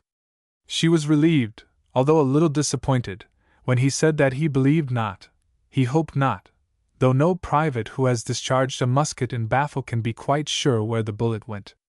"I never tried to kill anyone," said he, "though they tried to kill me incessantly." Then Sybil begged to know how they had tried to kill him, and he told her one or two of those experiences, such as most soldiers have had, when he had been fired upon, and the balls had torn his clothes or drawn blood. Poor Sybil was quite overcome, and found a deadly fascination in the horror. As they sat together on the steps with the glorious view spread before them, her attention was so closely fixed on his story that she saw neither the view nor even the carriages of tourists who drove up, looked about, and departed, envying Carrington his occupation with the lovely girl. She was in imagination rushing with him down the valley of Virginia on the heels of our flying army, or gloomily toiling back to the Potomac after the bloody days at Gettysburg, or watching the last grand debacle on the road from Richmond to Appomattox. They would have sat there till sunset if Carrington had not at length insisted that they must go, and then she rose slowly with a deep sigh and undisguised regret. As they rode away, Carrington, whose thoughts were not devoted to his companion so entirely as they should have been, ventured to say that he wished her sister had come with them, but he found that his hint was not well received. Sybil emphatically rejected the idea. "I'm very glad she didn't come. If she had, you would have talked with her all the time, and I should have been left to amuse myself. You would have been discussing things, and I hate discussions. She would have been hunting for first principles, and you would have been running about, trying to catch some for her. Besides, she is coming herself some Sunday with that tiresome Mr. Ratcliffe. I don't see what she finds in that man to amuse her. Her taste is getting to be demoralized in Washington. Do you know, Mr. Carrington, I'm not clever or serious, like Madeline, and I can't read laws and hate politics, but I've more common sense than she has, and she makes me cross with her. I understand now why young widows are dangerous, and why they're bummed at their husbands' funerals in India. Not that I want to have Madeline burned, for she's a dear, good creature, and I love her better than anything in the world, but she will certainly do herself some dreadful mischief one of these days. She has the most extravagant notions about self-sacrifice and duty. If she hadn't luckily thought of taking charge of me, she would have done some awful thing long ago, and if I could only be a little wicked, she would be quite happy all the rest of her life in reforming me. But now she has got hold of that Mr. Ratcliffe, and he is trying to make her think she can reform him, and if he does, it's all up with us. Madeline will just go and break her heart over that odious, great, coarse brute, who only wants her money." Sybil delivered this little oration with a degree of energy that went to Carrington's heart. She did not often make such sustained efforts, and it was clear that on this subject she had exhausted her whole mind. Carrington was delighted, and urged her on. "I dislike Mr. Ratcliffe as much as you do, more perhaps. So does every one who knows much about him. But we shall only make the matter worse if we interfere. What can we do?" "That is just what I tell everybody," resumed Sybil. "There is Victoria Dare always telling me I ought to do something, and Mr. Schneidkoppen too, just as though I could do anything. Madeline has done nothing but get into mischief here. Half the people think her worldly and ambitious. Only last night that spiteful old woman, Mrs. Clinton, said to me, 'Your sister is quite spoiled by Washington. She is more wild for power than any human being I ever saw.' I was dreadfully angry and told her she was quite mistaken. Madeline was not the least spoiled. But I couldn't say that she was not fond of power, for she is, but not in the way Mrs. Clinton meant. You should have seen her the other evening when Mr. Ratcliffe said about some matter of public business that he would do whatever she thought right. She spoke up quite sharply for her, with a scornful little laugh, and said that he had better do what he thought right. He looked for a moment almost angry, and muttered something about women's being incomprehensible. He is always trying to tempt her with power. She might have had long ago all the power he could give her, but I can see, and he sees too, that she always keeps him at arm's length. He doesn't like it, but he expects one of these days to find a bribe that will answer. I wish we had never come to Washington. New York is so much nicer and the people there are much more amusing. They dance ever so much better and send one flowers all the time, and then they never talk about first principles. Maud had her hospitals and paupers and training school, and got along very well. It was so safe. But when I say so to her, she only smiles in a patronizing kind of way, and tells me that I shall have as much of Newport as I want, just as though I were a child, and not a woman of 25. Poor Maud! I can't stay with her if she marries Mr. Ratcliffe, and it would break my heart to leave her with that man. Do you think he would beat her? Does he drink? I would almost rather be beaten a little, if I cared for a man, than be taken out to Peonia. Oh, Mr. Carrington! You are our only hope. She will listen to you. Don't let her marry that dreadful politician. To all this pathetic appeal, some parts of which were as little calculated to please Carrington as Ratcliffe himself, Carrington answered that he was ready to do all in his power, but that Sybil must tell him when and how to act. Then it's a bargain, said she. Whenever I want you, I shall call on you for help, and you shall prevent the marriage. Alliance offensive and defensive, said he, laughing. War to the knife on Ratcliffe. We will have his scalp if necessary, but I rather think he will soon commit hara-kiri himself if we leave him alone. Madeline will like him all the better if he does anything Japanese, replied Sybil, with great seriousness. I wish there was more Japanese bric-a-brac here, or any kind of old pots and pans to talk about. A little art would be good for her. What a strange place this is, and how people do stand on their heads in it. Nobody thinks like anyone else. Victoria Dare says she is trying on principle not to be good, because she wants to keep some new excitements for the next world. I'm sure she practices as she preaches. Did you see her at Mrs. Clinton's last night? She behaved more outrageously than ever.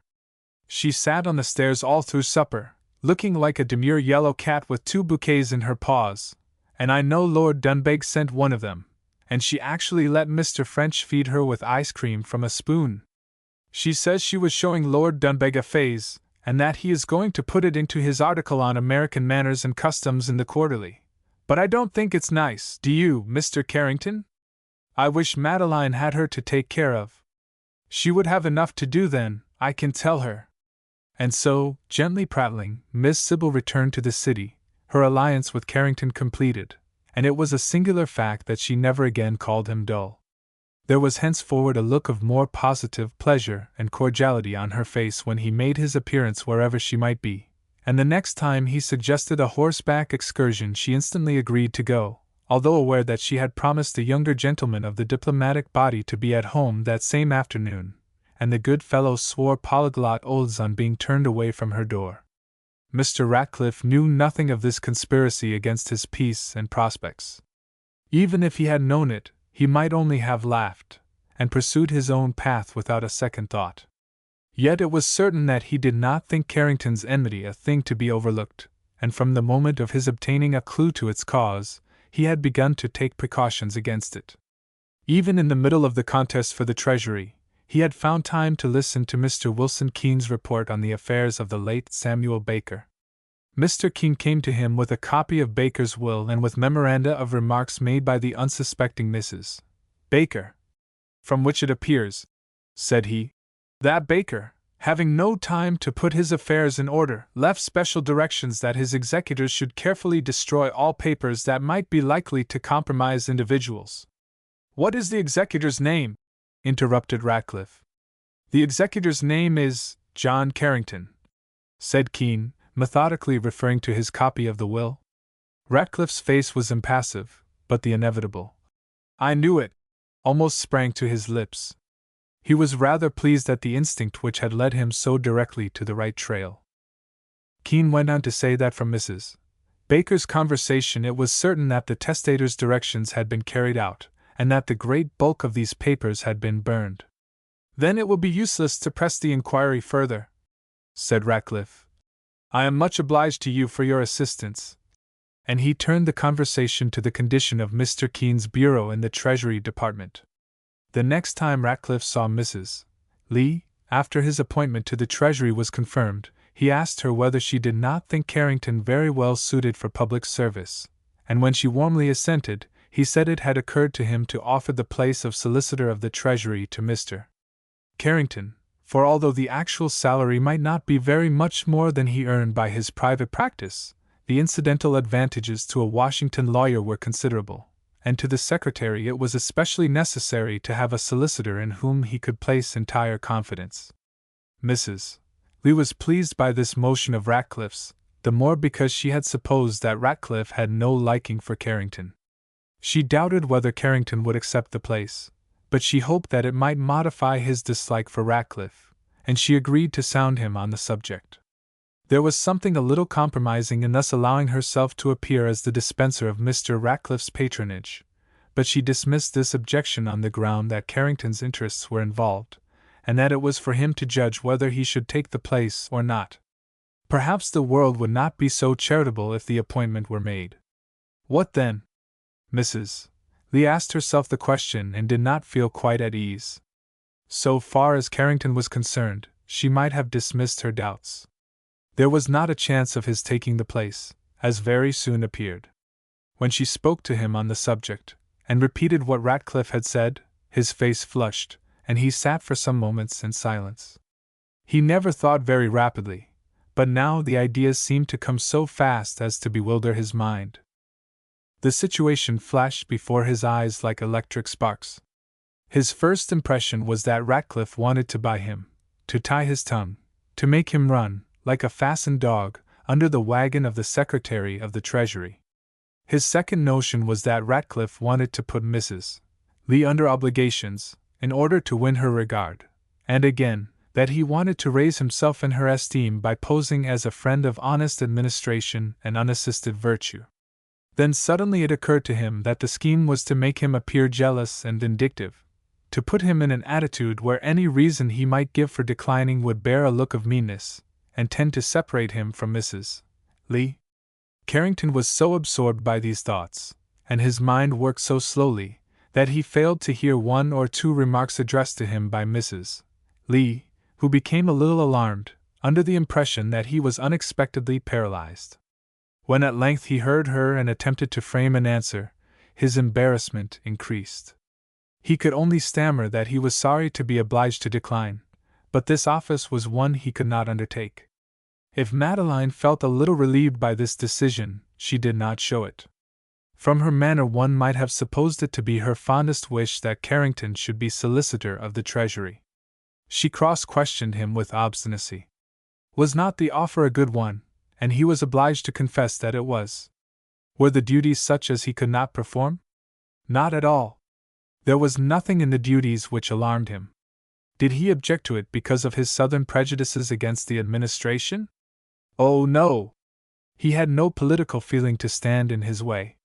What, then, could be his reason for refusing? Carrington resorted again to silence, until Mrs. Lee, a little impatiently, asked whether it was possible that his personal dislike to Ratcliffe could blind him so far as to make him reject so fair a proposal. Carrington, finding himself more and more uncomfortable, rose restlessly from his chair and paced the room. He felt that Ratcliffe had fairly outgeneraled him, and he was at his wits' end to know what card he could play that would not lead directly into Ratcliffe's trump suit. To refuse such an offer was hard enough at best, for a man who wanted money and professional advancement as he did, but to injure himself and help Ratcliffe by this refusal was abominably hard. Nevertheless, he was obliged to admit that he would rather not take a position so directly under Ratcliffe's control. Madeline said no more, but he thought she looked annoyed, and he felt himself in an intolerably painful situation. He was not certain that she herself might not have had some share in proposing the plan, and that his refusal might not have some mortifying consequences for her. What must she think of him, then? At this very moment he would have given his right arm for a word of real affection from Mrs. Lee. He adored her. He would willingly enough have damned himself for her. There was no sacrifice he would not have made to bring her nearer to him. In his upright, quiet, simple kind of way, he immolated himself before her. For months his heart had ached with this hopeless passion. He recognized that it was hopeless.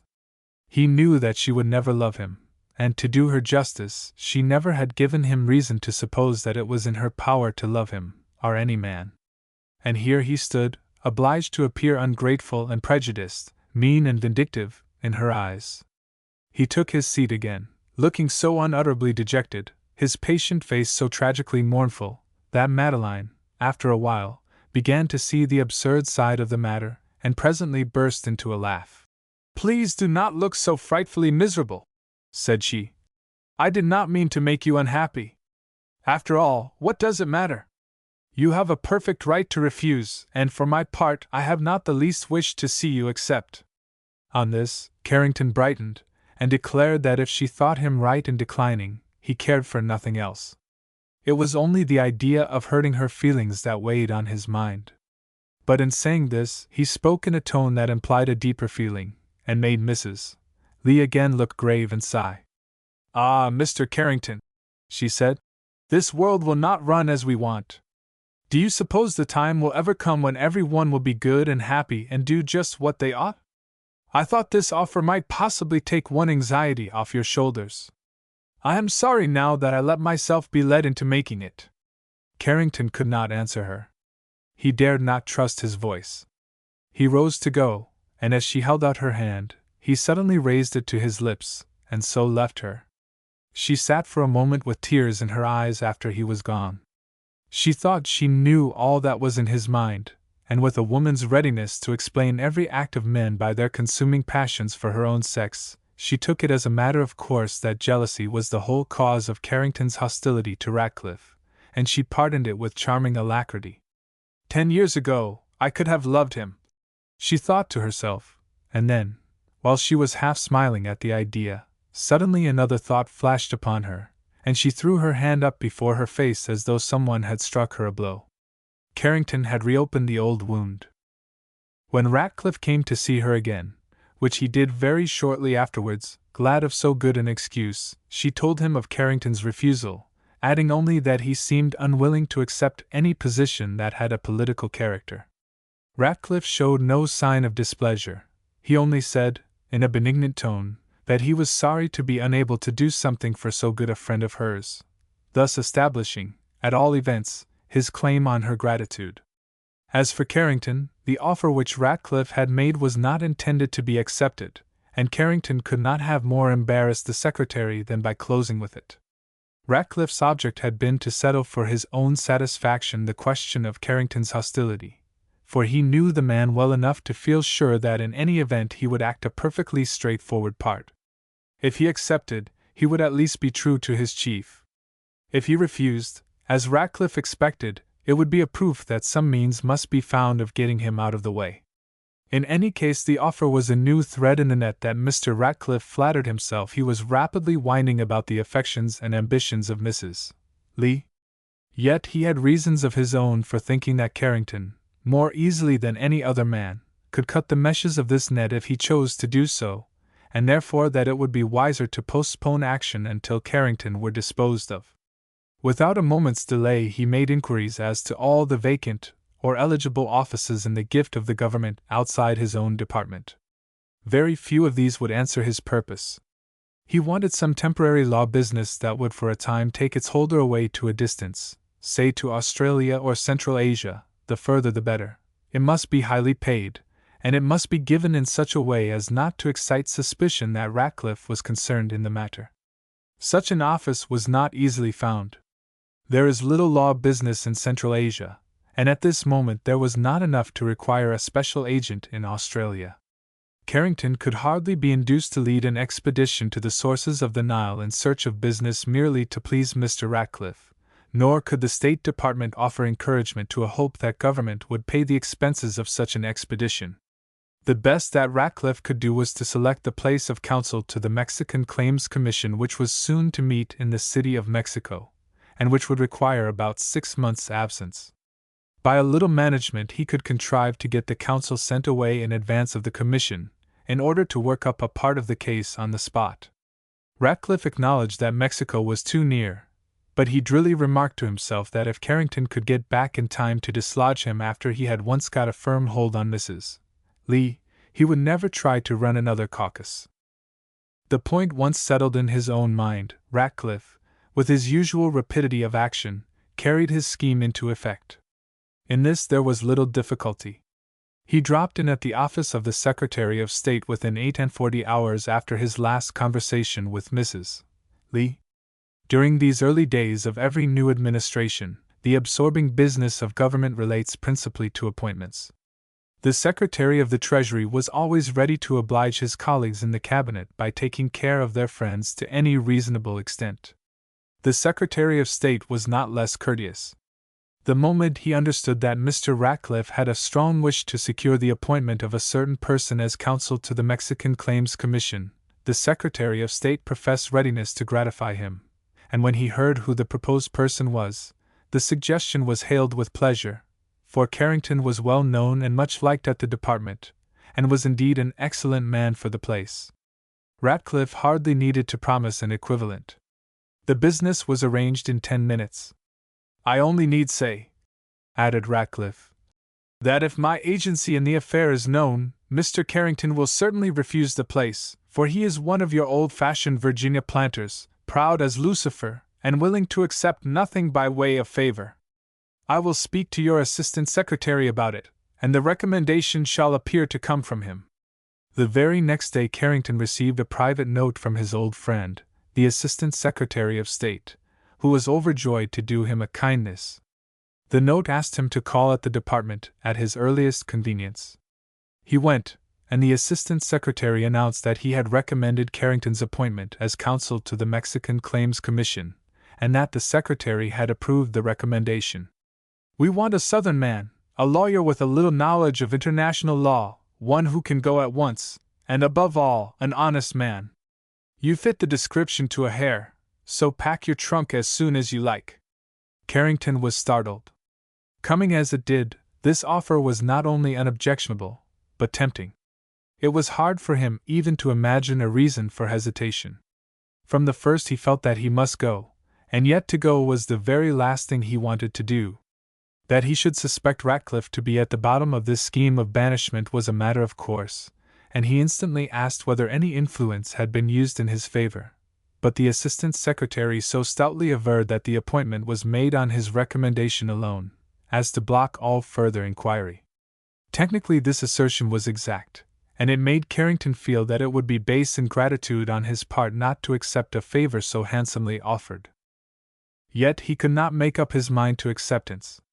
He begged 24 hours delay, in order, as he said, to see whether he could arrange his affairs for a 6 months' absence, although he knew there would be no difficulty in his doing so. He went away and sat in his office alone, gloomily wondering what he could do, although from the first he saw that the situation was only too clear, and there could not be the least dark corner of a doubt to crawl into. 6 months ago he would have jumped at this offer. What had happened within 6 months to make it seem a disaster? Mrs. Lee. There was the whole story. To go away now was to give up Mrs. Lee, and probably to give her up to Ratcliffe. Carrington gnashed his teeth when he thought how skillfully Ratcliffe was playing his cards. The longer he reflected, the more certain he felt that Ratcliffe was at the bottom of this scheme to get rid of him. And yet, as he studied the situation, it occurred to him that after all it was possible for Ratcliffe to make a blunder. This Illinois politician was clever, and understood men, but a knowledge of men is a very different thing from a knowledge of women. Carrington himself had no great experience in the article of women, but he thought he knew more than Ratcliffe, who was evidently relying most on his usual theory of political corruption as applied to feminine weaknesses, and who was only puzzled at finding how high a price Mrs. Lee set on herself. If Ratcliffe were really at the bottom of the scheme for separating Carrington from her, it could only be because he thought that 6 months, or even 6 weeks, would be enough to answer his purpose. And on reaching this point in his reflections, Carrington suddenly rose, lit a cigar, and walked up and down his room steadily for the next hour, with the air of a general arranging a plan of campaign, or a lawyer anticipating his opponent's line of argument. On one point his mind was made up. He would accept. If Ratcliffe really had a hand in this move, he should be gratified. If he had laid a trap, he should be caught in it. And when the evening came, Carrington took his hat and walked off to call upon Mrs. Lee. He found the sisters alone, and quietly engaged in their occupations. Madeline was dramatically mending an openwork silk stocking, a delicate and difficult task which required her whole mind. Sybil was at the piano as usual, and for the first time since he had known her, she rose when he came in, and taking her work-basket, sat down to share in the conversation. She meant to take her place as a woman, henceforward. She was tired of playing girl. Mr. Carrington should see that she was not a fool. Carrington plunged at once into his subject, and announced the offer made to him, at which Madeline expressed delight, and asked many questions. What was the pay? How soon must he go? How long should he be away? Was there danger from the climate? And finally she added, with a smile, What am I to say to Mr. Ratcliffe if you accept this offer after refusing his? As for Sybil, she made one reproachful exclamation. Oh, Mr. Carrington! And sank back into silence and consternation. Her first experiment at taking a stand of her own in the world was not encouraging. She felt betrayed. Nor was Carrington gay. However modest a man may be, only an idiot can forget himself entirely in pursuing the moon and the stars. In the bottom of his soul, he had a lingering hope that when he told his story, Madeline might look up with a change of expression, a glance of unpremeditated regard, a little suffusion of the eyes, a little trembling of the voice. To see himself relegated to Mexico with such cheerful alacrity by the woman he loved was not the experience he would have chosen. He could not help feeling that his hopes were disposed of, and he watched her with a painful sinking of the heart, which did not lead to lightness of conversation. Madeline herself felt that her expressions needed to be qualified, and she tried to correct her mistake. What should she do without a tutor? She said. He must let her have a list of books to read while he was away. They were themselves going north in the middle of May, and Carrington would be back by the time they returned in December. After all, they should see as little of him during the summer if he were in Virginia as if he were in Mexico. Carrington gloomily confessed that he was very unwilling to go, that he wished the idea had never been suggested, that he should be perfectly happy if for any reason the scheme broke down. But he gave no explanation of his feeling, and Madeline had too much tact to press for one. She contented herself by arguing against it, and talking as vivaciously as she could. Her heart really bled for him as she saw his face grow more and more pathetic in its quiet expression of disappointment. But what could she say or do? He sat till after 10 o'clock. He could not tear himself away. He felt that this was the end of his pleasure in life. He dreaded the solitude of his thoughts. Mrs. Lee's resources began to show signs of exhaustion. Long pauses intervened between her remarks, and at length Carrington, with a superhuman effort, apologized for inflicting himself upon her so unmercifully. If she knew, he said, how he dreaded being alone, she would forgive him. Then he rose to go, and in taking leave, asked Sybil if she was inclined to ride the next day. If so, he was at her service. Sybil's face brightened as she accepted the invitation. Mrs. Lee, a day or two afterwards, did mention Carrington's appointment to Mr. Ratcliffe, and she told Carrington that the secretary certainly looked hurt and mortified, but showed it only by almost instantly changing the subject. Chapter 10. The next morning Carrington called at the department, and announced his acceptance of the post. He was told that his instructions would be ready in about a fortnight, and that he would be expected to start as soon as he received them. In the meanwhile, he must devote himself to the study of a mass of papers in the department. There was no trifling allowable here. Carrington had to set himself vigorously to work. This did not, however, prevent him from keeping his appointment with Sybil, and at 4 o'clock they started together, passing out into the quiet shadows of Rock Creek, and seeking still lanes through the woods where their horses walked side by side, and they themselves could talk without the risk of criticism from curious eyes. It was the afternoon of one of those sultry and lowering spring days when life germinates rapidly, but as yet gives no sign, except perhaps some new leaf or flower pushing its soft head up against the dead leaves that have sheltered it. The two riders had something of the same sensation, as though the leafless woods and the laurel thickets, the warm, moist air and the low clouds, were a protection and a soft shelter. Somewhat to Carrington's surprise, he found that it was pleasant to have Sybil's company. He felt towards her as to a sister, a favorite sister. She at once attacked him for abandoning her and breaking his treaty so lately made, and he tried to gain her sympathy by saying that if she knew how much he was troubled, she would forgive him. Then when Sybil asked whether he really must go and leave her without any friend whom she could speak to, his feelings got the better of him. He could not resist the temptation to confide all his troubles in her, since there was no one else in whom he could confide. He told her plainly that he was in love with her sister. "You say that love is nonsense, Miss Ross. I tell you it is no such thing. For weeks and months it is a steady physical pain, an ache about the heart, never leaving one, by night or by day, a long strain on one's nerves like toothache or rheumatism, not intolerable at any one instant, but exhausting by its steady drain on the strength. It is a disease to be borne with patience, like any other nervous complaint, and to be treated with counter-irritants. My trip to Mexico will be good for it, but that is not the reason why I must go." Then he told her all his private circumstances, the ruin which the war had brought on him and his family, how, of his 2 brothers, one had survived the war only to die at home, a mere wreck of disease, privation, and wounds. The other had been shot by his side, and bled slowly to death in his arms during the awful carnage in the wilderness. How his mother and 2 sisters were struggling for a bare subsistence on a wretched Virginian farm, and how all his exertions barely kept them from beggary. "You have no conception of the poverty to which our Southern women are reduced since the war," said he. "They are many of them literally without clothes or bread. The fee he should earn by going to Mexico would double his income this year. Could he refuse? Had he a right to refuse?"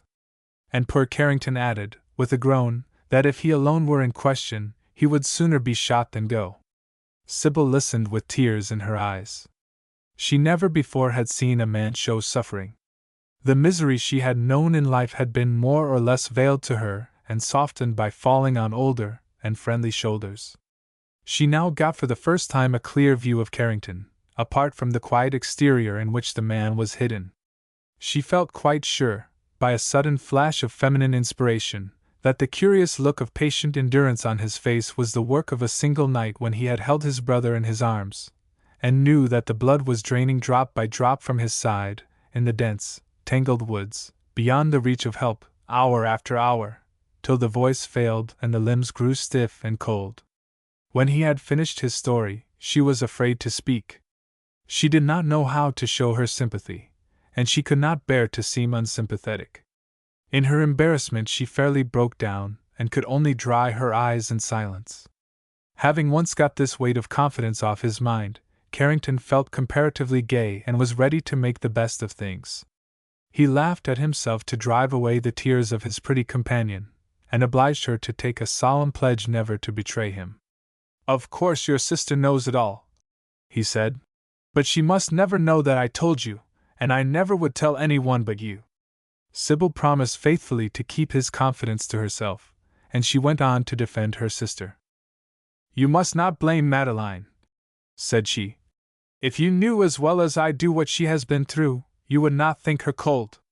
You do know how suddenly her husband died, after only 1 day's illness, and what a nice fellow he was. She was very fond of him, and his death seemed to stun her. We hardly knew what to make of it, she was so quiet and natural. Then just a week later her little child died of diphtheria, suffering horribly, and she wailed with despair because she could not relieve it. After that, she was almost insane. Indeed, I have always thought she was quite insane for a time. I know she was excessively violent, and wanted to kill herself, and I never heard anyone rave as she did about religion and resignation in God. After a few weeks she became quiet and stupid and went about like a machine, and at last she got over it, but has never been what she was before. You know she was a rather fast New York girl before she married, and cared no more about politics and philanthropy than I do. It was a very late thing, all this stuff. But she is not really hard, though she may seem so. It is all on the surface. I always know when she is thinking about her husband or child, because her face gets rigid. She looks then as she used to look after her child died, as though she didn't care what became of her, and she would just as lieve kill herself as not.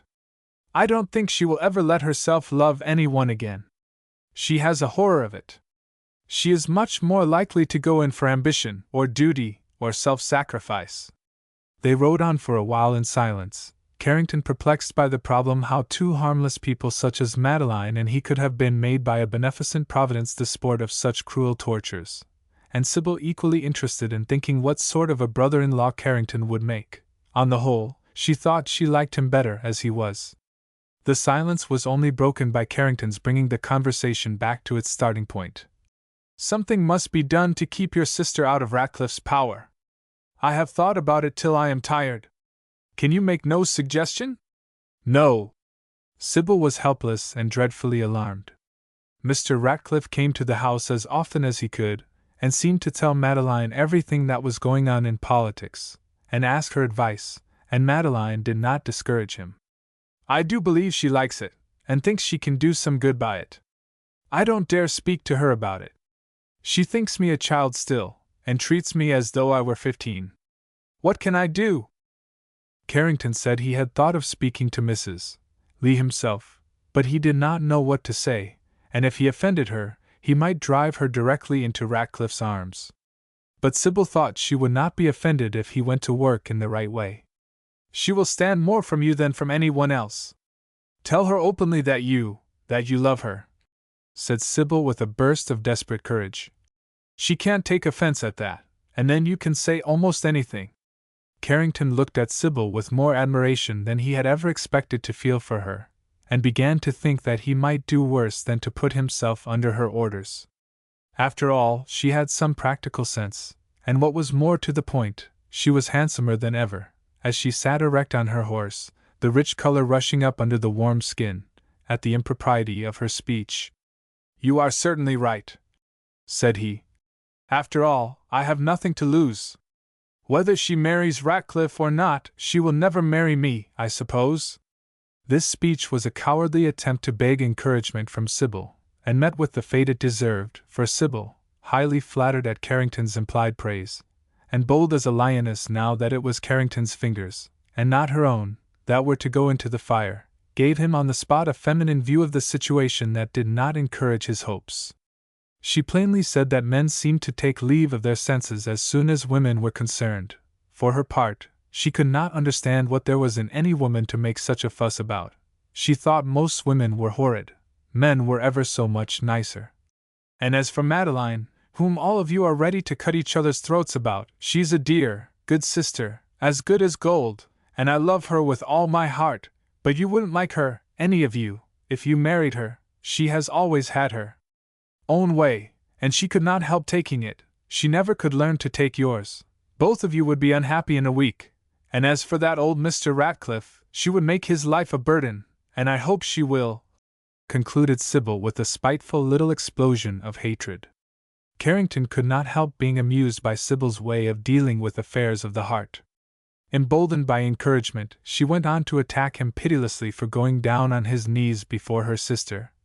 "Just as though you were not as good as she is," and openly avowed that, if she were a man, she would at least have some pride. Men like this kind of punishment. Carrington did not attempt to defend himself. He even courted Sybil's attack. They both enjoyed their ride through the bare woods, by the rippling spring streams, under the languid breath of the moist south wind. It was a small idyll, all the more pleasant because there was gloom before and behind it. Sybil's irrepressible gaiety made Carrington doubt whether, after all, life need be so serious a matter.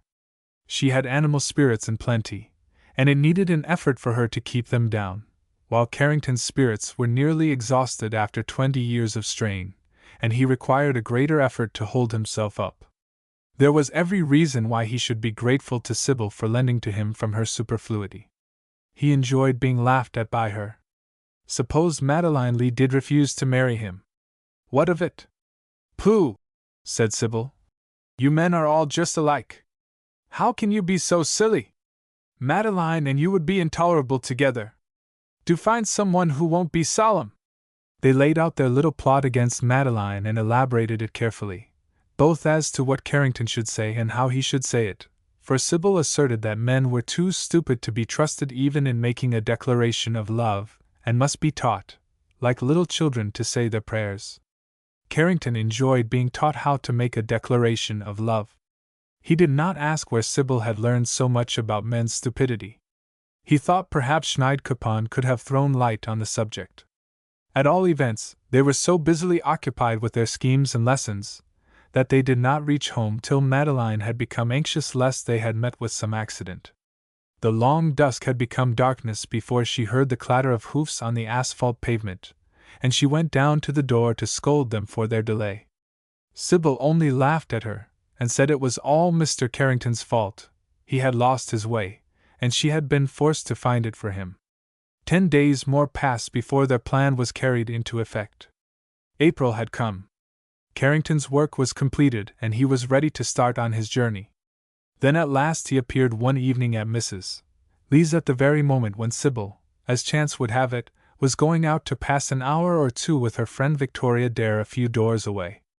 Carrington felt a little ashamed as she went. This kind of conspiracy behind Mrs. Lee's back was not to his taste. He resolutely sat down, and plunged at once into his subject. He was almost ready to go, he said. He had nearly completed his work in the department, and he was assured that his instructions and papers would be ready in 2 days more. He might not have another chance to see Mrs. Lee so quietly again, and he wanted to take his leave now, for this was what lay most heavily on his mind. He should have gone willingly and gladly if it had not been for uneasiness about her. And yet he had till now been afraid to speak openly on the subject. Here he paused for a moment as though to invite some reply. Madeline laid down her work with a look of regret though not of annoyance, and said frankly and instantly that he had been too good a friend to allow of her taking offense at anything he could say. She would not pretend to misunderstand him. My affairs, she added with a shade of bitterness, seem to have become public property, and I would rather have some voice in discussing them myself than to know they are discussed behind my back. This was a sharp thrust at the very outset, but Carrington turned it aside and went quietly on. You are frank and loyal, as you always are. I will be so too. I can't help being so. For months I have had no other pleasure than in being near you. For the first time in my life I have known what it is to forget my own affairs in loving a woman who seems to me without a fault, and for one solitary word from whom I would give all I have in life, and perhaps itself. Madeline flushed and bent towards him with an earnestness of manner that repeated itself in her tone. Mr. Carrington, I am the best friend you have on earth. One of these days you will thank me with your whole soul for refusing to listen to you now. You do not know how much misery I am saving you. I have no heart to give. You want a young, fresh life to help yours, a gay, lively temperament to enliven your despondency, someone still young enough to absorb herself in you and make all her existence yours. I could not do it. I can give you nothing. I have done my best to persuade myself that some day I might begin life again with the old hopes and feelings, but it is no use. The fire is burned out. If you married me, you would destroy yourself. You would wake up some day, and find the universe dust and ashes. Carrington listened in silence. He made no attempt to interrupt or to contradict her. Only at the end he said with a little bitterness, My own life is worth so much to the world and to me, that I suppose it would be wrong to risk it on such a venture, but I would risk it, nevertheless, if you gave me the chance. Do you think me wicked for tempting Providence? I do not mean to annoy you with entreaties. I have a little pride left, and a great deal of respect for you. Yet I think, in spite of all you have said or can say, that one disappointed life may be as able to find happiness and repose in another, as to get them by sucking the young lifeblood of a fresh soul. To this speech, which was unusually figurative for Carrington, Mrs. Lee could find no ready answer. She could only reply that Carrington's life was worth quite as much as his neighbor's, and that it was worth so much to her, if not to himself, that she would not let him wreck it. Carrington went on. Forgive my talking in this way. I do not mean to complain. I shall always love you just as much, whether you care for me or not, because you are the only woman I have ever met, or am ever likely to meet, who seems to me perfect. If this was Sybil's teaching, she had made the best of her time. Carrington's tone and words pierced through all Mrs. Lee's armor as though they were pointed with the most ingenious cruelty, and designed to torture her. She felt hard and small before him. Life for life, his had been, and was now, far less bright than hers, yet he was her superior. He sat there, a true man, carrying his burden calmly, quietly, without complaint, ready to face the next shock of life with the same endurance he had shown against the rest. And he thought her perfect. She felt humiliated that any brave man should say to her face that he thought her perfect. She, perfect. In her contrition she was half ready to go down at his feet and confess her sins, her hysterical dread of sorrow and suffering, her narrow sympathies, her feeble faith, her miserable selfishness, her abject cowardice. Every nerve in her body tingled with shame when she thought what a miserable fraud she was, what a mass of pretensions unfounded, of deceit ingrained. She was ready to hide her face in her hands. She was disgusted, outraged with her own image as she saw it, contrasted with Carrington's single word, perfect. Nor was this the worst. Carrington was not the first man who had thought her perfect. To hear this word suddenly used again, which had never been uttered to her before except by lips now dead and gone, made her brain reel. She seemed to hear her husband once more telling her that she was perfect. Yet against this torture she had a better defense. She had long since hardened herself to bear these recollections, and they steadied and strengthened her. She had been called perfect before now, and what had come of it? 2 graves, and a broken life. She drew herself up with a face now grown quite pale and rigid. In reply to Carrington, she said not a word, but only shook her head slightly without looking at him. He went on, "After all, it is not my own happiness I am thinking of but yours. I never was vain enough to think that I was worth your love, or that I could ever win it. Your happiness is another thing. I care so much for that as to make me dread going away, for fear that you may yet find yourself entangled in this wretched political life here, when, perhaps if I stayed, I might be of some use." "Do you really think, then, that I am going to fall a victim to Mr. Ratcliffe?" asked Madeline, with a cold smile. "Why not?" replied Carrington, in a similar tone. "He can put forward a strong claim to your sympathy and help, if not to your love. He can offer you a great field of usefulness which you want. He has been very faithful to you. Are you quite sure that even now you can refuse him without his complaining that you have trifled with him? And are you quite sure," added Mrs. Lee evasively, "that you have not been judging him much too harshly? I think I know him better than you. He has many good qualities, and some high ones. What harm can he do me? Supposing even that he did succeed in persuading me that my life could be best used in helping his, why should I be afraid of it?" "You and I," said Carrington, "are wide apart in our estimates of Mr. Ratcliffe. To you, of course, he shows his best side. He is on his good behavior, and knows that any false step will ruin him. I see in him only a coarse, selfish, unprincipled politician, who would either drag you down to his own level, or, what is more likely, would very soon disgust you and make your life a wretched self-immolation before his vulgar ambition, or compel you to leave him. In either case you would be the victim. You cannot afford to make another false start in life. Reject me. I have not a word to say against it. But be on your guard against giving your existence up to him." "Why do you think so ill of Mr. Ratcliffe?" asked Madeline. "He always speaks highly of you. Do you know anything against him that the world does not?" "His public acts are enough to satisfy me," replied Carrington, evading a part of the question. "You know that I have never had but one opinion about him." There was a pause in the conversation. Both parties felt that as yet no good had come of it. At length Madeline asked, "What would you have me do? Is it a pledge you want that I will under no circumstances marry Mr. Ratcliffe?" "Certainly not," was the answer. "You know me better than to think I would ask that. I only want you to take time and keep out of his influence until your mind is fairly made up. A year hence I feel certain that you will think of him as I do.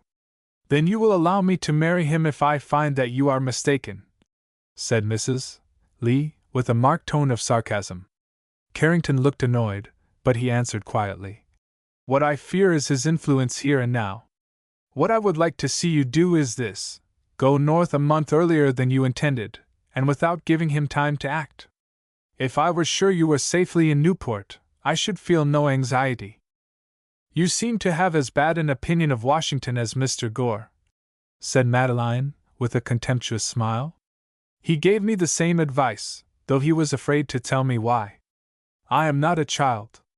I am 30 years old, and have seen something of the world. I am not afraid, like Mr. Gore, of Washington malaria, or, like you, of Mr. Ratcliffe's influence. If I fall a victim, I shall deserve my fate, and certainly I shall have no cause to complain of my friends. They have given me advice enough for a lifetime. Carrington's face darkened with a deeper shade of regret. The turn which the conversation had taken was precisely what he had expected, and both Sybil and he had agreed that Madeline would probably answer just in this way. Nevertheless, he could not but feel acutely the harm he was doing to his own interests, and it was only by a sheer effort of the will that he forced himself to a last and more earnest attack. "I know it is an impertinence," he said. "I wish it were in my power to show how much it costs me to offend you.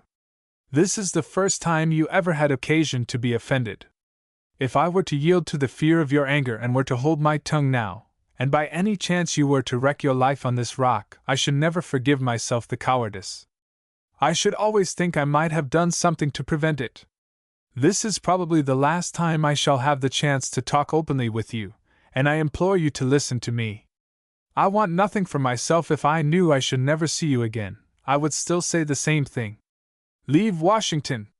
Leave it now, at once, without giving more than 24 hours' notice. Leave it without letting Mr. Ratcliffe see you again in private. Come back next winter if you please, and then accept him if you think proper. I only pray you to think long about it and decide when you are not here." Madeline's eyes flashed, and she threw aside her embroidery with an impatient gesture. "No, Mr. Carrington!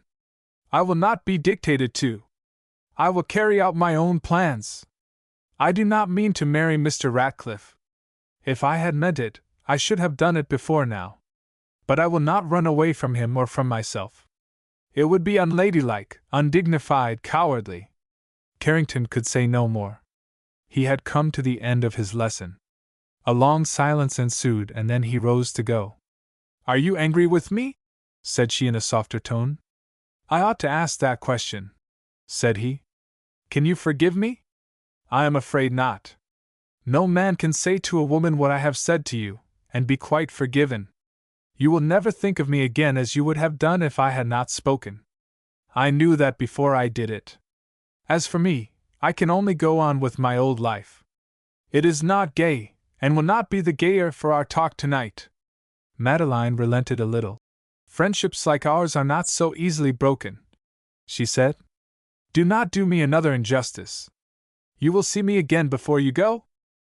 He assented and bade good night. Mrs. Lee, weary and disturbed in mind, hastened to her room. "When Miss Sybil comes in, tell her that I am not very well, and have gone to bed," were her instructions to her maid, and Sybil thought she knew the cause of this headache. But before Carrington's departure he had one more ride with Sybil, and reported to her the result of the interview, at which both of them confessed themselves much depressed. Carrington expressed some hope that Madeline meant, after a sort, to give a kind of pledge by saying that she had no intention of marrying Mr. Ratcliffe, but Sybil shook her head emphatically. "How can a woman tell whether she is going to accept a man until she is asked?" said she with entire confidence, as though she were stating the simplest fact in the world. Carrington looked puzzled, and ventured to ask whether women did not generally make up their minds beforehand on such an interesting point, but Sybil overwhelmed him with contempt. "What good will they do by making up their minds, I should like to know? Of course they would go and do the opposite. Sensible women don't pretend to make up their minds, Mr. Carrington. But you men are so stupid, and you can't understand in the least." Carrington gave it up, and went back to his stale question: could Sybil suggest any other resource? And Sybil sadly confessed that she could not. So far as she could see, they must trust to luck, and she thought it was cruel toward Mr. Carrington to go away and leave her alone without help. He had promised to prevent the marriage. "One thing more I mean to do," said Carrington, "and here everything will depend on your courage and nerve. You may depend upon it that Mr. Ratcliffe will offer himself before you go north. He does not suspect you of making trouble, and he will not think about you in any way if you let him alone and keep quiet. When he does offer himself you will know it, At least your sister will tell you if she has accepted him. If she refuses him point blank, you will have nothing to do but to keep her steady. If you see her hesitating, you must break in at any cost, and use all your influence to stop her. Be bold then, and do your best. If everything fails and she still clings to him, I must play my last card, or rather you must play it for me. I shall leave with you a sealed letter which you are to give her if everything else fails. Do it before she sees Ratcliffe a second time. See that she reads it, and if necessary, make her read it, no matter when or where. No one else must know that it exists, and you must take as much care of it as though it were a diamond. You are not to know what is in it, it must be a complete secret. Do you understand? Sybil thought she did, but her heart sank. When shall you give me this letter? She asked. The evening before I start, when I come to bid goodbye, probably next Sunday. This letter is our last hope. If, after reading that, she does not give him up, you will have to pack your trunk, my dear Sybil, and find a new home, for you can never live with them. He had never before called her by her first name, and it pleased her to hear it now, though she generally had a strong objection to such familiarities. Oh, I wish you were not going, she exclaimed tearfully. What shall I do when you are gone? At this pitiful appeal, Carrington felt a sudden pang. He found that he was not so old as he had thought.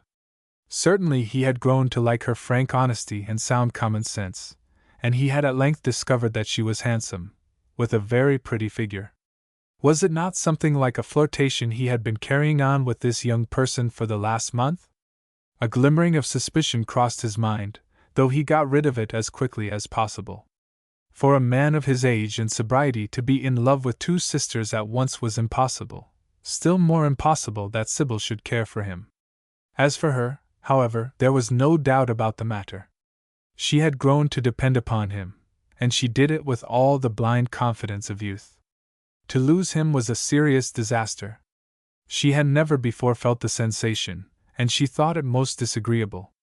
Her youthful diplomatists and admirers could not at all fill Carrington's place. They danced and chirped cheerfully on the hollow crust of society, but they were wholly useless when one suddenly fell through and found oneself struggling in the darkness and dangers beneath. Young women, too, are apt to be flattered by the confidences of older men. They have a keen palate for whatever savors of experience and adventure. For the first time in her life, Sybil had found a man who gave some play to her imagination, one who had been a rebel, and had grown used to the shocks of fate, so as to walk with calmness into the face of death, and to command or obey with equal indifference. She felt that he would tell her what to do when the earthquake came, and would be at hand to consult, which is in a woman's eyes the great object of men's existence, when trouble comes. She suddenly conceived that Washington would be intolerable without him, and that she should never get the courage to fight Mr. Ratcliffe alone, or, if she did, she should make some fatal mistake. They finished their ride very soberly. She began to show a new interest in all that concerned him, and asked many questions about his sisters and their plantation. She wanted to ask him whether she could not do something to help them, but this seemed too awkward. On his part he made her promise to write him faithfully all that took place, and this request pleased her, though she knew his interest was all on her sister's account. The following Sunday evening, when he came to bid goodbye, it was still worse. There was no chance for private talk. Ratcliffe was there, and several diplomatists, including old Jacoby, who had eyes like a cat and saw every motion of one's face. Victoria Dare was on the sofa, chattering with Lord Dunbeg.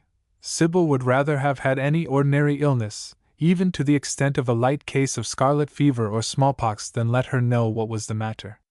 Carrington found means to get Sybil into another room for a moment, and to give her the letter he had promised.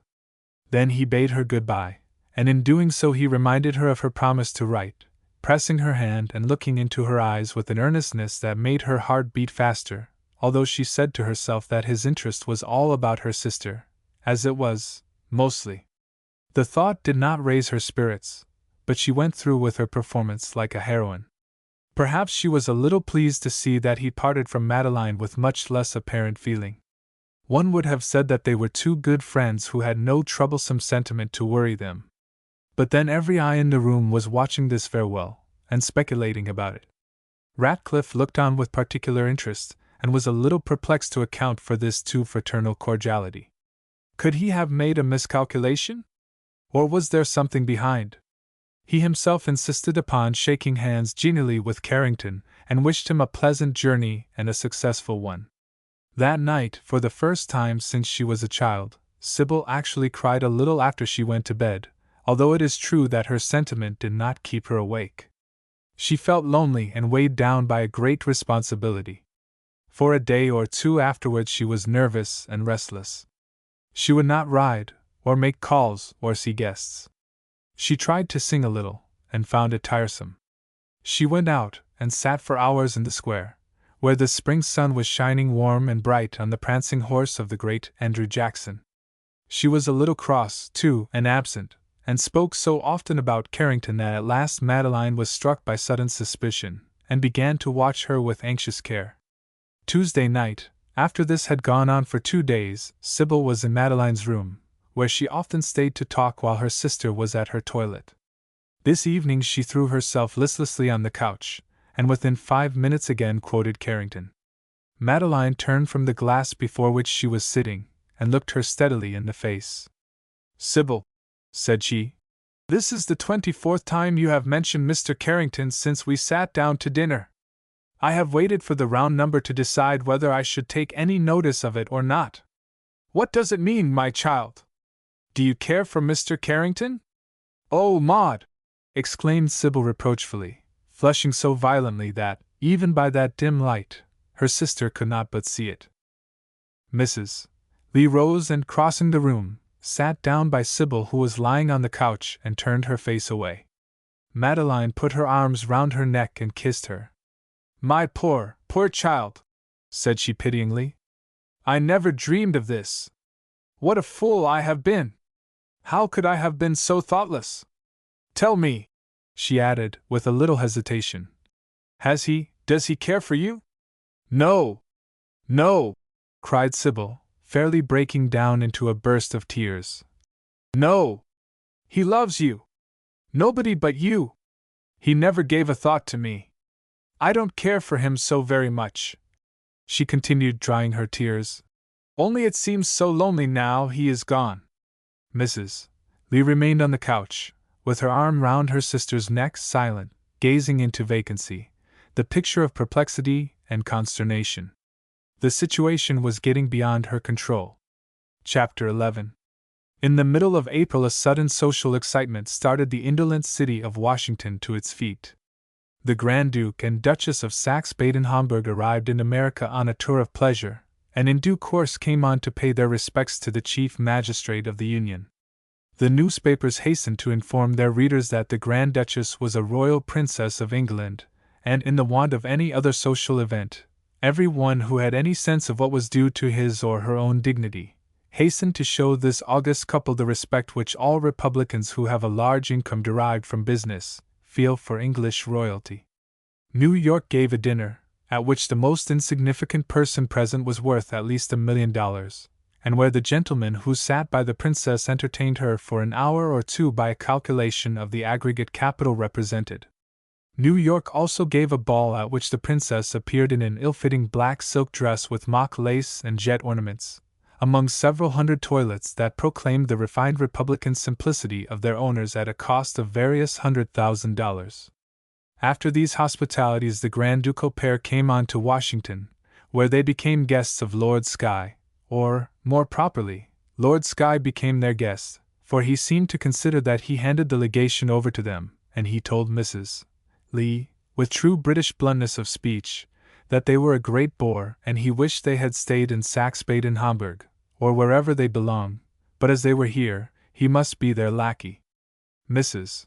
Lee was amused and a little astonished at the candor with which he talked about them, and she was instructed and improved by his dry account of the princess, who, it seemed, made herself disagreeable by her airs of royalty, who had suffered dreadfully from the voyage, and who detested America and everything American, but who was, not without some show of reason, jealous of her husband, and endured endless sufferings, though with a very bad grace, rather than lose sight of him.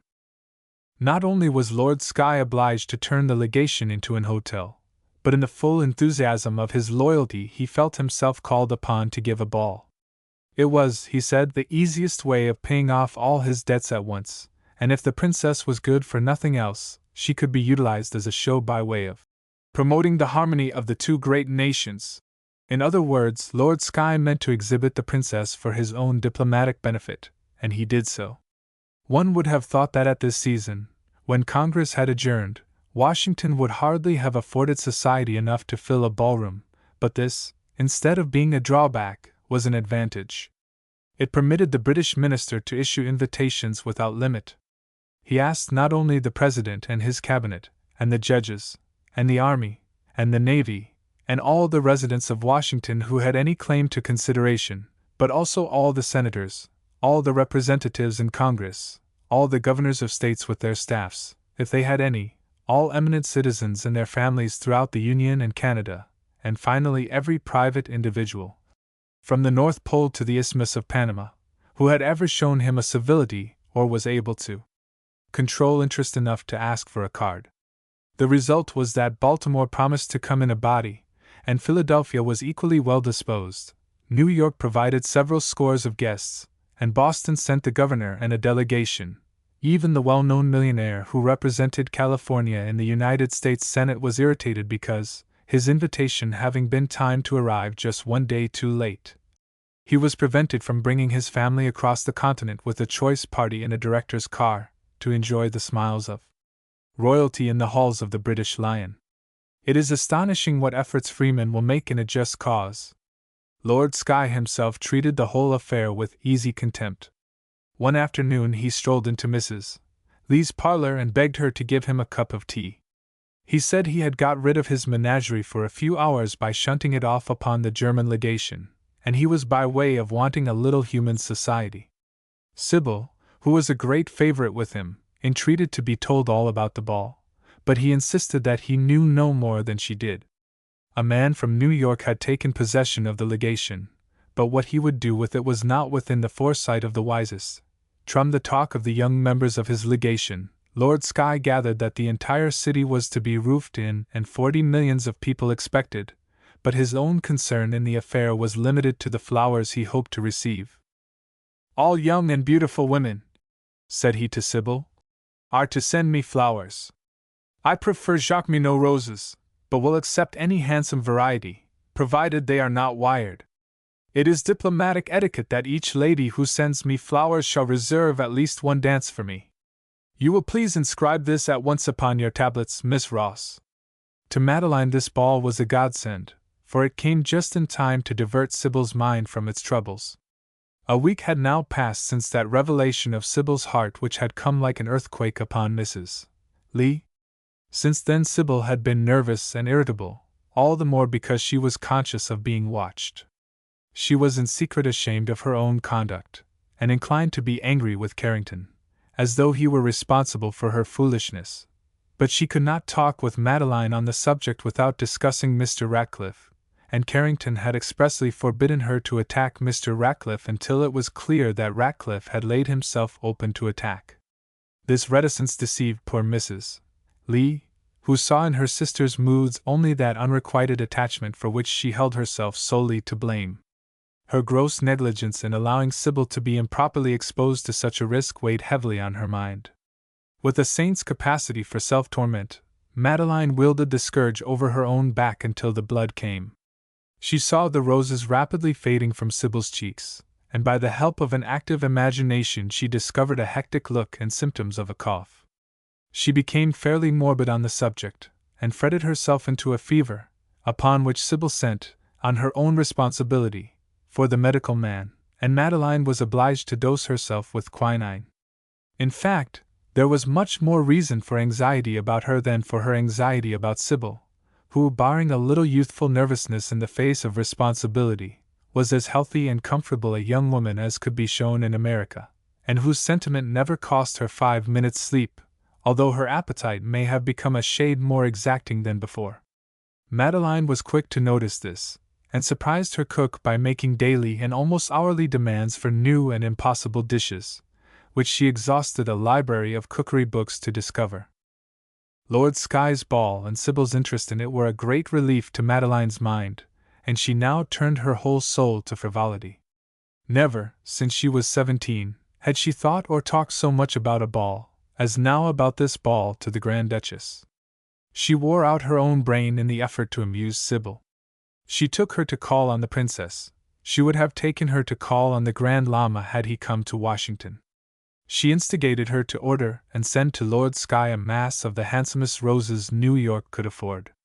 She set her at work on her dress several days before there was any occasion for it, and this famous costume had to be taken out, examined, criticized, and discussed with unending interest.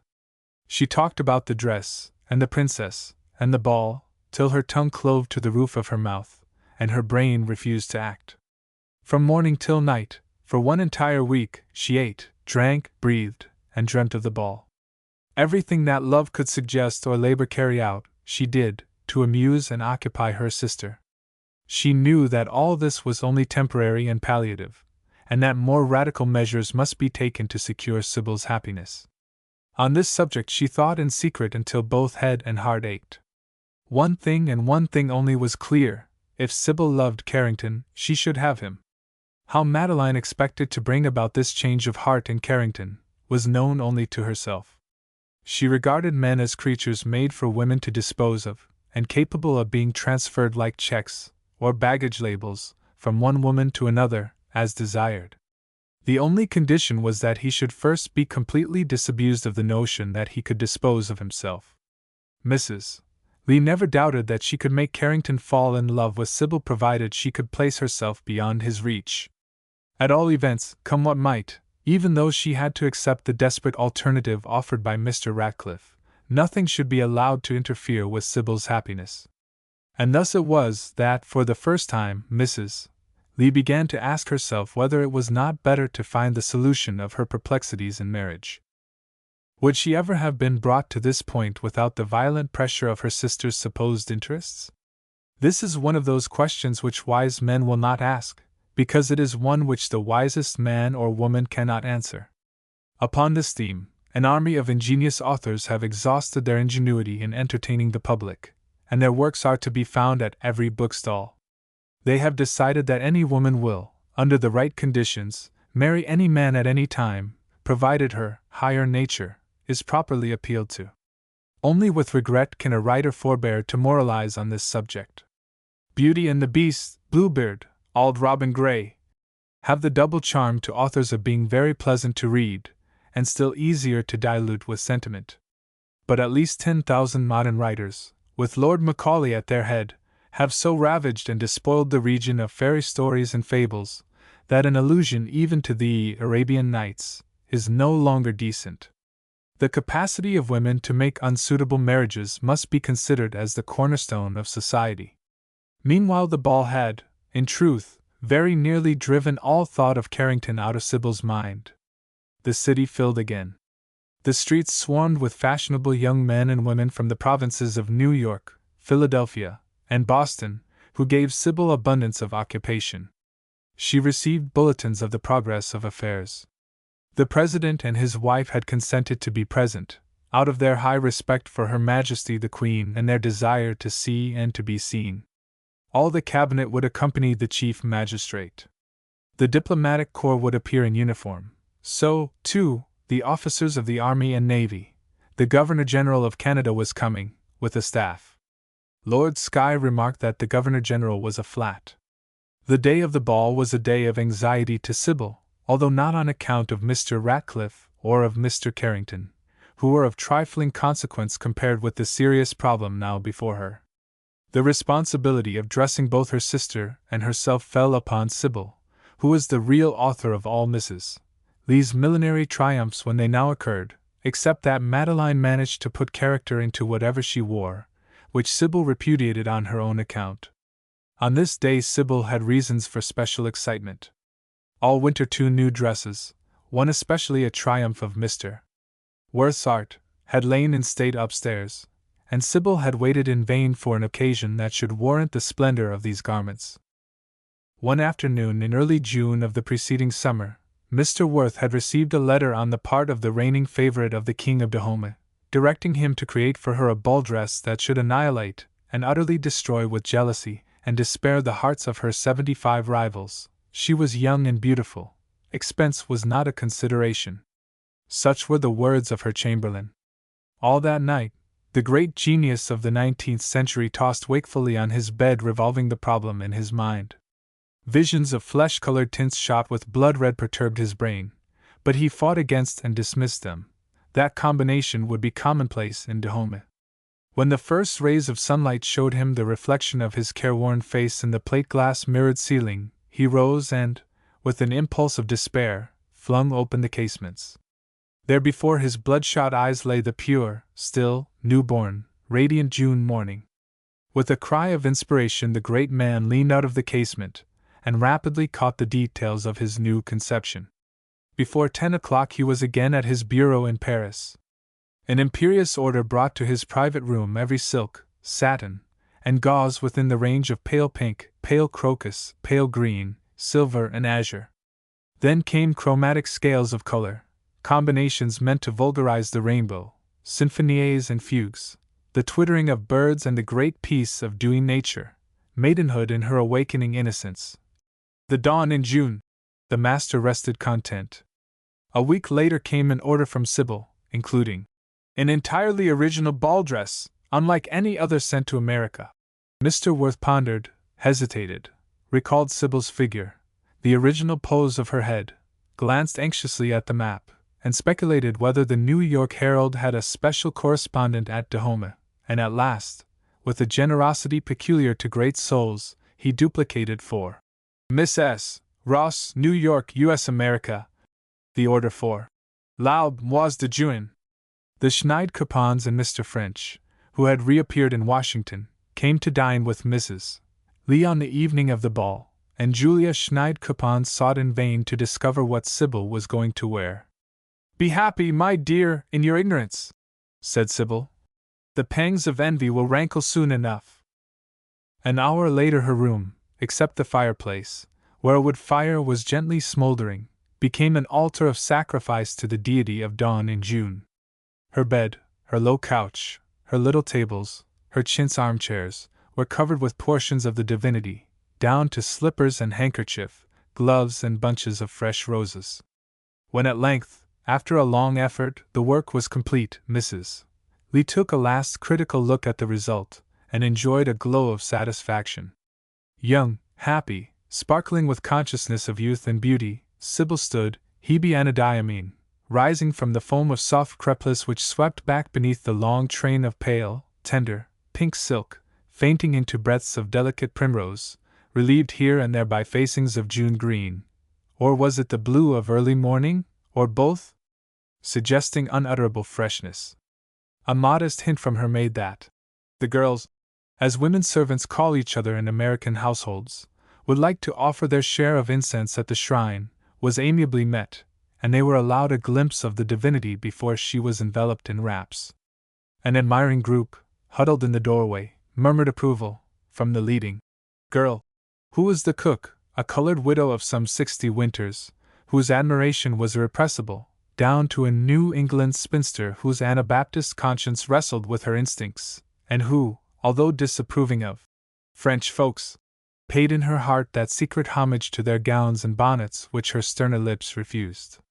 The applause of this audience has, from generation to generation, cheered the hearts of myriads of young women starting out on their little adventures, while the domestic laurels flourish green and fresh for 1/2 hour, until they wither at the threshold of the ballroom. Mrs. Lee toiled long and earnestly over her sister's toilet, for had not she herself in her own day been the best-dressed girl in New York?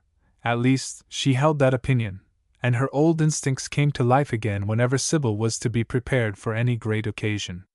Madeline kissed her sister affectionately, and gave her unusual praise when the dawn in June was complete. Sybil was at this moment the ideal of blooming youth, and Mrs. Lee almost dared to hope that her heart was not permanently broken, and that she might yet survive until Carrington could be brought back. Her own toilet was a much shorter affair, but Sybil was impatient long before it was concluded. The carriage was waiting, and she was obliged to disappoint her household by coming down enveloped in her long opera cloak, and hurrying away. When at length the sisters entered the reception room at the British legation, Lord Skye rebuked them for not having come early to receive with him. His lordship, with a huge riband across his breast, and a star on his coat, condescended to express himself vigorously on the subject of the dawn in June. Schneidkoppen, who was proud of his easy use of the latest artistic jargon, looked with respect at Mrs. Lee's silver-gray satin and its Venetian lace, the arrangement of which had been conscientiously stolen from a picture in the Louvre, and he murmured audibly, "Nocturne in silver-gray!" Then, turning to Sybil, "And you? Of course. I see. A song without words." Mr. French came up and, in his most fascinating tones, exclaimed, "Why, Mrs. Lee, you look real handsome tonight!" Jacoby, after a close scrutiny, said that he took the liberty of an old man in telling them that they were both dressed absolutely without fault. Even the Grand Duke was struck by Sybil, and made Lord Skye introduce him, after which ceremony he terrified her by asking the pleasure of a waltz. She disappeared from Madeline's view, not to be brought back again until dawn met dawn. The ball was, as the newspapers declared, a brilliant success. Every one who knows the city of Washington will recollect that, among some scores of magnificent residences which our own and foreign governments have built for the comfort of cabinet officers, judges, diplomatists, vice-presidents, speakers, and senators, the British legation is by far the most impressive. Combining in one harmonious whole the proportions of the Pitti Palace with the decoration of the Casa d'Oro and the dome of an Eastern mosque, this architectural triumph offers extraordinary resources for society. Further description is unnecessary, since anyone may easily refer back to the New York newspapers of the following morning, where accurate plans of the house on the ground floor will be found, while the illustrated newspapers of the same week contain excellent sketches of the most pleasing scenic effects, as well as of the ballroom and of the princess smiling graciously from her throne. The lady just behind the princess on her left is Mrs.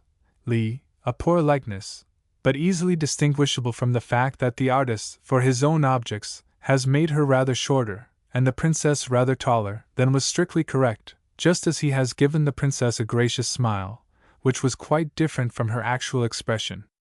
In short, the artist is compelled to exhibit the world rather as we would wish it to be, than as it was or is, or, indeed, is like shortly to become.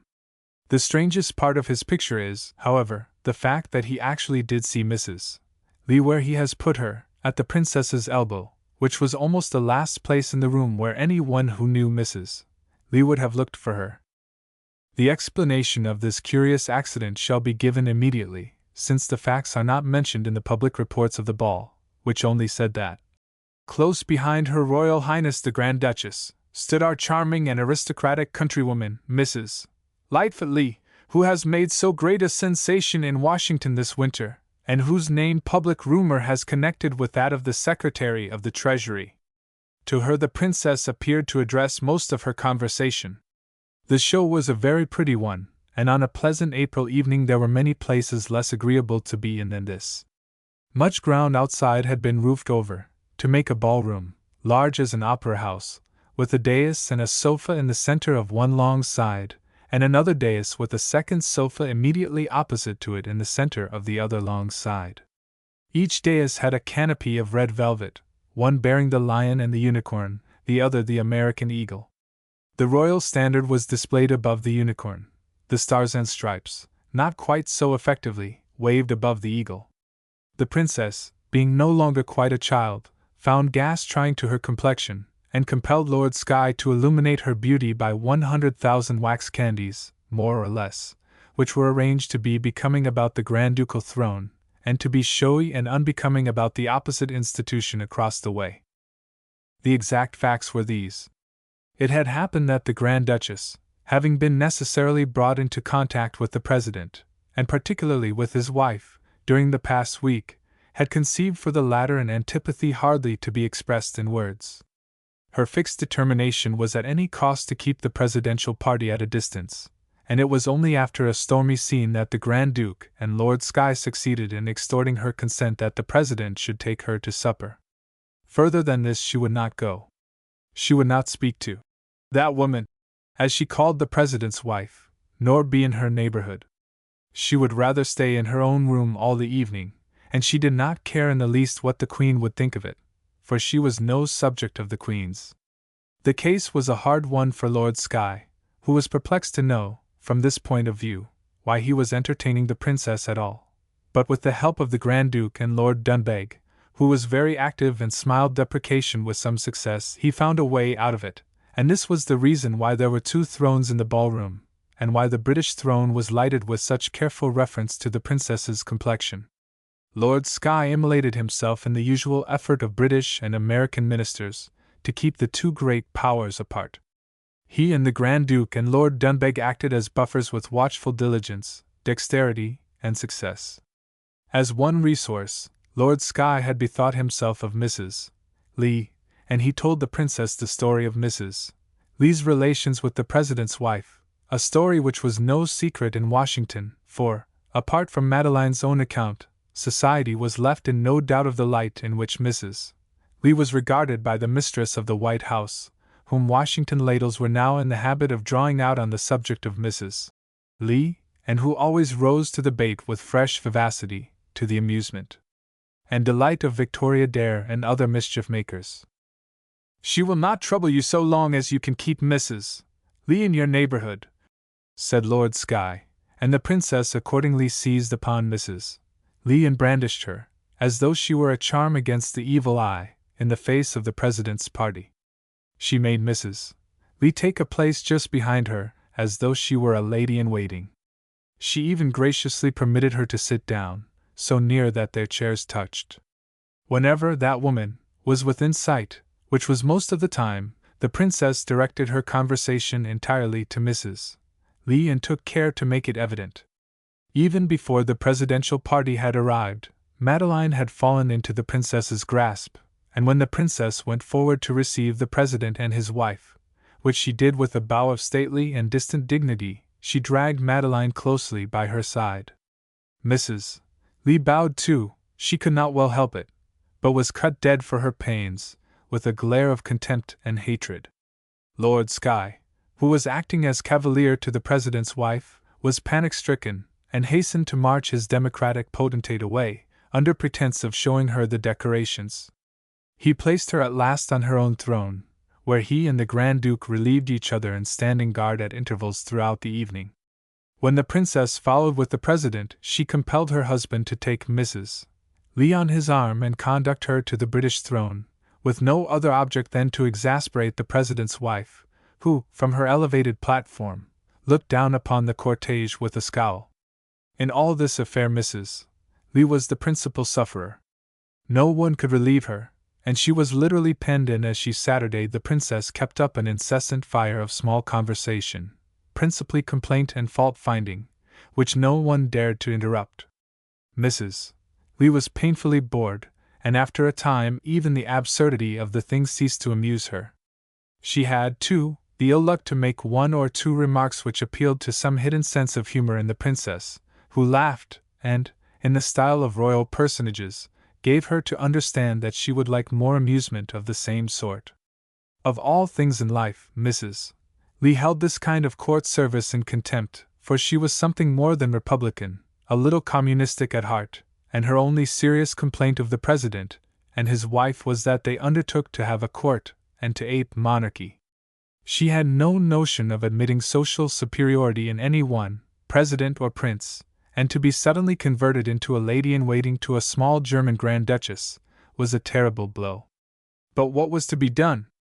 Lord Skye had drafted her into the service, and she could not decently refuse to help him when he came to her side and told her, with his usual calm directness, what his difficulties were, and how he counted upon her to help him out. The same play went on at supper, where there was a royal presidential table, which held about 24 guests, and the 2 great ladies presiding, as far apart as they could be placed. The Grand Duke and Lord Skye, on either side of the president's wife, did their duty like men, and were rewarded by receiving from her much information about the domestic arrangements of the White House. The president, however, who sat next the princess at the opposite end, was evidently depressed, owing partly to the fact that the princess, in defiance of all etiquette, had compelled Lord Dunbeg to take Mrs. Lee to supper and to place her directly next the President. Madeline tried to escape, but was stopped by the Princess, who addressed her across the President and in a decided tone asked her to sit precisely there. Mrs. Lee looked timidly at her neighbor, who made no sign, but ate his supper in silence only broken by an occasional reply to a rare remark. Mrs. Lee pitied him, and wondered what his wife would say when they reached home. She caught Ratcliffe's eye down the table, watching her with a smile. She tried to talk fluently with Dunbeg, but not until supper was long over and 2 o'clock was at hand, not until the presidential party, under all the proper formalities, had taken their leave of the Grand Ducal party, not until Lord Skye had escorted them to their carriage and returned to say that they were gone, did the Princess loose her hold upon Mrs. Lee and allow her to slip away into obscurity. Meanwhile the ball had gone on after the manner of balls. As Madeline sat in her enforced grandeur she could watch all that passed. She had seen Sybil whirling about with one man after another, amid a swarm of dancers, enjoying herself to the utmost, and occasionally giving a nod and a smile to her sister as their eyes met. There, too, was Victoria Dare, who never appeared flurried even when waltzing with Lord Dunbeg, whose education as a dancer had been neglected. The fact was now fully recognized that Victoria was carrying on a systematic flirtation with Dunbeg, and had undertaken as her latest duty the task of teaching him to waltz. His struggles and her calmness in assisting them commanded respect. On the opposite side of the room, by the Republican throne, Mrs. Lee had watched Mr. Ratcliffe standing by the President, who appeared unwilling to let him out of arm's length, and who seemed to make to him most of his few remarks. Schneidkoppen and his sister were mixed in the throng, dancing as though England had never countenanced the heresy of free trade. On the whole, Mrs. Lee was satisfied. If her own sufferings were great, they were not without reward. She studied all the women in the ballroom, and if there was one prettier than Sybil, Madeline's eyes could not discover her. If there was a more perfect dress, Madeline knew nothing of dressing. On these points she felt the confidence of conviction. Her calm would have been complete, had she felt quite sure that none of Sybil's gaiety was superficial and that it would not be followed by reaction. She watched nervously to see whether her face changed its gay expression, and once she thought it became depressed, but this was when the Grand Duke came up to claim his waltz, and the look rapidly passed away when they got upon the floor and His Highness began to wheel round the room with a precision and momentum that would have done honor to a regiment of Life Guards. He seemed pleased with his experiment, for he was seen again and again careering over the floor with Sybil until Mrs.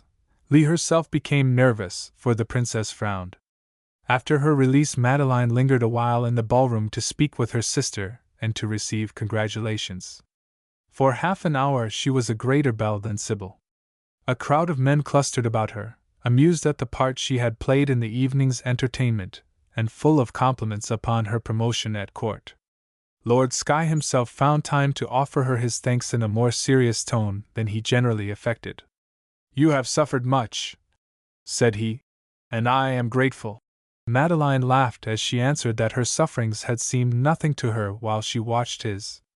But at last she became weary of the noise and glare of the ballroom, and accepting the arm of her excellent friend Count Popoff, she strolled with him back to the house. There at last she sat down on a sofa in a quiet window recess where the light was less strong and where a convenient laurel spread its leaves in front so as to make a bower through which she could see the passers-by without being seen by them except with an effort. Had she been a younger woman, this would have been the spot for a flirtation, but Mrs. Lee never flirted, and the idea of her flirting with Popoff would have seemed ludicrous to all mankind. He did not sit down, but was leaning against the angle of the wall, talking with her, when suddenly Mr. Ratcliffe appeared and took the seat by her side with such deliberation and apparent sense of property that Popoff incontinently turned and fled. No one knew where the secretary came from, or how he learned that she was there. He made no explanation, and she took care to ask for none. She gave him a highly colored account of her evening's service as lady-in-waiting, which he matched by that of his own trials as gentleman usher to the President, who, it seemed, had clung desperately to his old enemy in the absence of any other rock to clutch at. Ratcliffe looked the character of Prime Minister sufficiently well at this moment. He would have held his own, at a pinch, in any court, not merely in Europe but in India or China, where dignity is still expected of gentlemen. Excepting for a certain coarse and animal expression about the mouth, and an indefinable coldness in the eye, he was a handsome man and still in his prime. Every one remarked how much he was improved since entering the cabinet. He had dropped his senatorial manner. His clothes were no longer congressional, but those of a respectable man, neat and decent. His shirts no longer protruded in the wrong places, nor were his shirt collars frayed or soiled. His hair did not stray over his eyes, ears, and coat, like that of a Scotch terrier, but had got itself cut. Having overheard Mrs. Lee express on one occasion her opinion of people who did not take a cold bath every morning, he had thought it best to adopt this reform, although he would not have had it generally known, taught it savored of caste. He made an effort not to be dictatorial and to forget that he had been the prairie giant, the bully of the Senate. In short, what with Mrs. Lee's influence, and what with his emancipation from the Senate chamber with its code of bad manners and worse morals, Mr. Ratcliffe was fast becoming a respectable member of society whom a man who had never been in prison or in politics might safely acknowledge as a friend. Mr. Ratcliffe was now evidently bent upon being heard. After charting for a time with some humor on the President's successes as a man of fashion, he changed the subject to the merits of the President as a statesman, and little by little as he spoke he became serious, and his voice sank into low and confidential tones.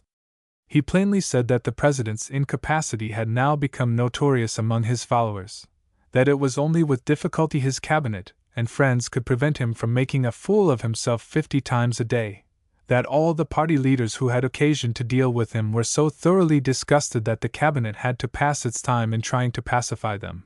While this state of things lasted, Ratcliffe's own influence must be paramount. He had good reason to know that if the presidential election were to take place this year, nothing could prevent his nomination and election. Even at 3 years' distance the chances in his favor were at least 2 to 1, and after this exordium he went on in a low tone with increasing earnestness, while Mrs. Lee sat motionless as the statue of Agrippina, her eyes fixed on the ground. I am not one of those who are happy in political life. I am a politician because I cannot help myself. It is the trade I am fittest for, and ambition is my resource to make it tolerable. In politics we cannot keep our hands clean. I have done many things in my political career that are not defensible. To act with entire honesty and self-respect, one should always live in a pure atmosphere, and the atmosphere of politics is impure.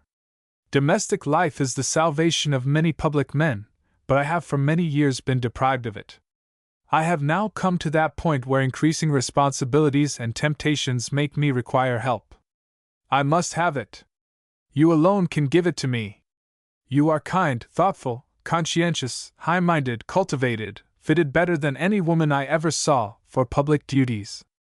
Your place is there.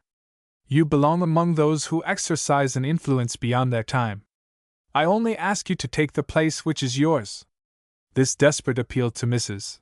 Lee's ambition was a calculated part of Ratcliffe's scheme. He was well aware that he had marked high game, and that in proportion to this height must be the power of his lure. Nor was he embarrassed because Mrs. Lee sat still and pale with her eyes fixed on the ground and her hands twisted together in her lap. The eagle that soars highest must be longer in descending to the ground than the sparrow or the partridge. Mrs. Lee had 1,000 things to think about in this brief time, and yet she found that she could not think at all. A succession of mere images and fragments of thought passed rapidly over her mind, and her will exercised no control upon their order or their nature. One of these fleeting reflections was that in all the offers of marriage she had ever heard, this was the most unsentimental and businesslike. As for his appeal to her ambition, it fell quite dead upon her ear. But a woman must be more than a heroine who can listen to flattery so evidently sincere, from a man who is preeminent among men, without being affected by it. To her, however, the great and overpowering fact was that she found herself unable to retreat or escape. Her tactics were disconcerted, her temporary barriers beaten down. The offer was made. What should she do with it? She had thought for months on this subject without being able to form a decision. What hope was there that she should be able to decide now, in a ballroom, at a minute's notice? When, as occasionally happens, the conflicting sentiments, prejudices, and passions of a lifetime are compressed into a single instant, they sometimes overcharge the mind and it refuses to work. Mrs. Lee sat still and let things take their course, a dangerous expedient, as thousands of women have learned, for it leaves them at the mercy of the strong will, bent upon mastery. The music from the ballroom did not stop. Crowds of persons passed by their retreat. Some glanced in, and not one of these felt a doubt what was going on there. An unmistakable atmosphere of mystery and intensity surrounded the pair. Ratcliffe's eyes were fixed upon Mrs. Lee, and hers on the ground. Neither seemed to speak or to stir. Old Baron Jacobi, who never failed to see everything, saw this as he went by, and ejaculated a foreign oath of frightful import. Victoria Dare saw it, and was devoured by curiosity to such a point as to be hardly capable of containing herself. After a silence which seemed interminable, Ratcliffe went on. I do not speak of my own feelings because I know that unless compelled by a strong sense of duty, you will not be decided by any devotion of mine. But I honestly say that I have learned to depend on you to a degree I can hardly express, and when I think of what I should be without you, life seems to me so intolerably dark that I am ready to make any sacrifice, to accept any conditions that will keep you by my side. Meanwhile Victoria Dare, although deeply interested in what Dunbeg was telling her, had met Sybil and had stopped a single second to whisper in her ear. You had better look after your sister, in the window, behind the laurel with Mr. Ratcliffe.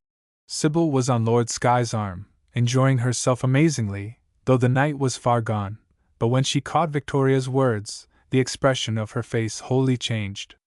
All the anxieties and terrors of the last fortnight came back upon it. She dragged Lord Skye across the hall and looked in upon her sister. One glance was enough. Desperately frightened but afraid to hesitate, she went directly up to Madeline, who was still sitting like a statue, listening to Ratcliffe's last words.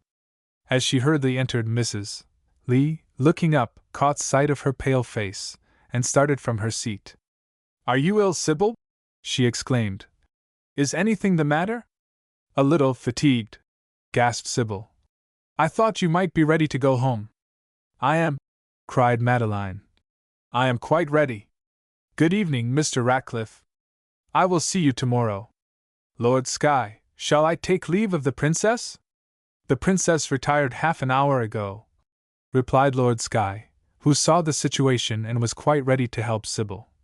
Let me take you to the dressing-room and order your carriage. Mr. Ratcliffe found himself suddenly left alone, while Mrs. Lee hurried away, torn by fresh anxieties.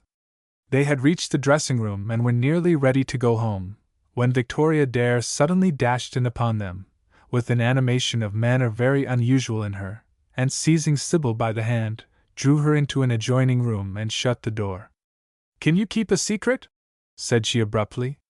What? Said Sybil, looking at her with open-mouthed interest. You don't mean, are you really? Tell me, quick. Yes, said Victoria, relapsing into composure. I am engaged.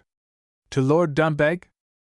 Victoria nodded, and Sybil, whose nerves were strung to the highest pitch by excitement, flattery, fatigue, perplexity, and terror, burst into a paroxysm of laughter that startled even the calm Miss Dare. Poor Lord Dunbeg! Don't be hard on him, Victoria! She gasped when at last she found breath. Do you really mean to pass the rest of your life in Ireland? Oh, how much you will teach them! You forget, my dear, said Victoria, who had placidly enthroned herself on the foot of a bed, that I am not a pauper. I am told that Dunbeg Castle is a romantic summer residence, and in the dull season we shall of course go to London or somewhere. I shall be civil to you when you come over. Don't you think a coronet will look well on me? Sybil burst again into laughter so irrepressible and prolonged that it puzzled even poor Dunbeg, who was impatiently pacing the corridor outside. It alarmed Madeline, who suddenly opened the door. Sybil recovered herself, and, her eyes streaming with tears, presented Victoria to her sister. Madeline, allow me to introduce you to the Countess Dunbeg. But Mrs. Lee was much too anxious to feel any interest in Lady Dunbeg. A sudden fear struck her that Sybil was going into hysterics because Victoria's engagement recalled her own disappointment. She hurried her sister away to the carriage. Chapter 12. They drove home in silence, Mrs. Lee disturbed with anxieties and doubts, partly caused by her sister, partly by Mr. Ratcliffe. Sybil divided between amusement at Victoria's conquest, and alarm at her own boldness in meddling with her sister's affairs. Desperation, however, was stronger than fear. She made up her mind that further suspense was not to be endured. She would fight her battle now before another hour was lost. Surely no time could be better. A few moments brought them to their door. Mrs. Lee had told her maid not to wait for them, and they were alone. The fire was still alive on Madeline's hearth, and she threw more wood upon it. Then she insisted that Sybil must go to bed at once. But Sybil refused. She felt quite well, she said, and not in the least sleepy. She had a great deal to talk about, and wanted to get it off her mind. Nevertheless, her feminine regard for the dawn in June led her to postpone what she had to say until with Madeline's help she had laid the triumph of the ball carefully aside. Then, putting on her dressing gown, and hastily plunging Carrington's letter into her breast, like a concealed weapon, she hurried back to Madeline's room and established herself in a chair before the fire. There, after a moment's pause, the two women began their long-deferred trial of strength, in which the match was so nearly equal as to make the result doubtful.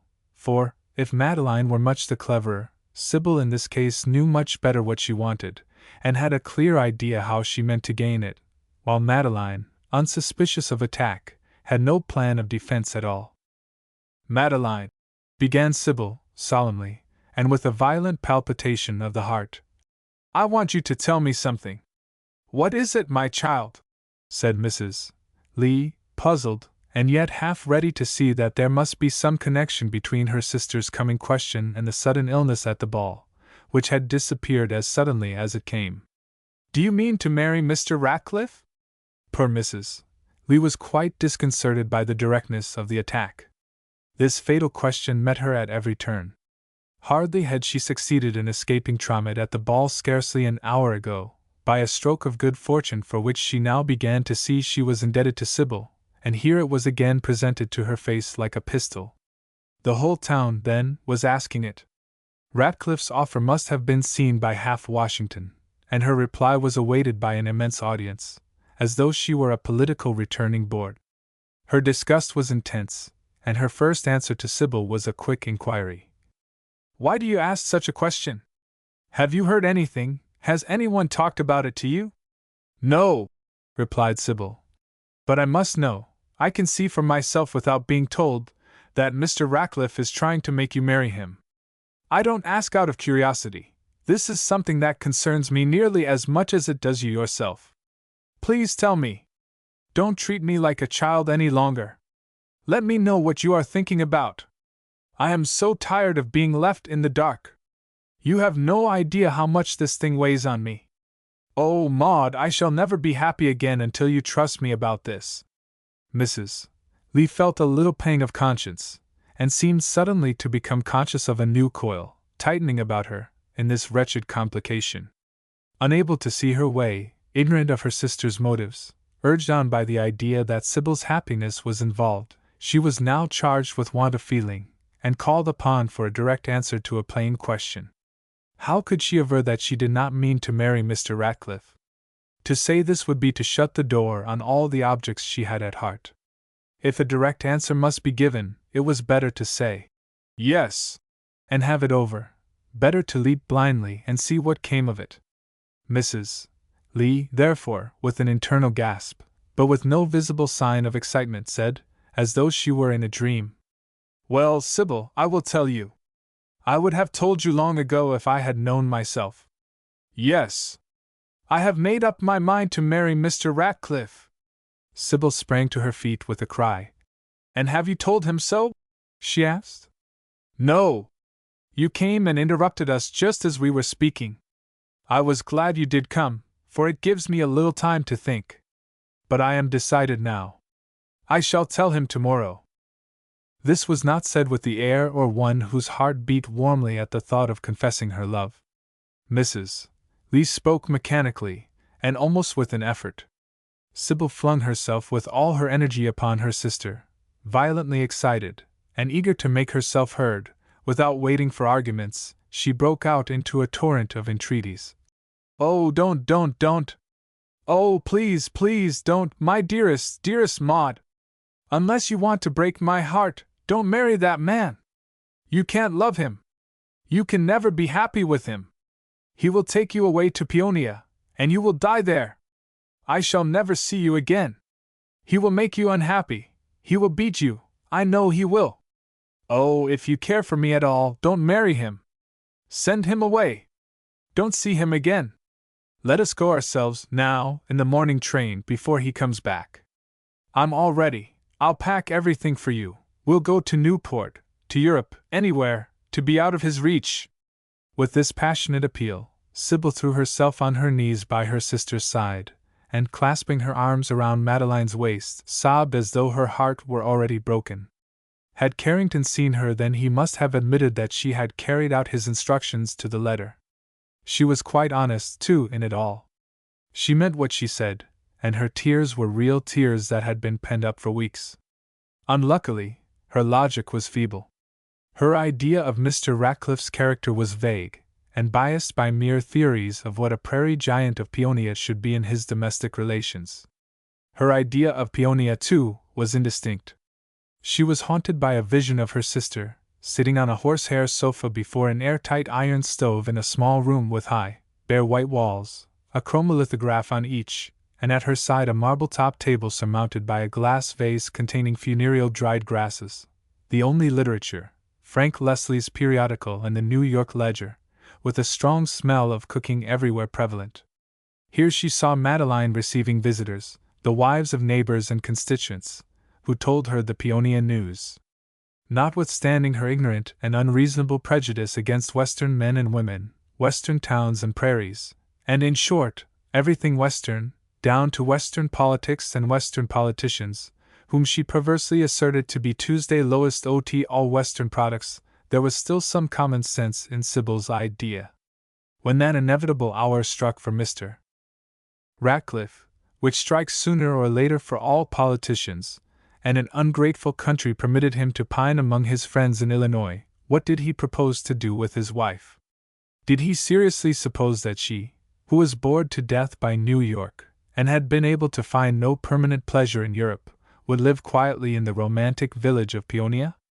If not, did Mr. Ratcliffe imagine that they could find happiness in the enjoyment of each other's society, and of Mrs. Lee's income, in the excitements of Washington? In the ardor of his pursuit, Mr. Ratcliffe had accepted in advance any conditions which Mrs. Lee might impose, but if he really imagined that happiness and content lay on the purple rim of this sunset, he had more confidence in women and in money than a wider experience was ever likely to justify. Whatever might be Mr. Ratcliffe's schemes for dealing with these obstacles, they could hardly be such as would satisfy Sybil, who, if inaccurate in her theories about prairie giants, yet understood women, and especially her sister, much better than Mr. Ratcliffe ever could do. Here she was safe, and it would have been better had she said no more, for Mrs. Lee, though staggered for a moment by her sister's vehemence, was reassured by what seemed the absurdity of her fears. Madeline rebelled against this hysterical violence of opposition, and became more fixed in her decision. She scolded her sister in good set terms. "Sybil, Sybil! You must not be so violent. Behave like a woman, and not like a spoiled child." Mrs. Lee, like most persons who have to deal with spoiled or unspoiled children, resorted to severity, not so much because it was the proper way of dealing with them, as because she knew not what else to do. She was thoroughly uncomfortable and weary. She was not satisfied with herself, or with her own motives. Doubt encompassed her on all sides, and her worst opponent was that sister whose happiness had turned the scale against her own judgment. Nevertheless, her tactics answered their object of checking Sybil's vehemence. Her sobs came to an end, and she presently rose with a quieter air. "Madeline," said she, "do you really want to marry Mr. Ratcliffe?" What else can I do, my dear Sybil? I want to do whatever is for the best. I thought you might be pleased. You thought I might be pleased?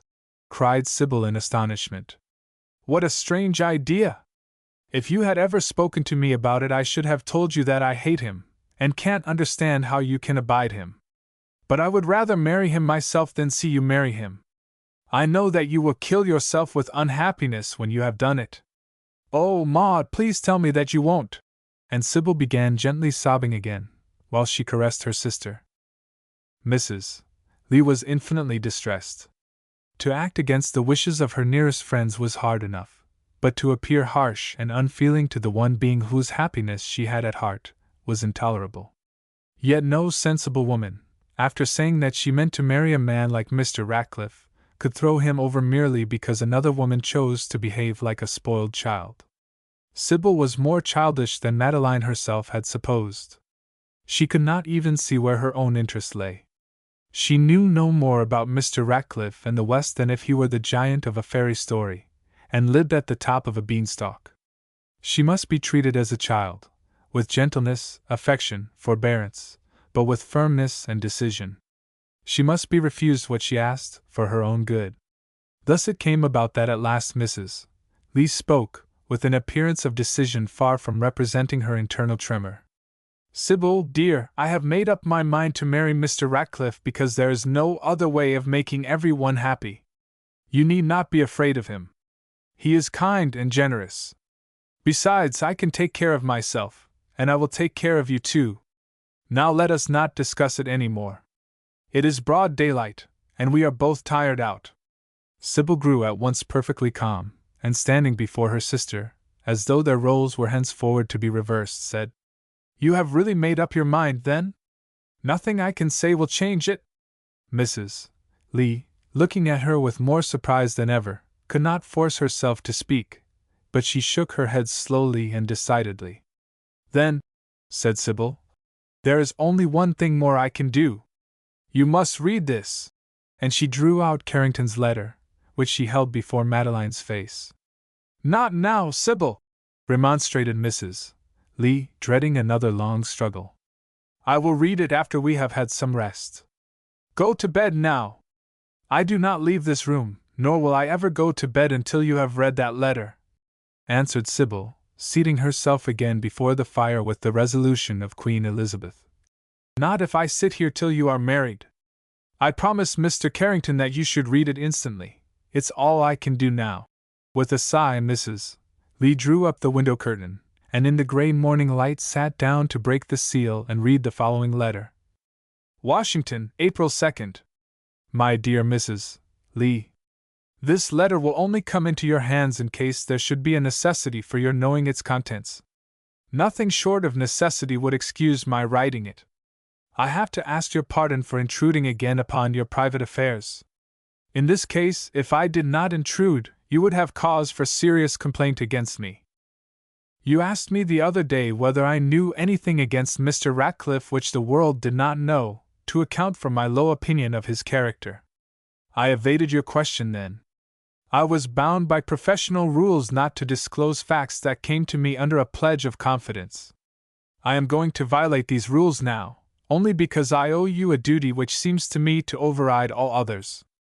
I do know facts in regard to Mr. Ratcliffe, which have seemed to me to warrant a very low opinion of his character, and to mark him as unfit to be, I will not say your husband, but even your acquaintance. You know that I am executor to Samuel Baker's will. You know who Samuel Baker was. You have seen his wife. She has told you herself that I assisted her in the examination and destruction of all her husband's private papers according to his special deathbed request.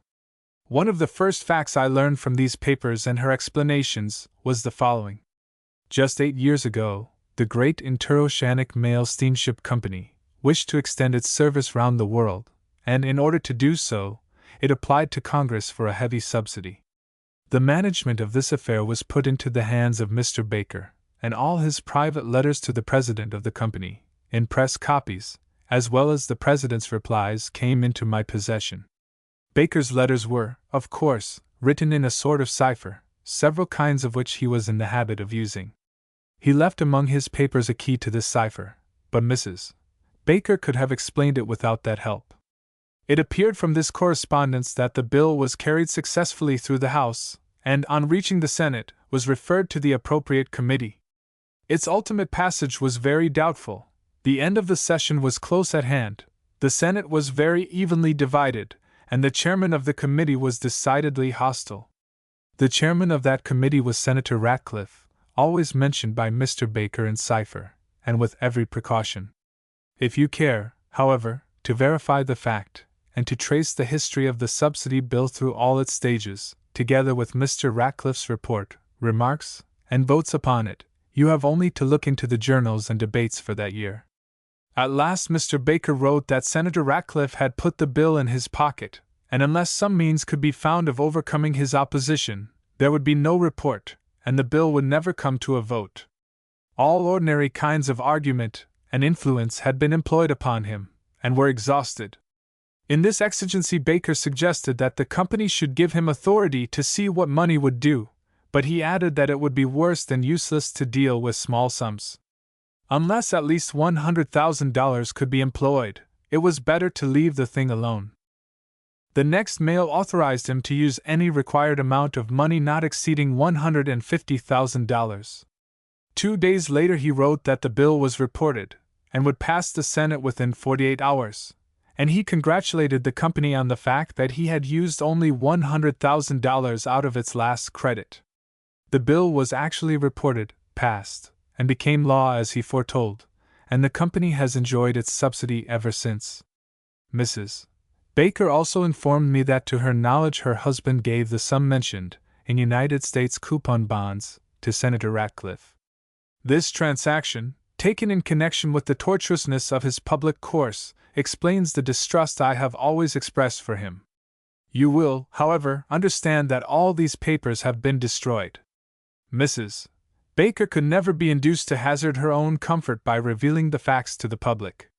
The officers of the company in their own interests would never betray the transaction, and their books were undoubtedly so kept as to show no trace of it. If I made this charge against Mr. Ratcliffe, I should be the only sufferer. He would deny and laugh at it. I could prove nothing. I am therefore more directly interested than he is in keeping silence.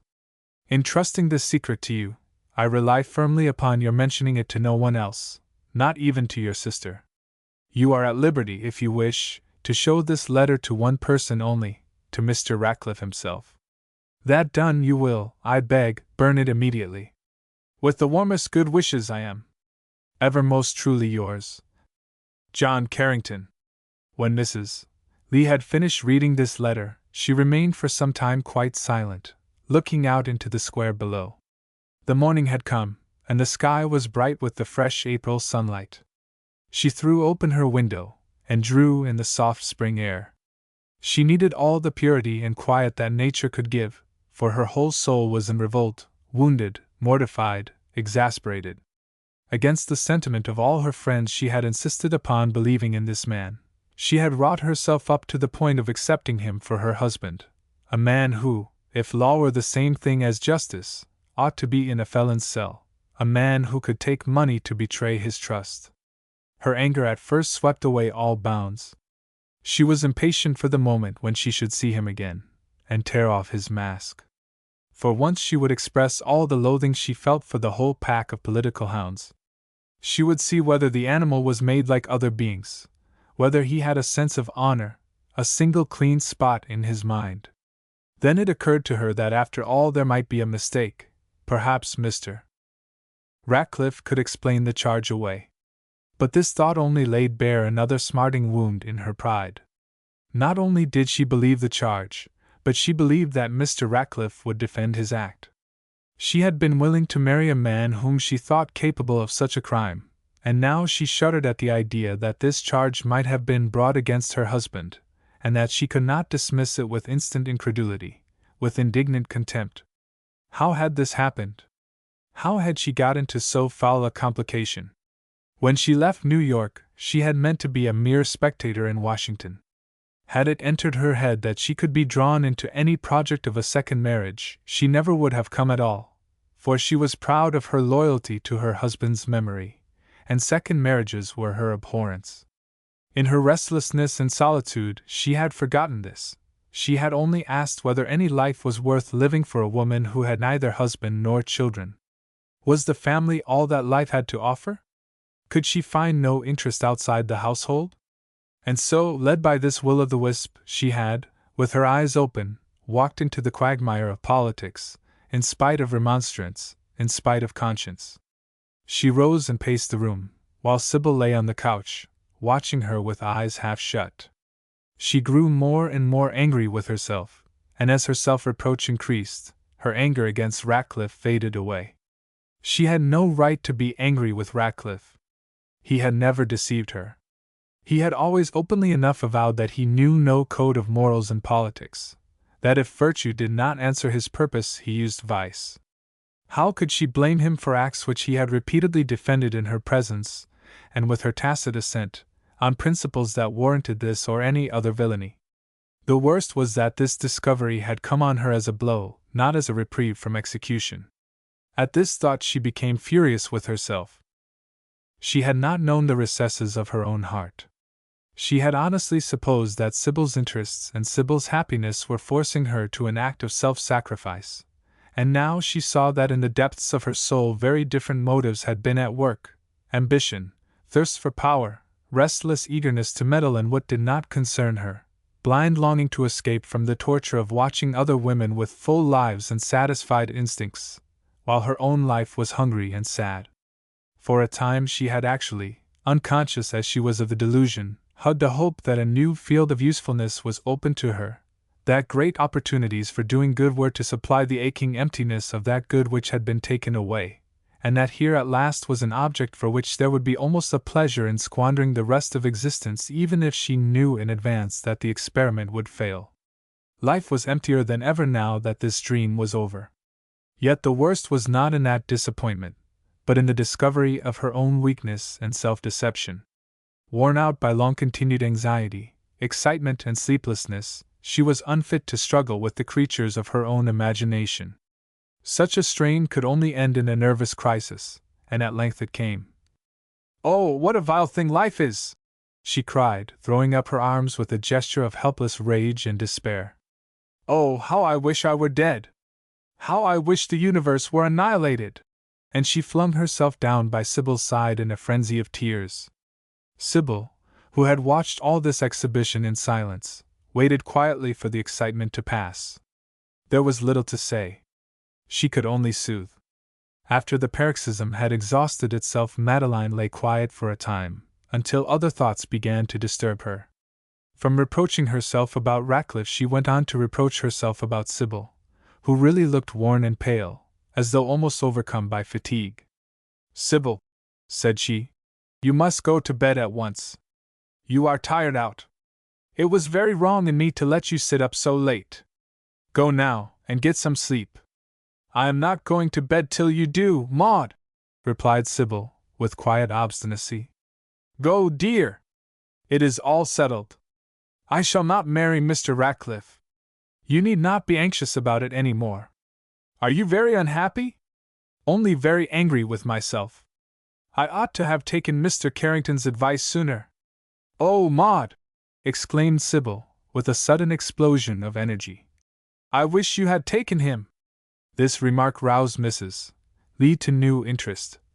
"Why, Sybil," said she, "surely you are not in earnest?" "Indeed I am," replied Sybil, very decidedly. "I know you think I am in love with Mr. Carrington myself, but I'm not. I would a great deal rather have him for a brother-in-law, and he is so much the nicest man you know, and you could help his sisters." Mrs. Lee hesitated a moment, for she was not quite certain whether it was wise to probe a healing wound, but she was anxious to clear this last weight from her mind, and she dashed recklessly forward. "Are you sure you are telling the truth, Sybil? Why, then, did you say that you cared for him? And why have you been so miserable ever since he went away?" "Why? I should think it was plain enough why. Because I thought, as everyone else did, that you were going to marry Mr. Ratcliffe, and because if you married Mr. Ratcliffe, I must go and live alone, and because you treated me like a child, and never took me into your confidence at all, and because Mr. Carrington was the only person I had to advise me, and after he went away, I was left all alone to fight Mr. Ratcliffe and you both together, without a human soul to help me in case I made a mistake. You would have been a great deal more miserable than I if you had been in my place." Madeline looked at her for a moment in doubt. Would this last? Did Sybil herself know the depth of her own wound? But what could Mrs. Lee do now? Perhaps Sybil did deceive herself a little. When this excitement had passed away, perhaps Carrington's image might recur to her mind a little too often for her own comfort. The future must take care of itself. Mrs. Lee drew her sister closer to her and said, "Sybil, I have made a horrible mistake, and you must forgive me." Chapter 13. Not until afternoon did Mrs. Lee reappear. How much she had slept she did not say, and she hardly looked like one whose slumbers had been long or sweet. But if she had slept little, she had made up for the loss by thinking much, and while she thought, the storm which had raged so fiercely in her breast more and more subsided into calm. If there was not sunshine yet, there was at least stillness. As she lay, hour after hour, waiting for the sleep that did not come, she had at first the keen mortification of reflecting how easily she had been led by mere vanity into imagining that she could be of use in the world. She even smiled in her solitude at the picture she drew of herself, reforming Ratcliffe, and Krebs, and Schuyler Clinton. The ease with which Ratcliffe alone had twisted her about his finger, now that she saw it, made her writhe, and the thought of what he might have done, had she married him, and of the endless succession of moral somersaults she would have had to turn, chilled her with mortal terror. She had barely escaped being dragged under the wheels of the machine, and so coming to an untimely end.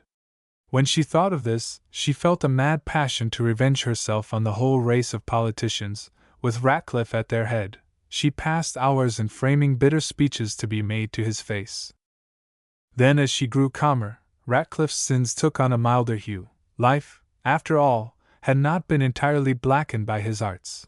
There was even some good in her experience, sharp though it were. Had she not come to Washington in search of men who cast a shadow, and was not Ratcliffe's shadow strong enough to satisfy her?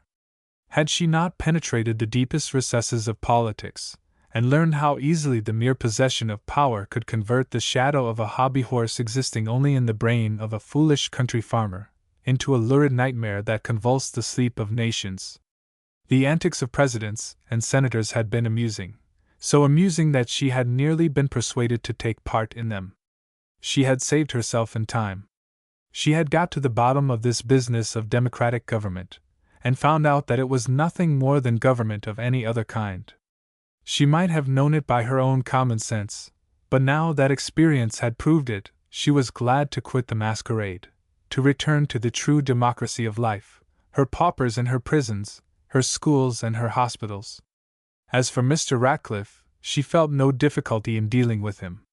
Let Mr. Ratcliffe, and his brother giants, wander on their own political prairie, and hunt for offices, or other profitable game, as they would. Their objects were not her objects, and to join their company was not her ambition. She was no longer very angry with Mr. Ratcliffe. She had no wish to insult him, or to quarrel with him. What he had done as a politician, he had done according to his own moral code, and it was not her business to judge him. To protect herself was the only right she claimed. She thought she could easily hold him at arm's length, and although, if Carrington had written the truth, they could never again be friends, there need be no difficulty in their remaining acquaintances. If this view of her duty was narrow, it was at least proof that she had learned something from Mr. Ratcliffe. Perhaps it was also proof that she had yet to learn Mr. Ratcliffe himself.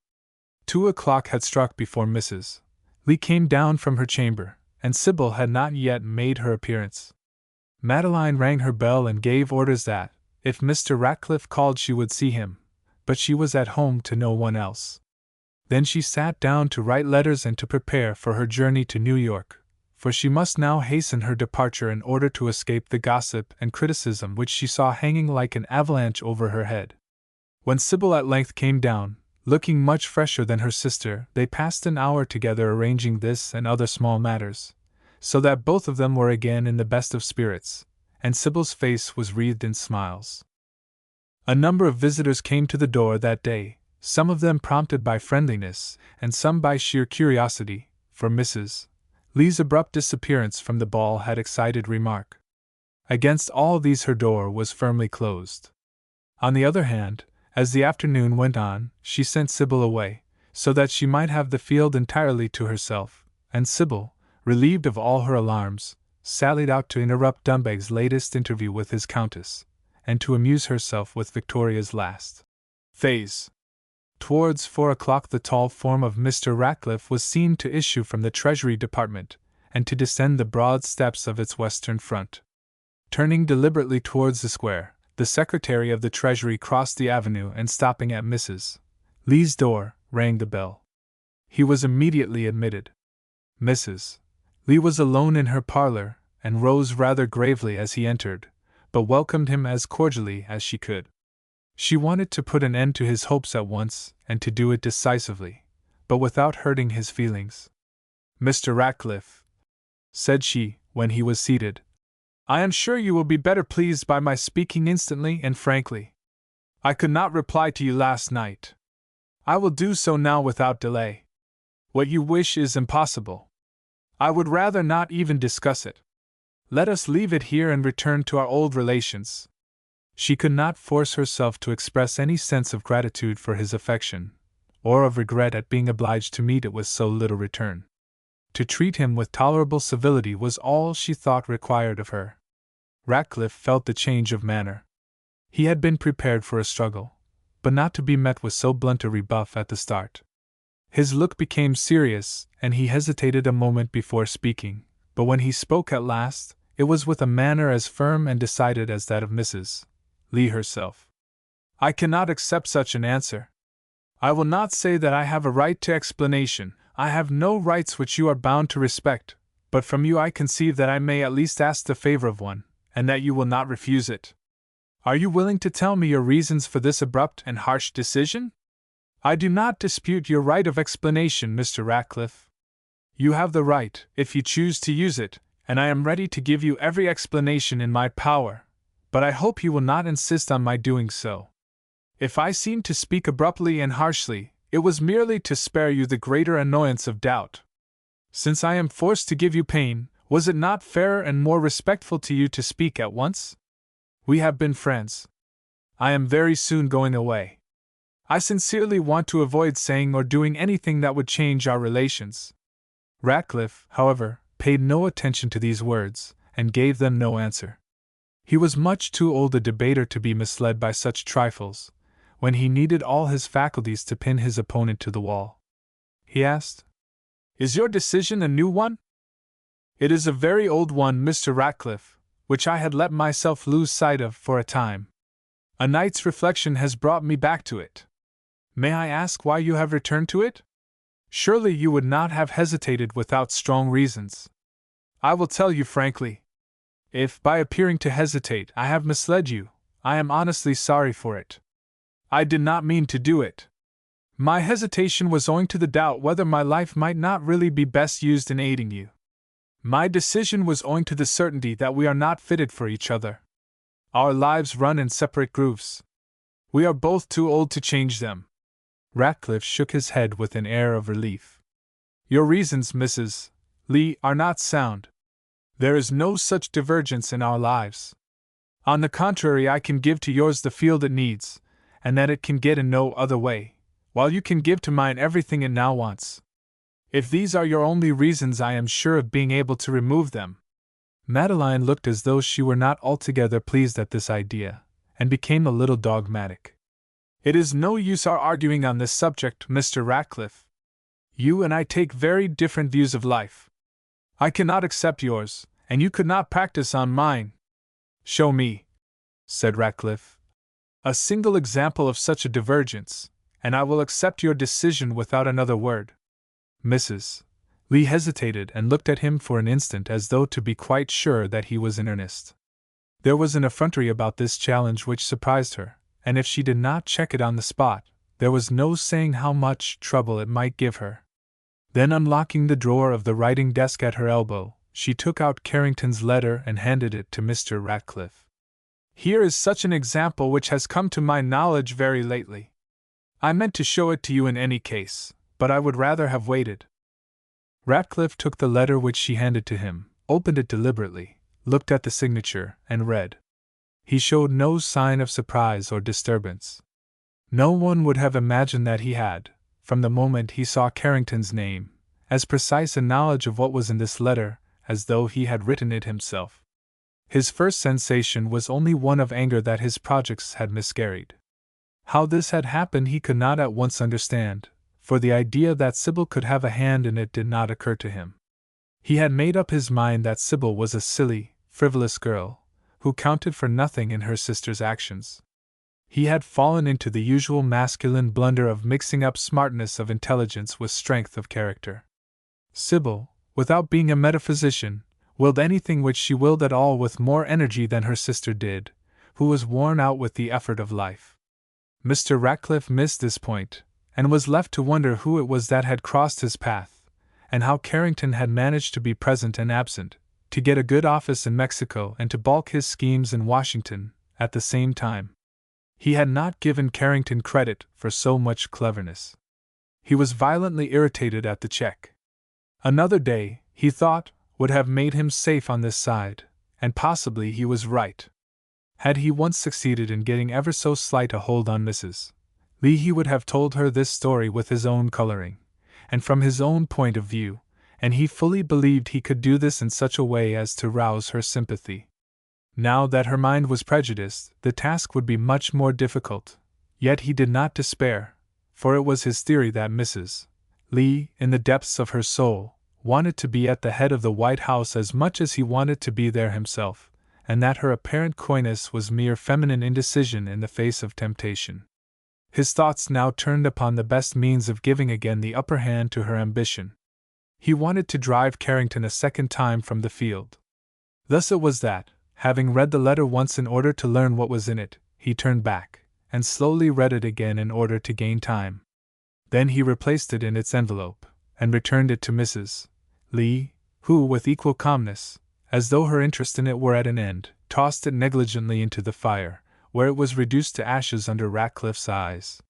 He watched it burn for a moment, and then turning to her, said, with his usual composure, "I meant to have told you of that affair myself. I am sorry that Mr. Carrington has thought proper to forestall me. No doubt he has his own motives for taking my character in charge." "Then it is true," said Mrs. Lee, a little more quickly than she had meant to speak. "True in its leading facts, untrue in some of its details, and in the impression it creates. During the presidential election which took place 8 years ago last autumn, there was, as you may remember, a violent contest and a very close vote. We believed, though I was not so prominent in the party then as now, that the result of that election would be almost as important to the nation as the result of the war itself. Our defeat meant that the government must pass into the blood-stained hands of rebels, men whose designs were more than doubtful, and who could not, even if their designs had been good, restrain the violence of their followers. In consequence we strained every nerve. Money was freely spent, even to an amount much in excess of our resources. How it was employed, I will not say. I do not even know, for I held myself aloof from these details, which fell to the National Central Committee of which I was not a member. The great point was that a very large sum had been borrowed on pledged securities, and must be repaid. The members of the National Committee and certain senators held discussions on the subject, in which I shared. The end was that towards the close of the session the head of the committee, accompanied by 2 senators, came to me and told me that I must abandon my opposition to the steamship's subsidy. They made no open avowal of their reasons, and I did not press for one. Their declaration, as the responsible heads of the organization, that certain action on my part was essential to the interests of the party, satisfied me. I did not consider myself at liberty to persist in a mere private opinion in regard to a measure about which I recognized the extreme likelihood of my being in error. I accordingly reported the bill, and voted for it, as did a large majority of the party. Mrs. Baker is mistaken in saying that the money was paid to me. If it was paid at all, of which I have no knowledge except from this letter, it was paid to the representative of the National Committee. I received no money.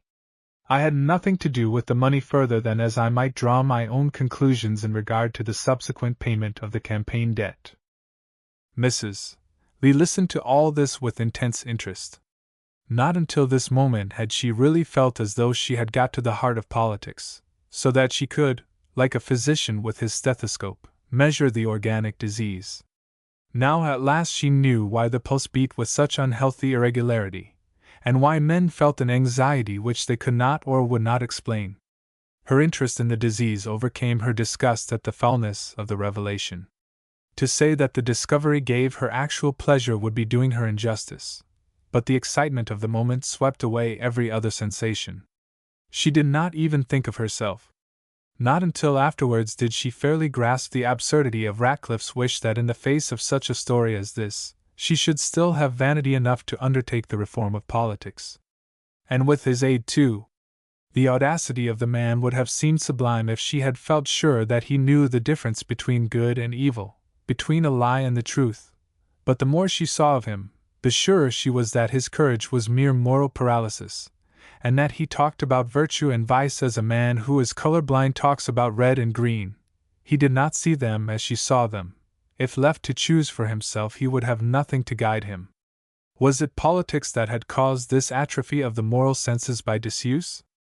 Meanwhile, here she sat face to face with a moral lunatic, who had not even enough sense of humor to see the absurdity of his own request, that she should go out to the shore of this ocean of corruption, and repeat the ancient role of King Canute, or Dame Partington with her mop and her pail. What was to be done with such an animal? The bystander who looked on at this scene with a wider knowledge of facts might have found entertainment in another view of the subject, that is to say, in the guilelessness of Madeline Lee. With all her warnings, she was yet a mere baby in arms in the face of the great politician. She accepted his story as true, and she thought it as bad as possible, but had Mr. Ratcliffe's associates now been present to hear his version of it, they would have looked at each other with a smile of professional pride, and would have roundly sworn that he was, beyond a doubt, the ablest man this country had ever produced, and next to certain of being president. They would not, however, have told their own side of the story if they could have helped it, but in talking it over among themselves they might have assumed the facts to have been nearly as follows: that Ratcliffe had dragged them into an enormous expenditure to carry his own state, and with it his own re-election to the Senate, that they had tried to hold him responsible, and he had tried to shirk the responsibility, that there had been warm discussions on the subject, that he himself had privately suggested recourse to Baker, had shaped his conduct accordingly, and had compelled them, in order to save their own credit, to receive the money. Even if Mrs.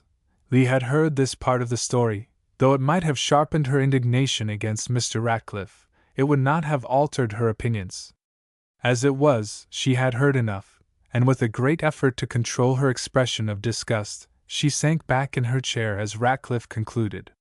Finding that she did not speak, he went on. I do not undertake to defend this affair. It is the act of my public life which I most regret, not the doing, but the necessity of doing. I do not differ from you in opinion on that point. I cannot acknowledge that there is here any real divergence between us. I am afraid, said Mrs. Lee, that I cannot agree with you. This brief remark, the very brevity of which carried a barb of sarcasm, escaped from Madeline's lips before she had fairly intended it. Ratcliffe felt the sting, and it started him from his studied calmness of manner. Rising from his chair, he stood on the hearthrug before Mrs. Lee, and broke out upon her with an oration in that old senatorial voice and style which was least calculated to enlist her sympathies. Mrs. Lee, said he, with harsh emphasis and dogmatic tone, there are conflicting duties in all the transactions of life, except the simplest. However we may act, do what we may, we must violate some moral obligation. All that can be asked of us is that we should guide ourselves by what we think the highest. At the time this affair occurred, I was a senator of the United States. I was also a trusted member of a great political party which I looked upon as identical with the nation. In both capacities I owed duties to my constituents, to the government, to the people. I might interpret these duties narrowly or broadly. I might say, perish the government, perish the Union, perish this people, rather than that I should soil my hands. Or I might say, as I did, and as I would say again, be my fate what it may, this glorious Union, the last hope of suffering humanity, shall be preserved. Here he paused, and seeing that Mrs. Lee, after looking for a time at him, was now regarding the fire, lost in meditation over the strange vagaries of the senatorial mind, he resumed, in another line of argument. He rightly judged that there must be some moral defect in his last remarks, although he could not see it, which made persistence in that direction useless. You ought not to blame me, you cannot blame me justly. It is to your sense of justice I appeal. Have I ever concealed from you my opinions on this subject? Have I not, on the contrary, always avowed them? Did I not here, on this very spot, when challenged once before by this same Carrington, take credit for an act less defensible than this? Did I not tell you then that I had even violated the sanctity of a great popular election and reversed its result? That was my sole act. In comparison with it, this is a trifle. Who is injured by a steamship company subscribing $100,000 or $100,000 to a campaign fund? Whose rights are affected by it? Perhaps its stockholders receive $1 a share in dividends less than they otherwise would. If they do not complain, who else can do so? But in that election I deprived 1,000,000 people of rights which belonged to them as absolutely as their houses. You could not say that I had done wrong. Not a word of blame or criticism have you ever uttered to me on that account. If there was an offense, you condoned it. You certainly led me to suppose that you saw none. Why are you now so severe upon the smaller crime? This shot struck hard. Mrs. Lee visibly shrank under it, and lost her composure. This was the same reproach she had made against herself, and to which she had been able to find no reply. With some agitation she exclaimed, Mr. Ratcliffe, pray do me justice. I have tried not to be severe. I have said nothing in the way of attack or blame. I acknowledge that it is not my place to stand in judgment over your acts. I have more reason to blame myself than you, and God knows I have blamed myself bitterly. The tears stood in her eyes as she said these last words, and her voice trembled. Ratcliffe saw that he had gained an advantage, and sitting down nearer to her, he dropped his voice and urged his suit still more energetically.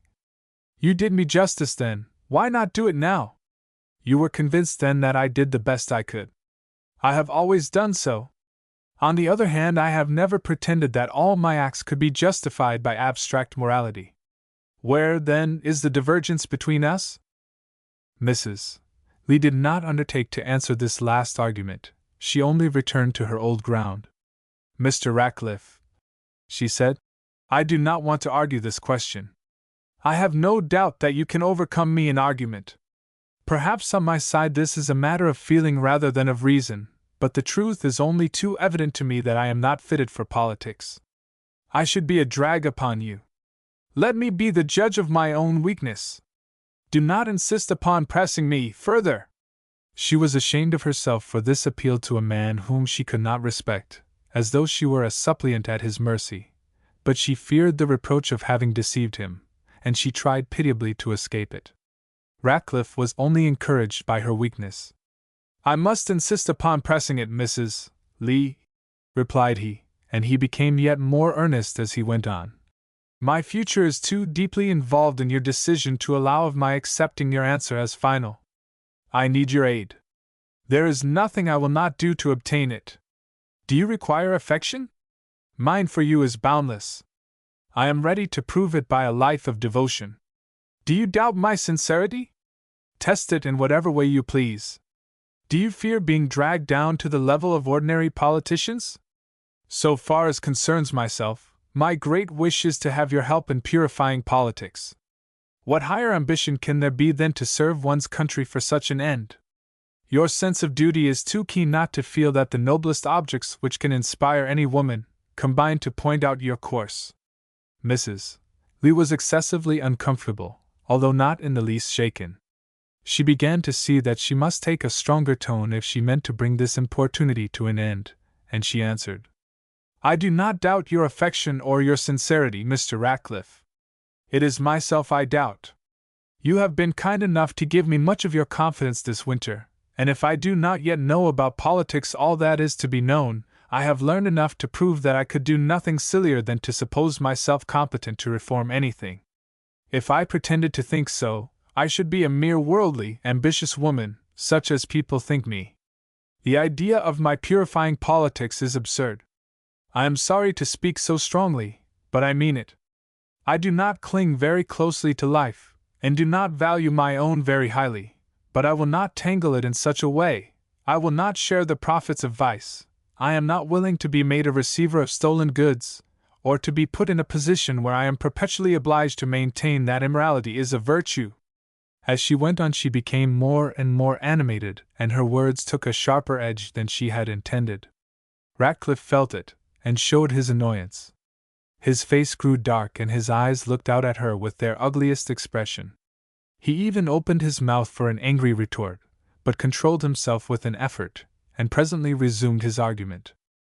"I had hoped," he began more solemnly than ever, "that I should find in you a lofty courage which would disregard such risks. If all the men and women were to take the tone you have taken, our government would soon perish. If you consent to share my career, I do not deny that you may find less satisfaction than I hope, but you will lead a mere death in life if you place yourself like a saint on a solitary column. I plead what I believe to be your own cause in pleading mine. Do not sacrifice your life." Mrs. Lee was in despair.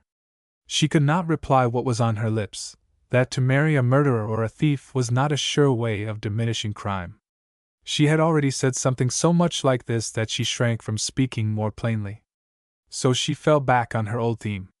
"We must at all events, Mr. Ratcliffe, use our judgments according to our own consciences.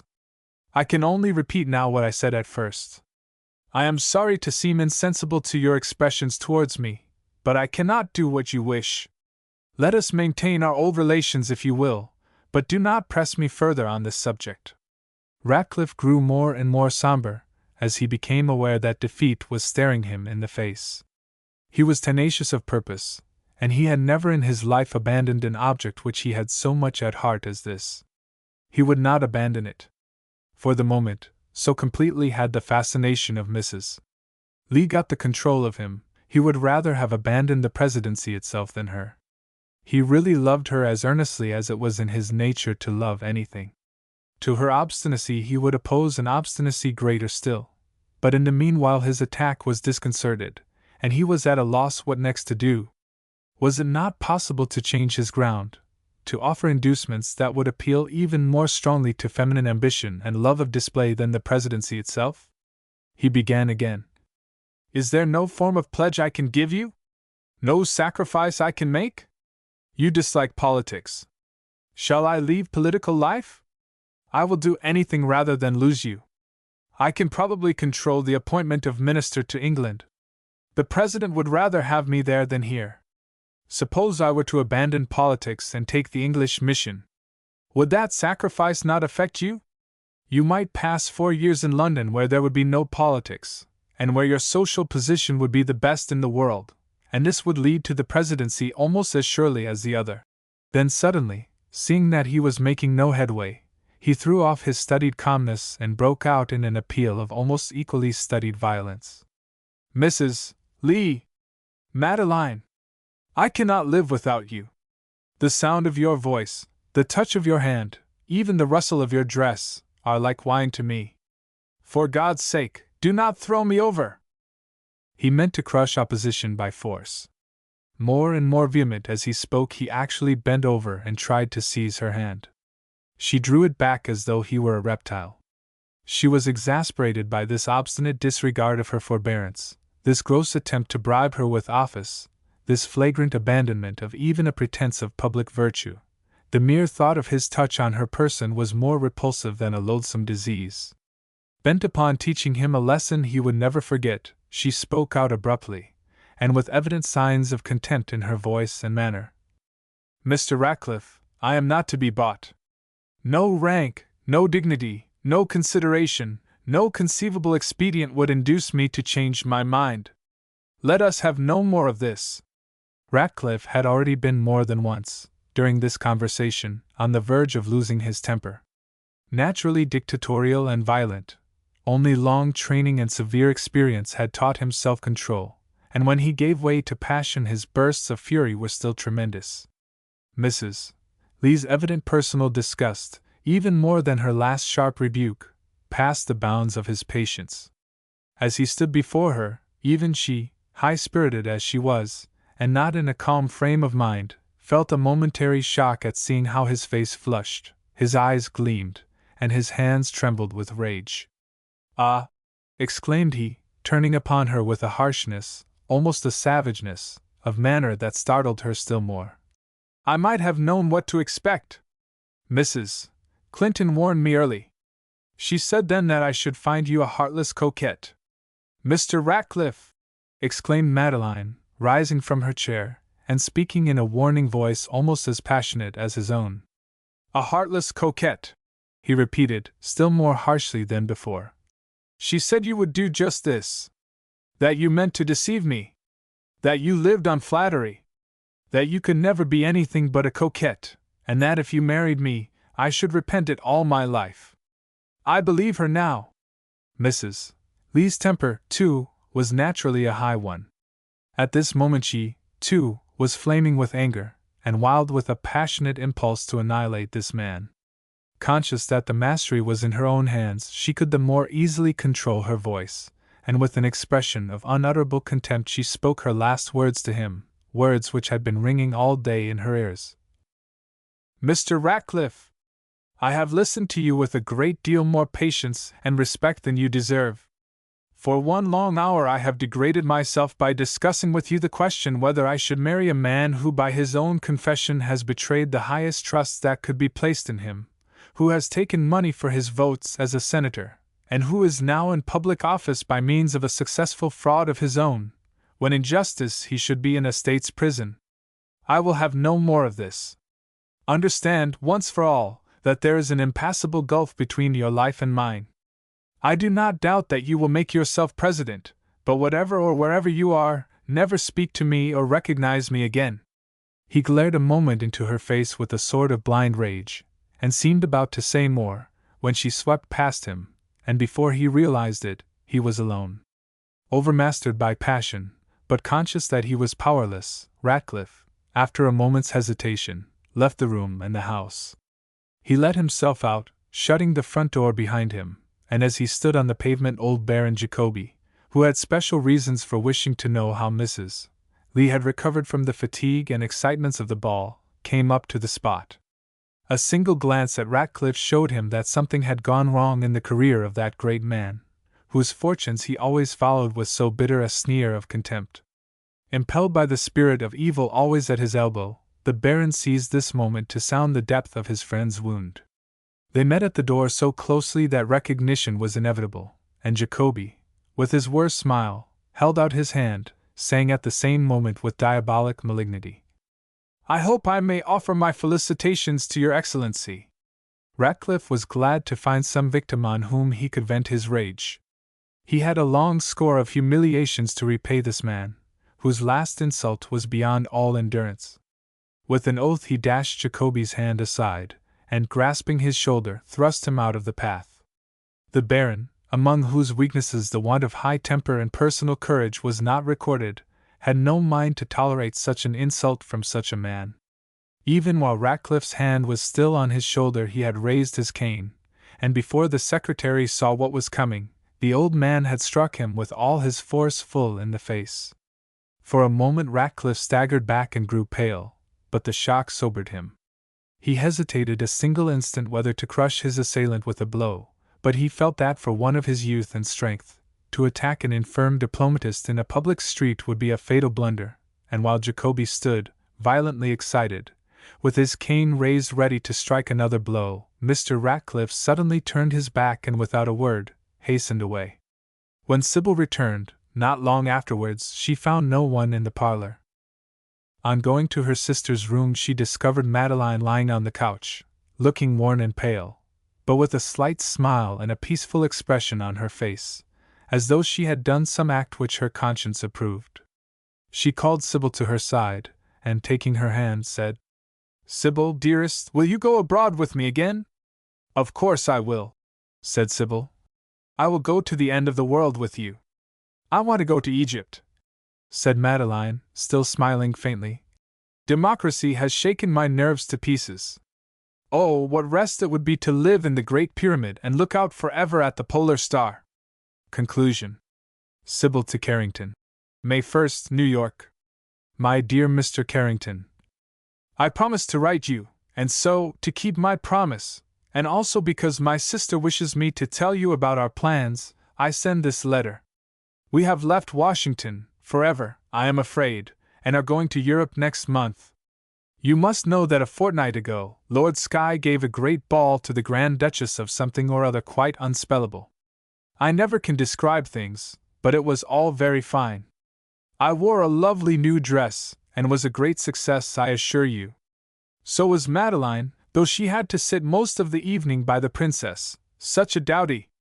The Duke danced with me several times, he can't reverse, but that doesn't seem to matter in a Grand Duke. Well, things came to a crisis at the end of the evening. I followed your directions, and after we got home gave your letter to Madeline. She says she has burned it. I don't know what happened afterwards, a tremendous scene, I suspect, but Victoria Dare writes me from Washington that everyone is talking about Ms. refusal of Mr. R., and a dreadful thing that took place on our very doorstep between Mr. R. and Baron Jacobi, the day after the ball. She says there was a regular pitched battle, and the Baron struck him over the face with his cane. You know how afraid Madeline was that they would do something of the sort in our parlor. I'm glad they waited till they were in the street. But isn't it shocking? They say the Baron is to be sent away, or recalled, or something. I like the old gentleman, and for his sake am glad dueling is gone out of fashion, though I don't much believe Mr. Silas P. Ratcliffe could hit anything. The Baron passed through here 3 days ago on his summer trip to Europe. He left his card on us, but we were out, and did not see him.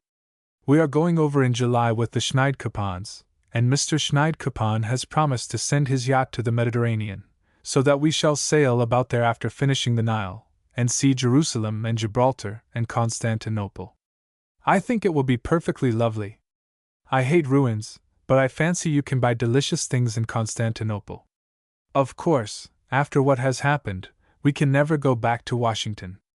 I shall miss our rides dreadfully. I read Mr. Browning's Last Ride Together, as you told me. I think it's beautiful and perfectly easy, all but a little. I never could understand a word of him before, so I never tried. Who do you think is engaged? Victoria Dare, to a coronet and a peat bog, with Lord Dunbeg attached. Victoria says she is happier than she ever was before in any of her other engagements, and she is sure this is the real one. She says she has 30,000 a year derived from the poor of America, which may just as well go to relieve one of the poor in Ireland. You know her father was a claim agent, or some such thing, and is said to have made his money by cheating his clients out of their claims. She is perfectly wild to be a countess, and means to make Castle Dunbeg lovely by and by, and entertain us all there. Madeline says she is just the kind to be a great success in London. Madeline is very well, and sends her kind regards. I believe she is going to add a postscript. I have promised to let her read this, but I don't think a chaperone letter is much fun to write or receive. Hoping to hear from you soon. Sincerely yours, Sybil Ross. Enclosed was a thin strip of paper containing another message from Sybil, privately inserted at the last moment unknown to Mrs. Lee. If I were in your place I would try again after she comes home. Mrs. Lee's P.S. was very short. The bitterest part of all this horrid story is that 9 out of 10 of our countrymen would say I had made a mistake.